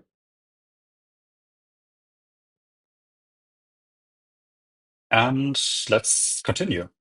So the next step in our model architecture is the attention block. So if we kind of remind ourselves of what we did in Python and what we also described right here, we first transform our input matrix by the C attention, weight, and bias matrices. It's just like a linear transform. We split it into the Q, K, and V vectors. And then we do this like dot product and softmax operation. Before we go into that, let's first implement the simple matrix transform right here. Okay, so again, we have an operation that we perform per input element. So input size.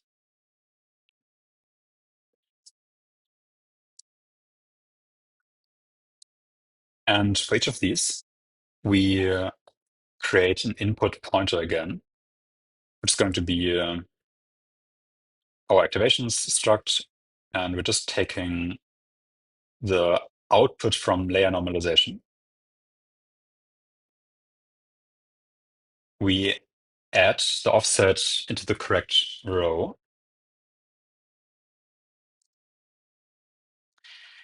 And now we need to take this vector and multiply it by our weight matrix. And let's just have a look at the dimensionality of the weight matrix. And we see that each row is 3 times D model long. So the way we would do our matrix multiplication is we will go through the weight matrix row by row and multiply each row times one scalar from our input vector. If you and then just add those vectors together. So if we just go back to our sketches, if you just imagine that we have, for example, a 3D transform, let's say we have a matrix that looks like 2, 0, 0, 0. Actually, this is maybe a bit too easy. Oh, actually, it's probably fine. Like this, 3, 1, and 1, 4, 2. And you multiply that by some input vector. Let's say that input vector is 1, 1, 1.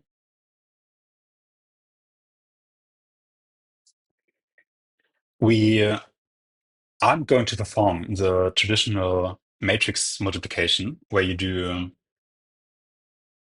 one row times one column equals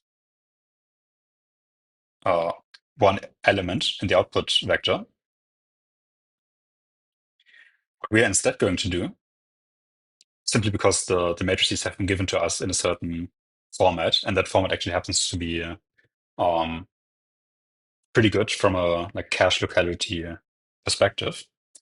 What we actually do is we will take each column of the transform matrix and multiply it by one element of our input vector. So we have one vector here, another scalar value here. And this results in, let's just do it for this one right here, 2, 1, 0 plus 0, 3, 1 plus 1, 4, 2. Let's maybe make one of these a bit more interesting. Let's make this 2, just so you see how this works. We would get 2, 8, 4. So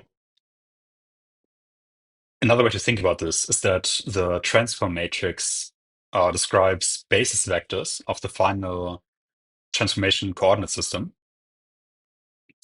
And the scalar values in our input vector describe how far to go along each basis vector. So let's take this concept and translate it into code.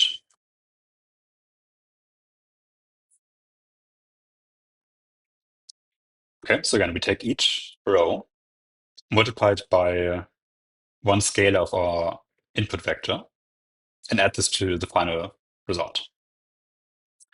And for this, we need a matrix that can hold d sequence many rows, where each row has 3 times d model elements.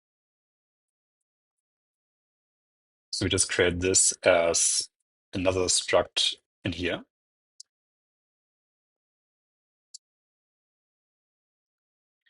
And this is going to be the result of the C attention. And again, we have d sequence many rows, and each row has 3 times d model elements.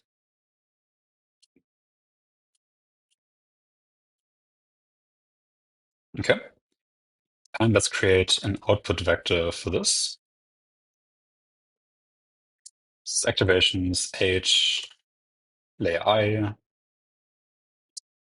C attention dot out plus I times 3 times d model. Okay, and now we need our weight matrix between these two as well. So we have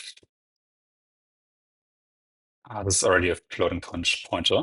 We have our parameters struct, and we take the layer index again, and we get the C attention weight pointer. Okay, so now we need to go through the entire matrix and multiply each row by one value of in and add each element of this vector to the output. And I think the way I want to do this, I'm just going to create, I think a while loop will be good for this. So we have our output, and we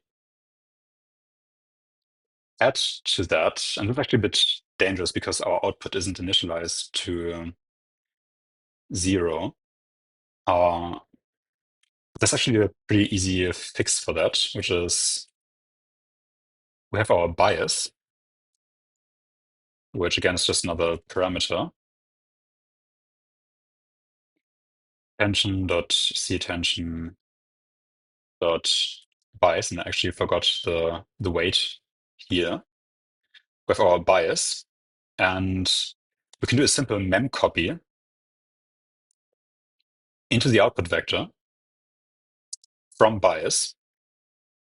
Because remember, in addition to adding all the rows multiplied by a scalar from our input value, we also want to add the bias element per element to the output. So we can just do that as the first step. So we have initialized values, and we're going to have 3 times the model times size of float many bytes that we need to copy. And now we can just do this. We have our output vector again. We multiply one element of the weight. So we're going through the weight matrix, in our case, row by row, but it's kind of equivalent to going column by column through the matrix in this transpose. We're going row by row and multiplying each value times our input scalar. But now we need to increment all of these values in the correct way. And let's think about that. Our output vector should be incremented at every step. So every step we make in the weight matrix should be equal to one step in the output. After we've done one row in our transform matrix, or one column here, we want to go back to the start position and do the same thing again. So we scan one line, go back, do the same line again, do the same line again, until we have processed our entire weight matrix. So I think what I want this to look like is we're just incrementing our out vector every time. And we will basically check if out is equal to out end, which I'm just going to define here. This is going to be out plus 3 times d model. And if it's equal to that, we reset out to its original value. So out is equal to out reset. And when this has happened, we also need to increment our input value. Oops. Like this. So row by row, we multiply by the same scalar. And then after each row, we increment the scalar, we go to the next one. So we also need to increment our weight pointer. So again, we want to go, in our case, row by row through the weight matrix. So we just increment weight after each step. And the way we know that we are done is if we create a weight end pointer, which is going to be weight plus the dimensionality of our matrix. So d model times 3 times d model.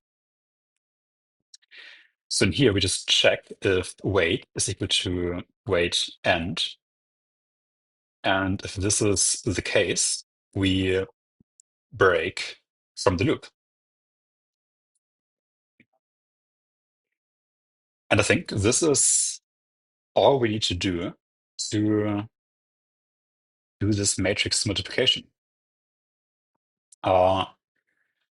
Yeah, maybe just do the same thing we did before, where we print the total sum.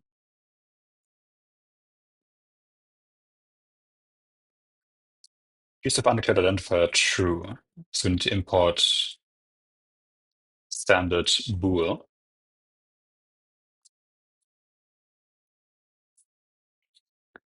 Okay, and oh, actually, we need to change this, of course. So we now have input size times 3 times the model values. And in here we just take our attention and see attention out. And the result is about 3,300. Let's check that with our Python implementation. So I'm going to take these two values and put them, these two lines rather, put them here. And we print the sum. And we seem to be right. We get roughly minus 3,300 as the sum. Okay, so with this, we can go to what is probably the most difficult part of these calculations, which is the attention block. And I want to structure this roughly the same way we did in the Python code, where we have a for loop across our 12 heads. And within that, we kind of have pointers to the start of the queue and k matrices. And we're just going to start calculating dot products. Although I think that it might actually be a bit simpler in our C implementation because we don't have to transpose the k matrix, because we do really want to just calculate one row dot another row and then like repeat this for a number of rows that depends on our position in the sequence. So let's start writing a rough outline of this. So again, we have a for loop of our heads.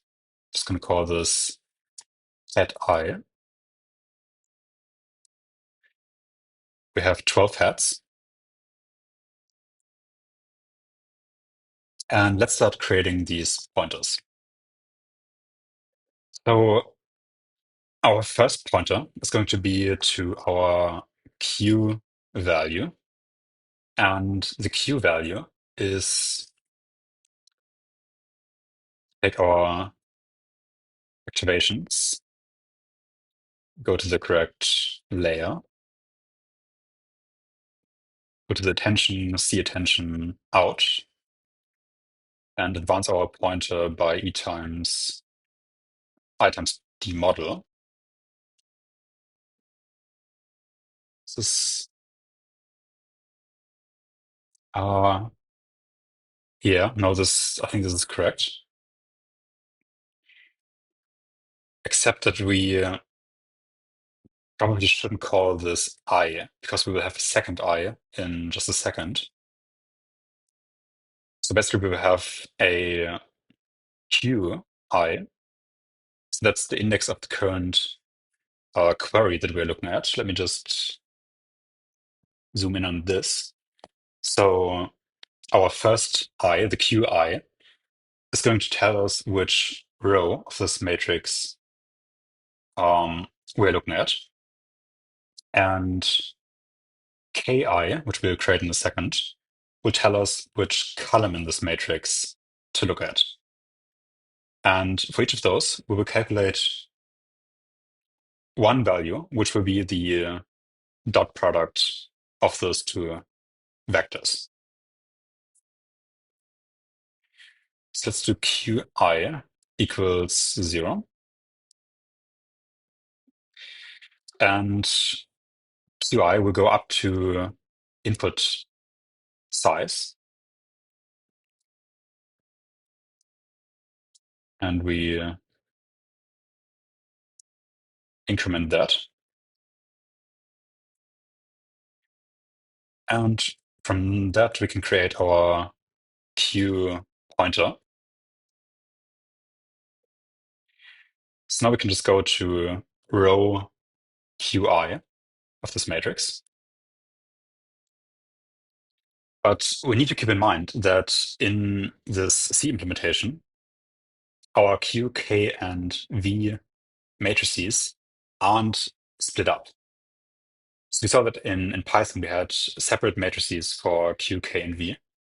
In C, we have just one of these matrices, or one matrix that contains all three. And we'll just adjust our pointer correctly. So we have to go to the correct column. And in each row of the QKV matrix, we have first Q, then K, and then finally V. And each of those is 768 columns wide. So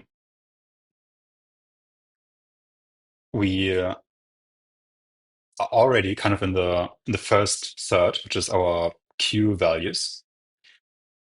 So this is just head I times the number of elements per head. And I'm not sure if we have a constant for this already. Let's just create a variable called, or a constant called dk, which is going to be 64. So if we divide 768 by 12, we get 64.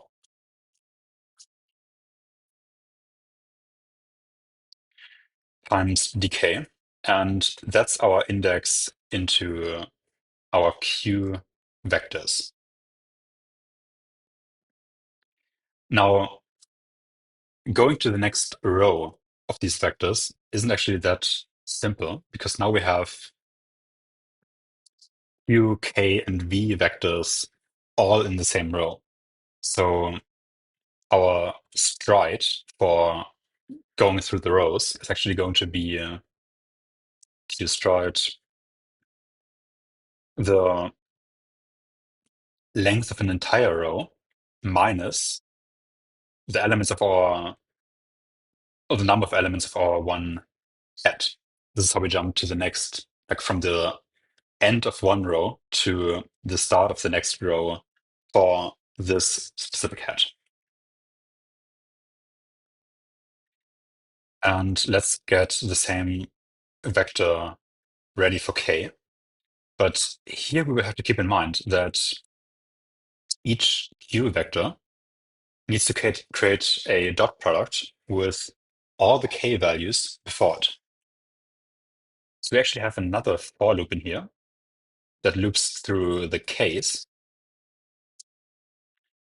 And it's going up to Qi. Again, we want to loop,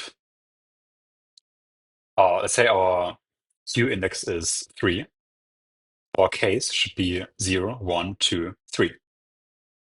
Up to and including the Q element. And let's increment this.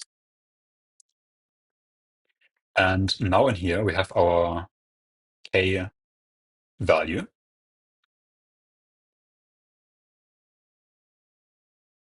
And let's just copy it over from here and adjust it accordingly.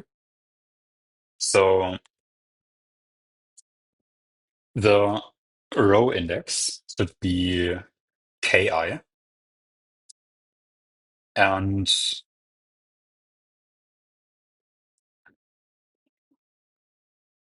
actually, this shouldn't be demodel. This should be 3 times demodel, because our rows are 3 times demodel long. And in the case of our case, we need to add the offset into the K range of our matrix. So again, we have basically 3 matrices in one, where we have first a block of Q vectors, then a block of K vectors, and then the V vectors. So we need to offset our pointer by the model to get into this second block containing K values. Okay, and K has the same stride as Q, which is 3 times d model. minus dk. This is jumping from the end of one vector to the start of the next one. And now we can create another loop going from q to k. And let's actually also create a q end, which is q plus dk. Okay, so each vector is 64 elements long. And we'll just do as our condition that q is not equal to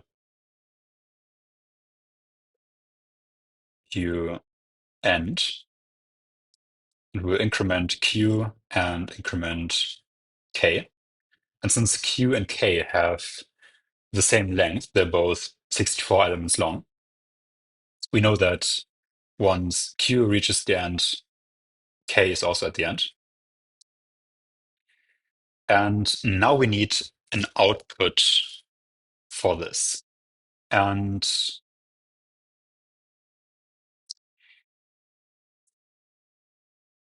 let's just go back to this and create a separate output for this again. And let's call this maybe our attention out. And this is going to be a matrix that is sequence elements in the row dimension and also desequence in the column dimension. Because if we go back to this, we just have our input times input matrix right here.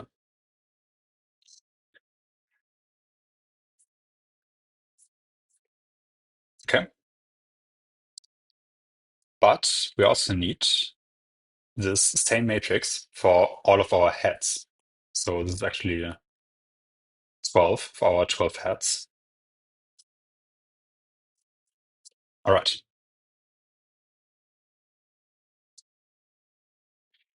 So now let's start inserting these values into the matrix by doing first a local dot product of the q and the current k value. So we're just doing dot plus equals q times k. Okay, so we have our current q vector. We loop through all the k values. Actually, this should be less or equals because we do want to include qi as well. And we jump ahead by this many rows, offset into the k part. Okay, and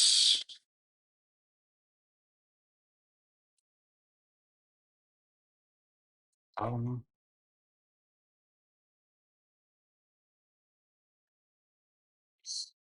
think this looks good. I think for now we don't even need the q stride and k stride. Let's just comment those out. And let's see if this runs. Okay. And let's start inserting these values into our matrices. So we have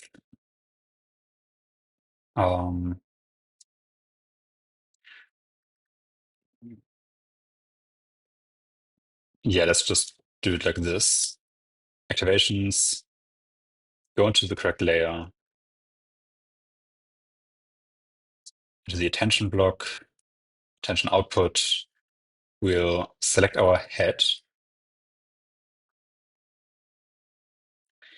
And then the row index is going to be qi, and the column index, again, according to this, where one q vector multiplied by all the k vectors up to the q index, so this is ki, is set to the dot product of the q and k vectors.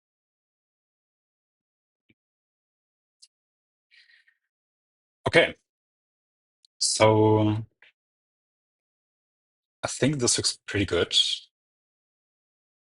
So we actually don't need these two vectors, yeah, or these two values. All right, so we now have our attention matrix filled with the dot products. But what we actually want is to have probability values, so values between 0 and 1. So our next operation is going to be a softmax across one Q row, again, as we have planned ahead before. Although I'm actually just remembering one thing from our Python implementation, which is that we had to divide um, each of the dot products by the square root of dk.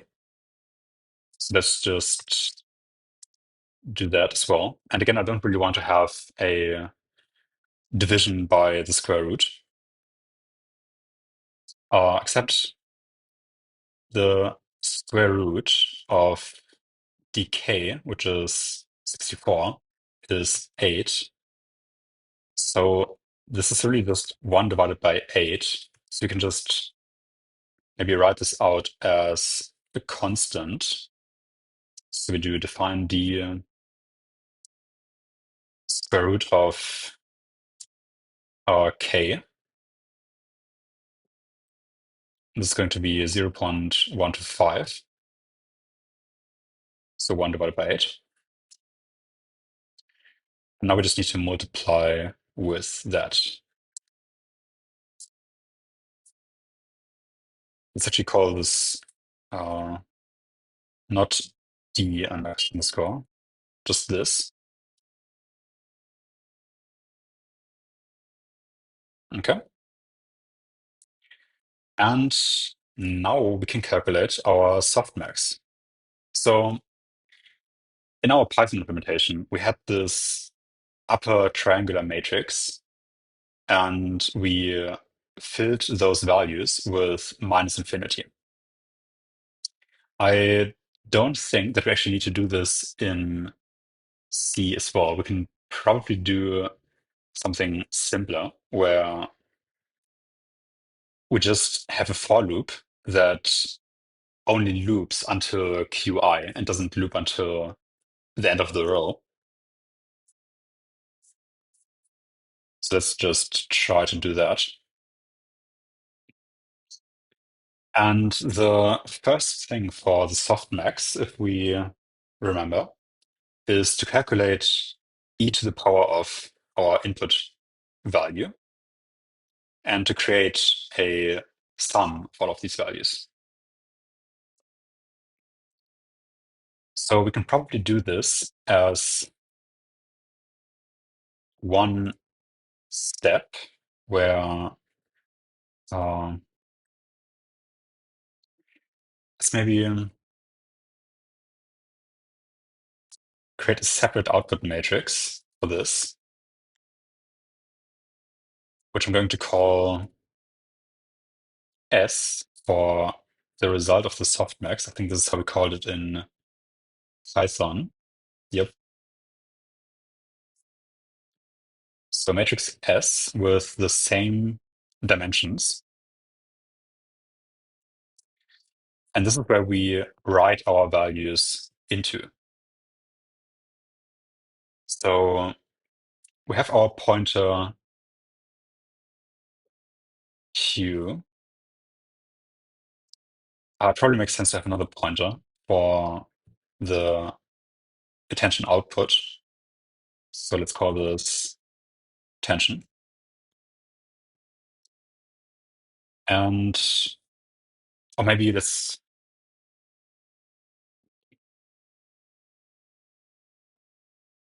think we can do this as one step actually. Uh, so in here, I'm going to create a value that's softmax exponent of I, and I'm just going to calculate this value right here. So we can build our sum of these values while we are looping through all the case anyway. So we can just do this as one operation. So we're just going to use the exponent function, give it our dot product as its input, and save this into our S matrix. And we're going to override this in a second with the actual softmax result. Okay, softmax exp. And now we need to, like after we've done or we haven't even, okay, let's do this. Let's create a sum, softmax sum, initialized to 0. Again, uh, we are within one row right now. So our softmax sum is initialized to 0. And we increment it by the current e to the power of our input. And this should be plus equals.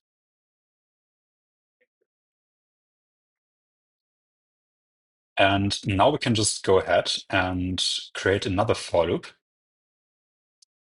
Again, same number of items, where at each position, we're just going to multiply the input value by the softmax sum.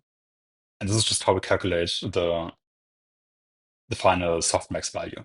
Right now we have our e to the power of the input, our saved in this matrix, and we're going to divide all of these values by the sum across one row.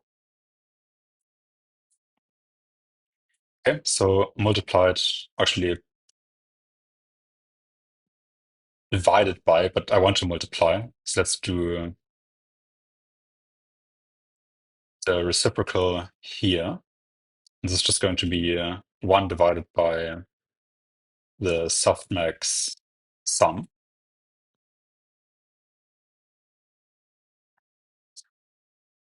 Okay. We do the multiplication, and now we should have the correct result of the softmax in our S matrix.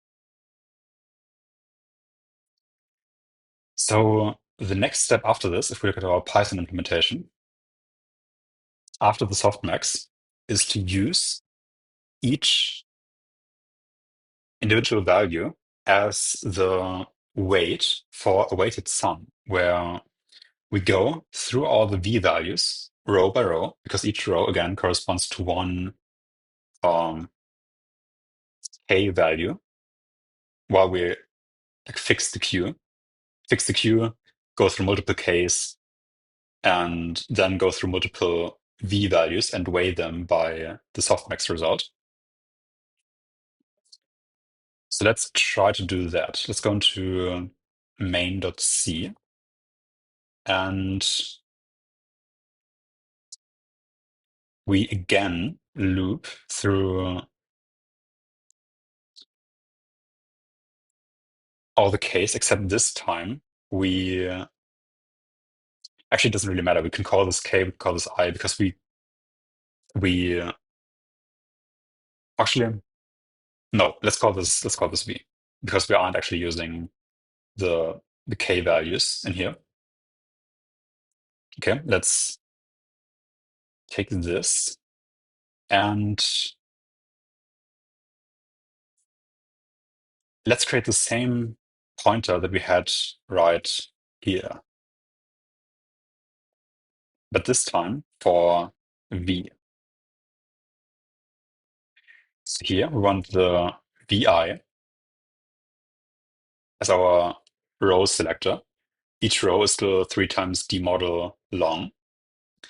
But this time we want to jump ahead by 2 times D model. Because again, we have 3/3 of this matrix where we have 1/3 for the Qs, then for the Ks, and then for the Vs. And we want to get the V values right now. And for each element in one row, again, always per row, for one element, we want to multiply this one element by one V vector to build up one final uh, output vector. So in addition to our V vector, we also now need our output vector. And this output vector I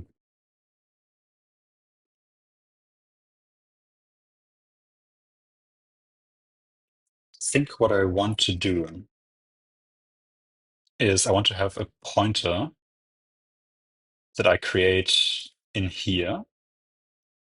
And I'm going to call this Z because I think this is what we called it in Python. Yeah, Z. And this pointer Z is going to index into our output, like Z output matrix. So let's create that quickly. Z. And this output matrix is going to be where all the values from the 12 heads come back together.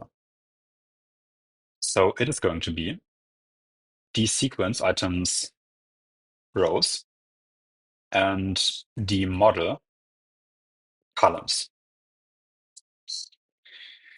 And we want to,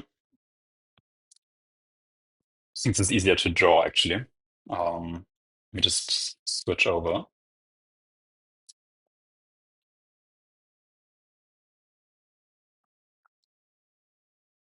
So if you imagine that this is our Z matrix, which has input many rows and the model many columns. For each Q, which again is just going through all the rows, we want to insert our V vector weighted sum at one part of the row. So we basically separate our one row into 12 parts, one for each head, same way we did in Python, and just accumulate the values of our weighted sum directly in the output. So all we need to do is to create a pointer that points to the respective first element of where we're going to write to in this Z out matrix. So let's try to do that.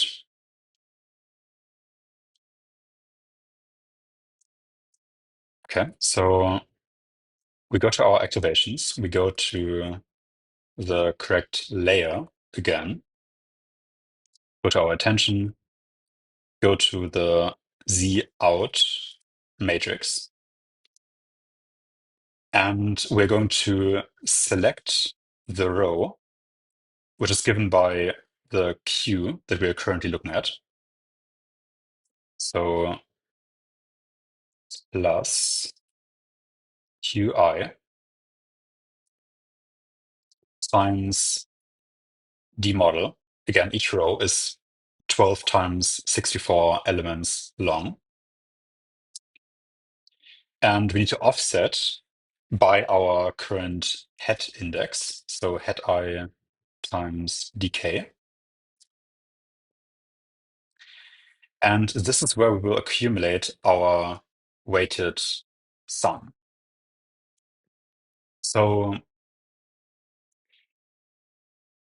each v vector is going to be multiplied, like each element of the v vector is going to be multiplied by the same scalar. The scalar only changes by changing the v vector. So let's just get the current scalar right here. This is the uh, weighted sum factor. Let's call this factor. And this is going to be from our S out matrix.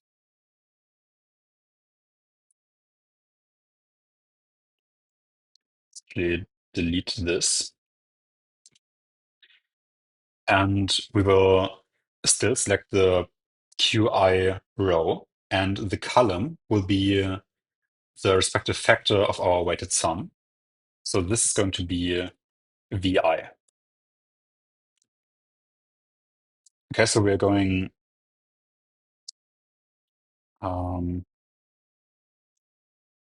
yeah, we are going through each individual value, and we are multiplying by one of these v vectors. So each weighted sum factor is going to multiply by one v vector. So you can imagine that for the first element in the sequence, we're going to have only one v vector. Then we're going to have two, then three, then four. And in the same way, we have first one, then two, then three, and then four elements, and so on. So this is how the weighted sum is calculated. Okay, so we have our factor. And now we can just iterate through all the values of our v vector. And let's also create a v end pointer, which is just going to be v plus dk. Again, each v vector has 64 elements. And the same is true for z. Each vector in one row for z has 64 elements, and we accumulate the vectors from each head next to each other. So each head gets one slice vertically of this matrix. So this is just another for loop in here where we check if v is equal to v end, and we increment v and we increment z.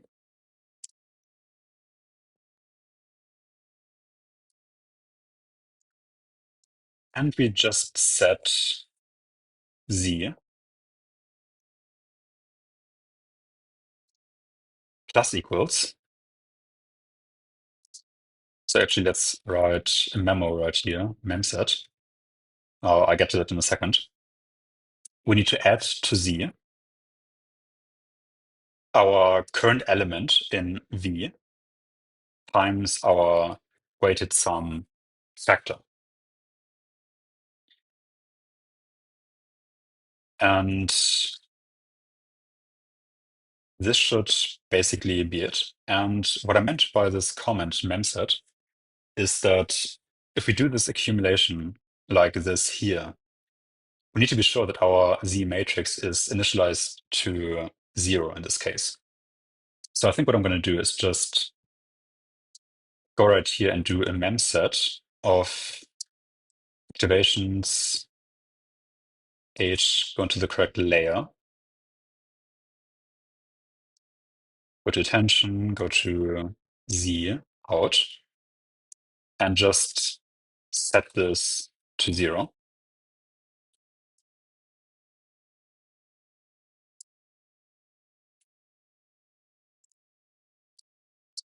Okay,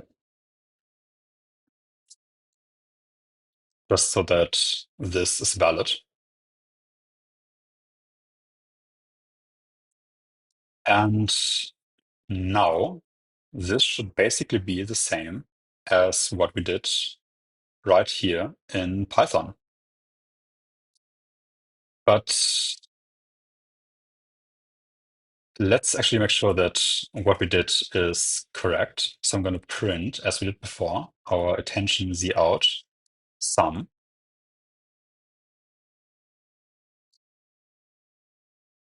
This doesn't look, yeah, right.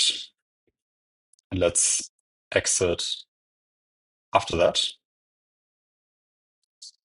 And we have 454 roughly.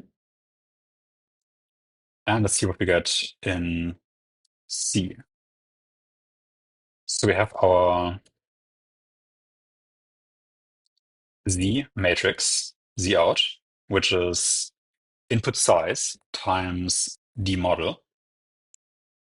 And we're just going to sum all of the elements in that matrix. And we get nan. Okay, so I've spotted the first mistake that I've made, which is that right here, we always increment Q, but we never reset it. So we just go on and on and on in the Q matrix. Whereas what we do, what we want is to just move this Q right here. So it's going to be reset with each iteration of K. I'm not sure if this explains all the issues. I suspect not. Let's just run. Yeah, we still get none. Okay, so I noticed that I actually forgot one thing, which I'm not sure if it's the cause of this. I don't suspect that it is, but it's still kind of interesting to note. So I want to talk about it. But just that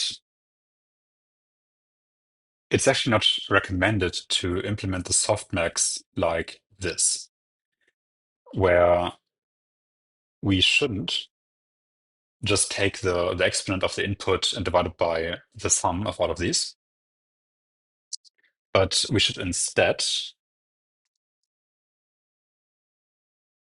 um,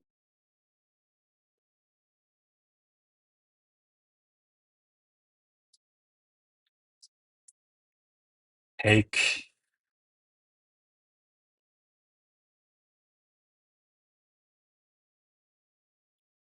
the maximum value that we have in our row vector and subtract that from each value.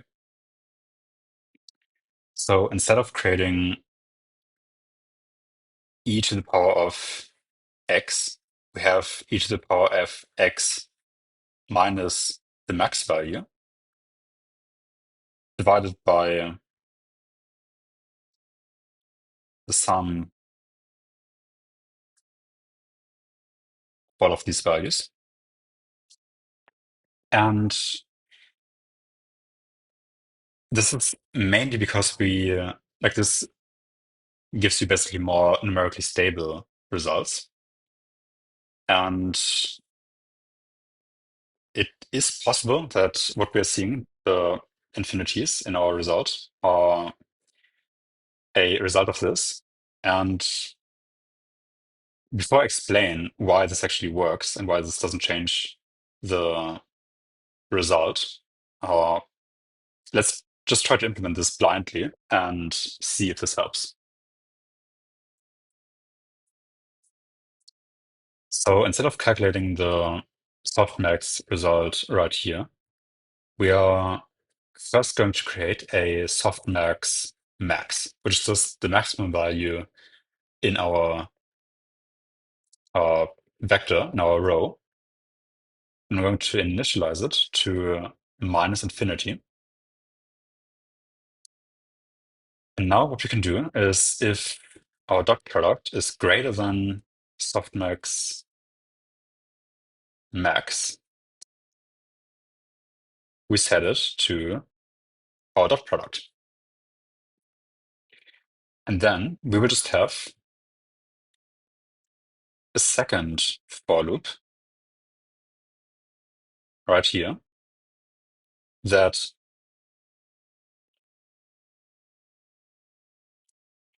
actually I just saw we also forgot to use dot times the reciprocal square root.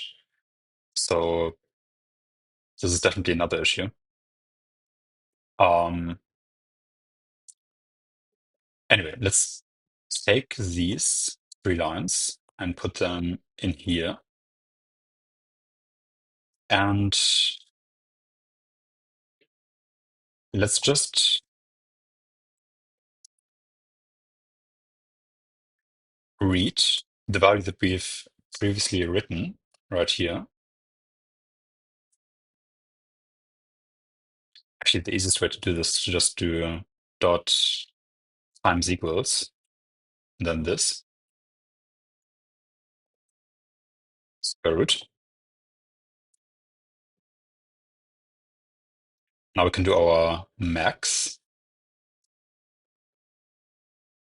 And now we can actually calculate our sum down here, where each value is going to be e to the power of that value, creating our exponent.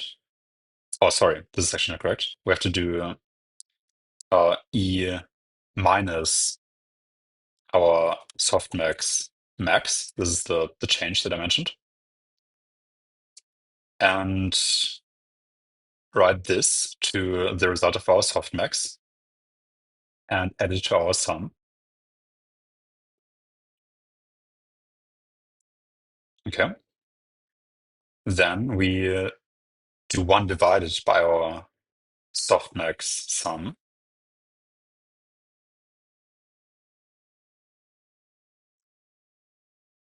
Okay. Then we multiply each of our values by that reciprocal sum. Yep. And let's see if this helped at all. Okay. This was actually the cause. Either the divided by the square root or the uh, numerical instability. We get 454. And if I remember correctly, this was the result that we got right here as well. That's awesome. So let's also make a comment here. Yeah, whatever. And let's do a quick explanation of why subtracting the maximum of all the values doesn't actually change the result of our softmax. Again, our softmax operation is e to the power of x divided by the sum of all the e to the power of x. And remember that e to the power of a minus b is the same as e to the power of a divided by e to the power of b. So if we translate that to our softmax example, where we had e to the power of x minus the maximum divided by the sum of all of these, this is really the same as what's the best way to write this? Let's do it like this first.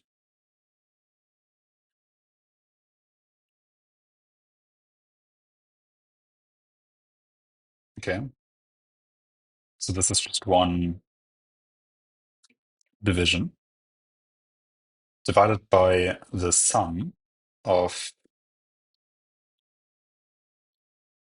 all of these.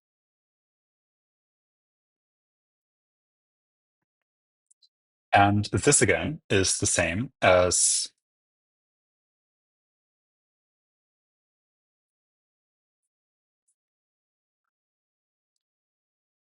again, remember that e to the power of max is not actually part of the sum, like it's not dependent on the sum iterator. So we can just pull it out of the sum and do this divided by 1 divided by e to the power of max times the sum of exi. And now we see that this Emax and this Emax cancel out because you can invert the uh,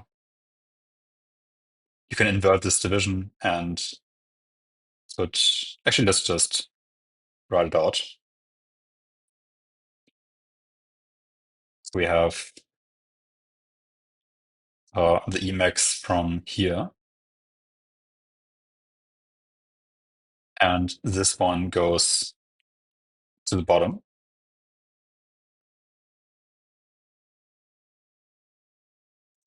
And this one goes to the top because you're dividing and then dividing again. Uh, yeah, -1 times -1. So we have Emax up here as well, which is, again, this one, plus, oh, sorry, times the sum of all the EXIs. And now we can see that these two cancel and we get the same result that we get without this subtraction. And the fact that this is actually necessary was apparently kind of obvious from the fact that we actually got the wrong result by not doing it.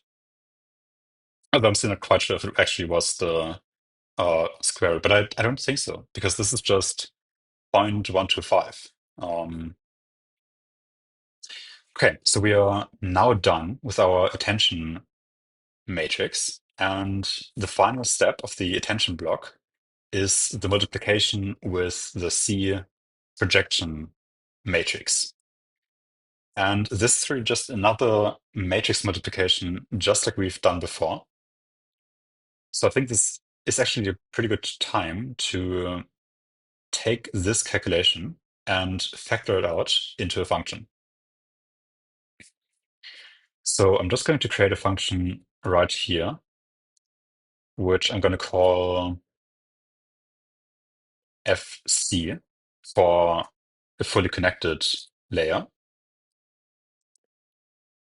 I could also call it linear. And what's going to be the input of this? So I want to create a separate struct so we have a bit of an easier time with uh, naming the function parameters. And this is just going to be the pointers that we have right here effectively. So we have our input, which is a matrix that has actually, yeah, let's first list all of them. We have our input, then we have, but we can actually make this const probably, just to make it a bit safer. We have our inputs, then we have our weights, we have our bias, and we have our output pointer. And then we have our sizes, which are the input dimensionality, the output dimensionality, and the number of uh, like at the actual matrix multiplication, it's the number of columns that we're going to process. But to make it a bit clear, I'm going to call it sample count, where each sample is one element in our sequence. So sample count. And this is going to be the input to our fully connected function, struct fc. And this can also be const.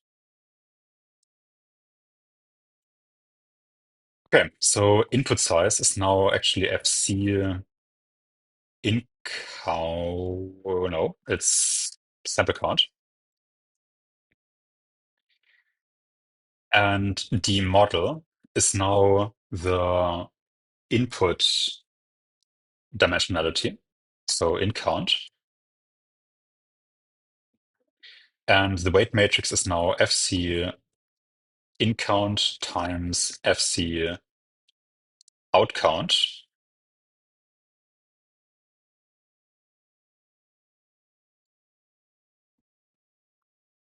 Okay, same for this. This is now fc out count.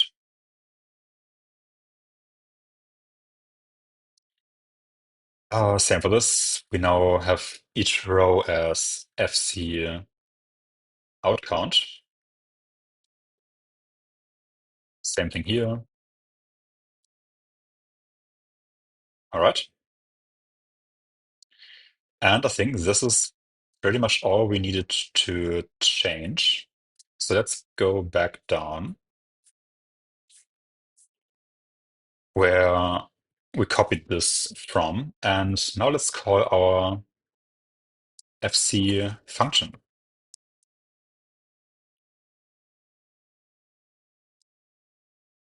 So again, our inputs are, maybe let's copy this from the struct definition.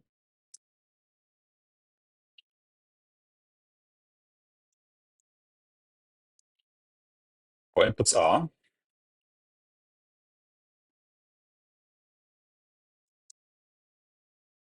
um,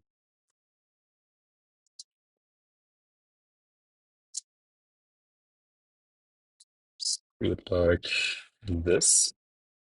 Okay, our input,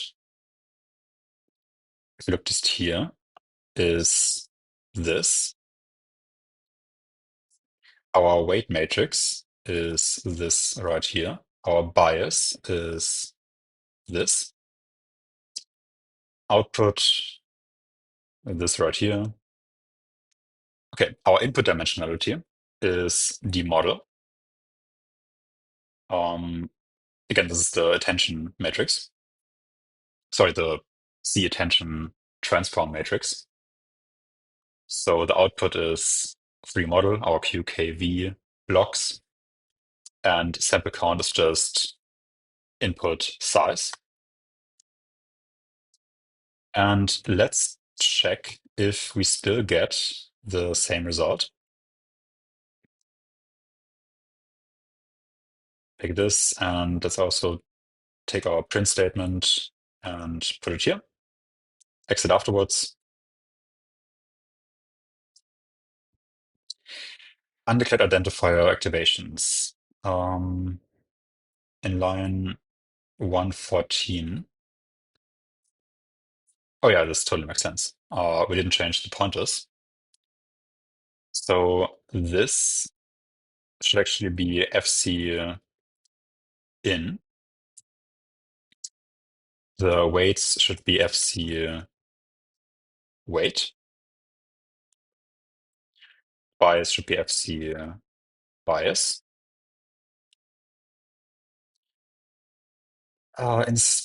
Yeah, these can be const as well. That is a good warning. This can be const. All right.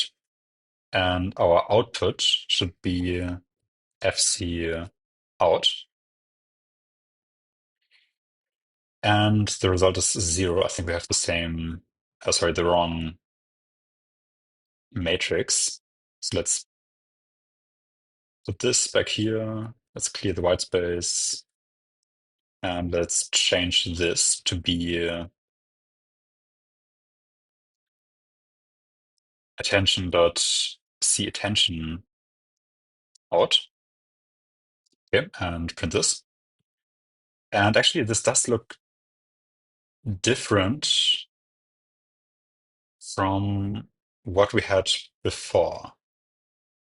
So I think we made some kind of mistake in our implementation. Let's just have a quick look. So we have our input value.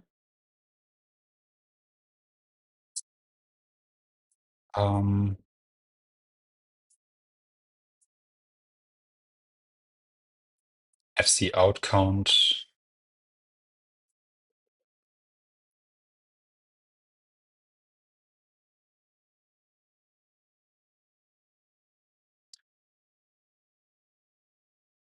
Okay, that doesn't seem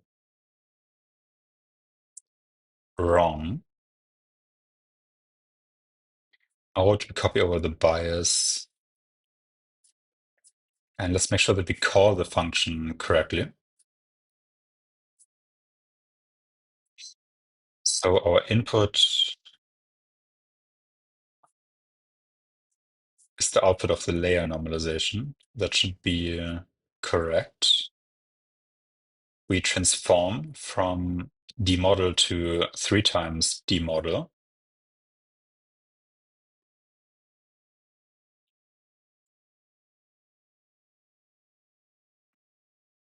Oh, okay. This should be 3 times demodel right here. Yeah, all right. I think this, if I remember correctly, was the value that we got before. Let's just double check to make sure.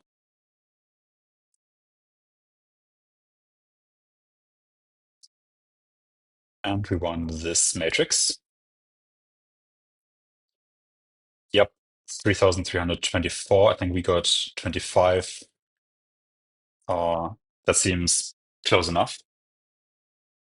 We're probably not going to get the same result exactly, just because the way we do the calculations are going to be a bit different from how they're done in PyTorch.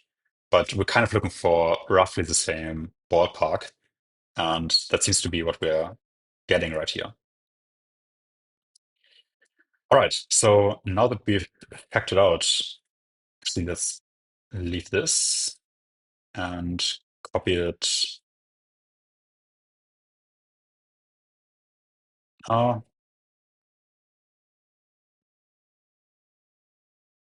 yeah, I think I actually want to make sure that our calculation here is still correct. So let's print this. And we got 454, and I think this is exactly the result that we got in Python 454. Yeah. All right. That's pretty good. So now let's implement our FC call. Let's just copy the one from up here.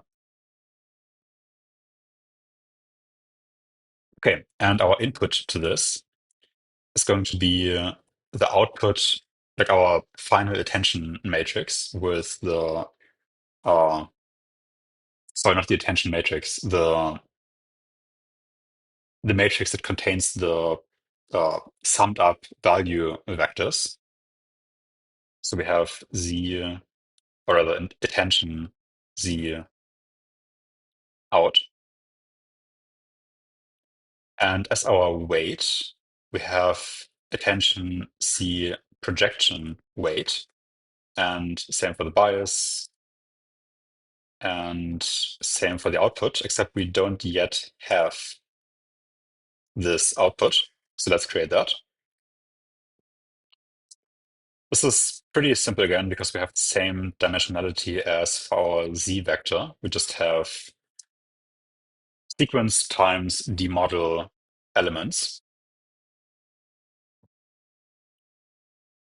So our input dimensionality is going to be d model, and our output dimensionality is going to be d model as well. We have a square transform matrix, and we're going to have input size many samples. So let's leave this right here and comment this out. And let's try to print out the result of our transform right here. So attention dot see projection dot out.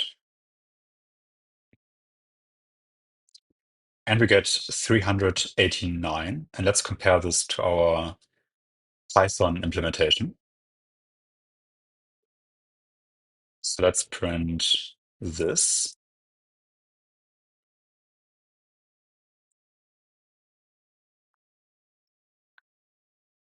Uh, this was the wrong matrix. This one right here. 389. What did we get in C? 389. All right, awesome. Okay, so with this, we have solved the, I think, most difficult part of the forward pass, which is the attention block. We have transformed our vectors from 768 into 64 dimensions, but 64 dimensions for each head. We've done our QK dot product to find the similarity between those two vectors. We have taken the resulting value, the resulting dot product, divided it by the square root of the dimensionality, then calculated the softmax. We've learned about the softmax numerical stability issues by accident. We have multiplied the values of our attention matrix by the value vectors, created a weighted sum, taken this v value vector and transformed it, or like we've combined all the vectors from each of the heads into one 768 dimensional vector, transformed that with a square matrix into our embedding dimension again. And now we can continue with the rest of the model. So we have another residual connection, then our MLP block, residual, and a bunch of layers that are structured like that. But I think before we continue with that, I'll take a break and see you after that.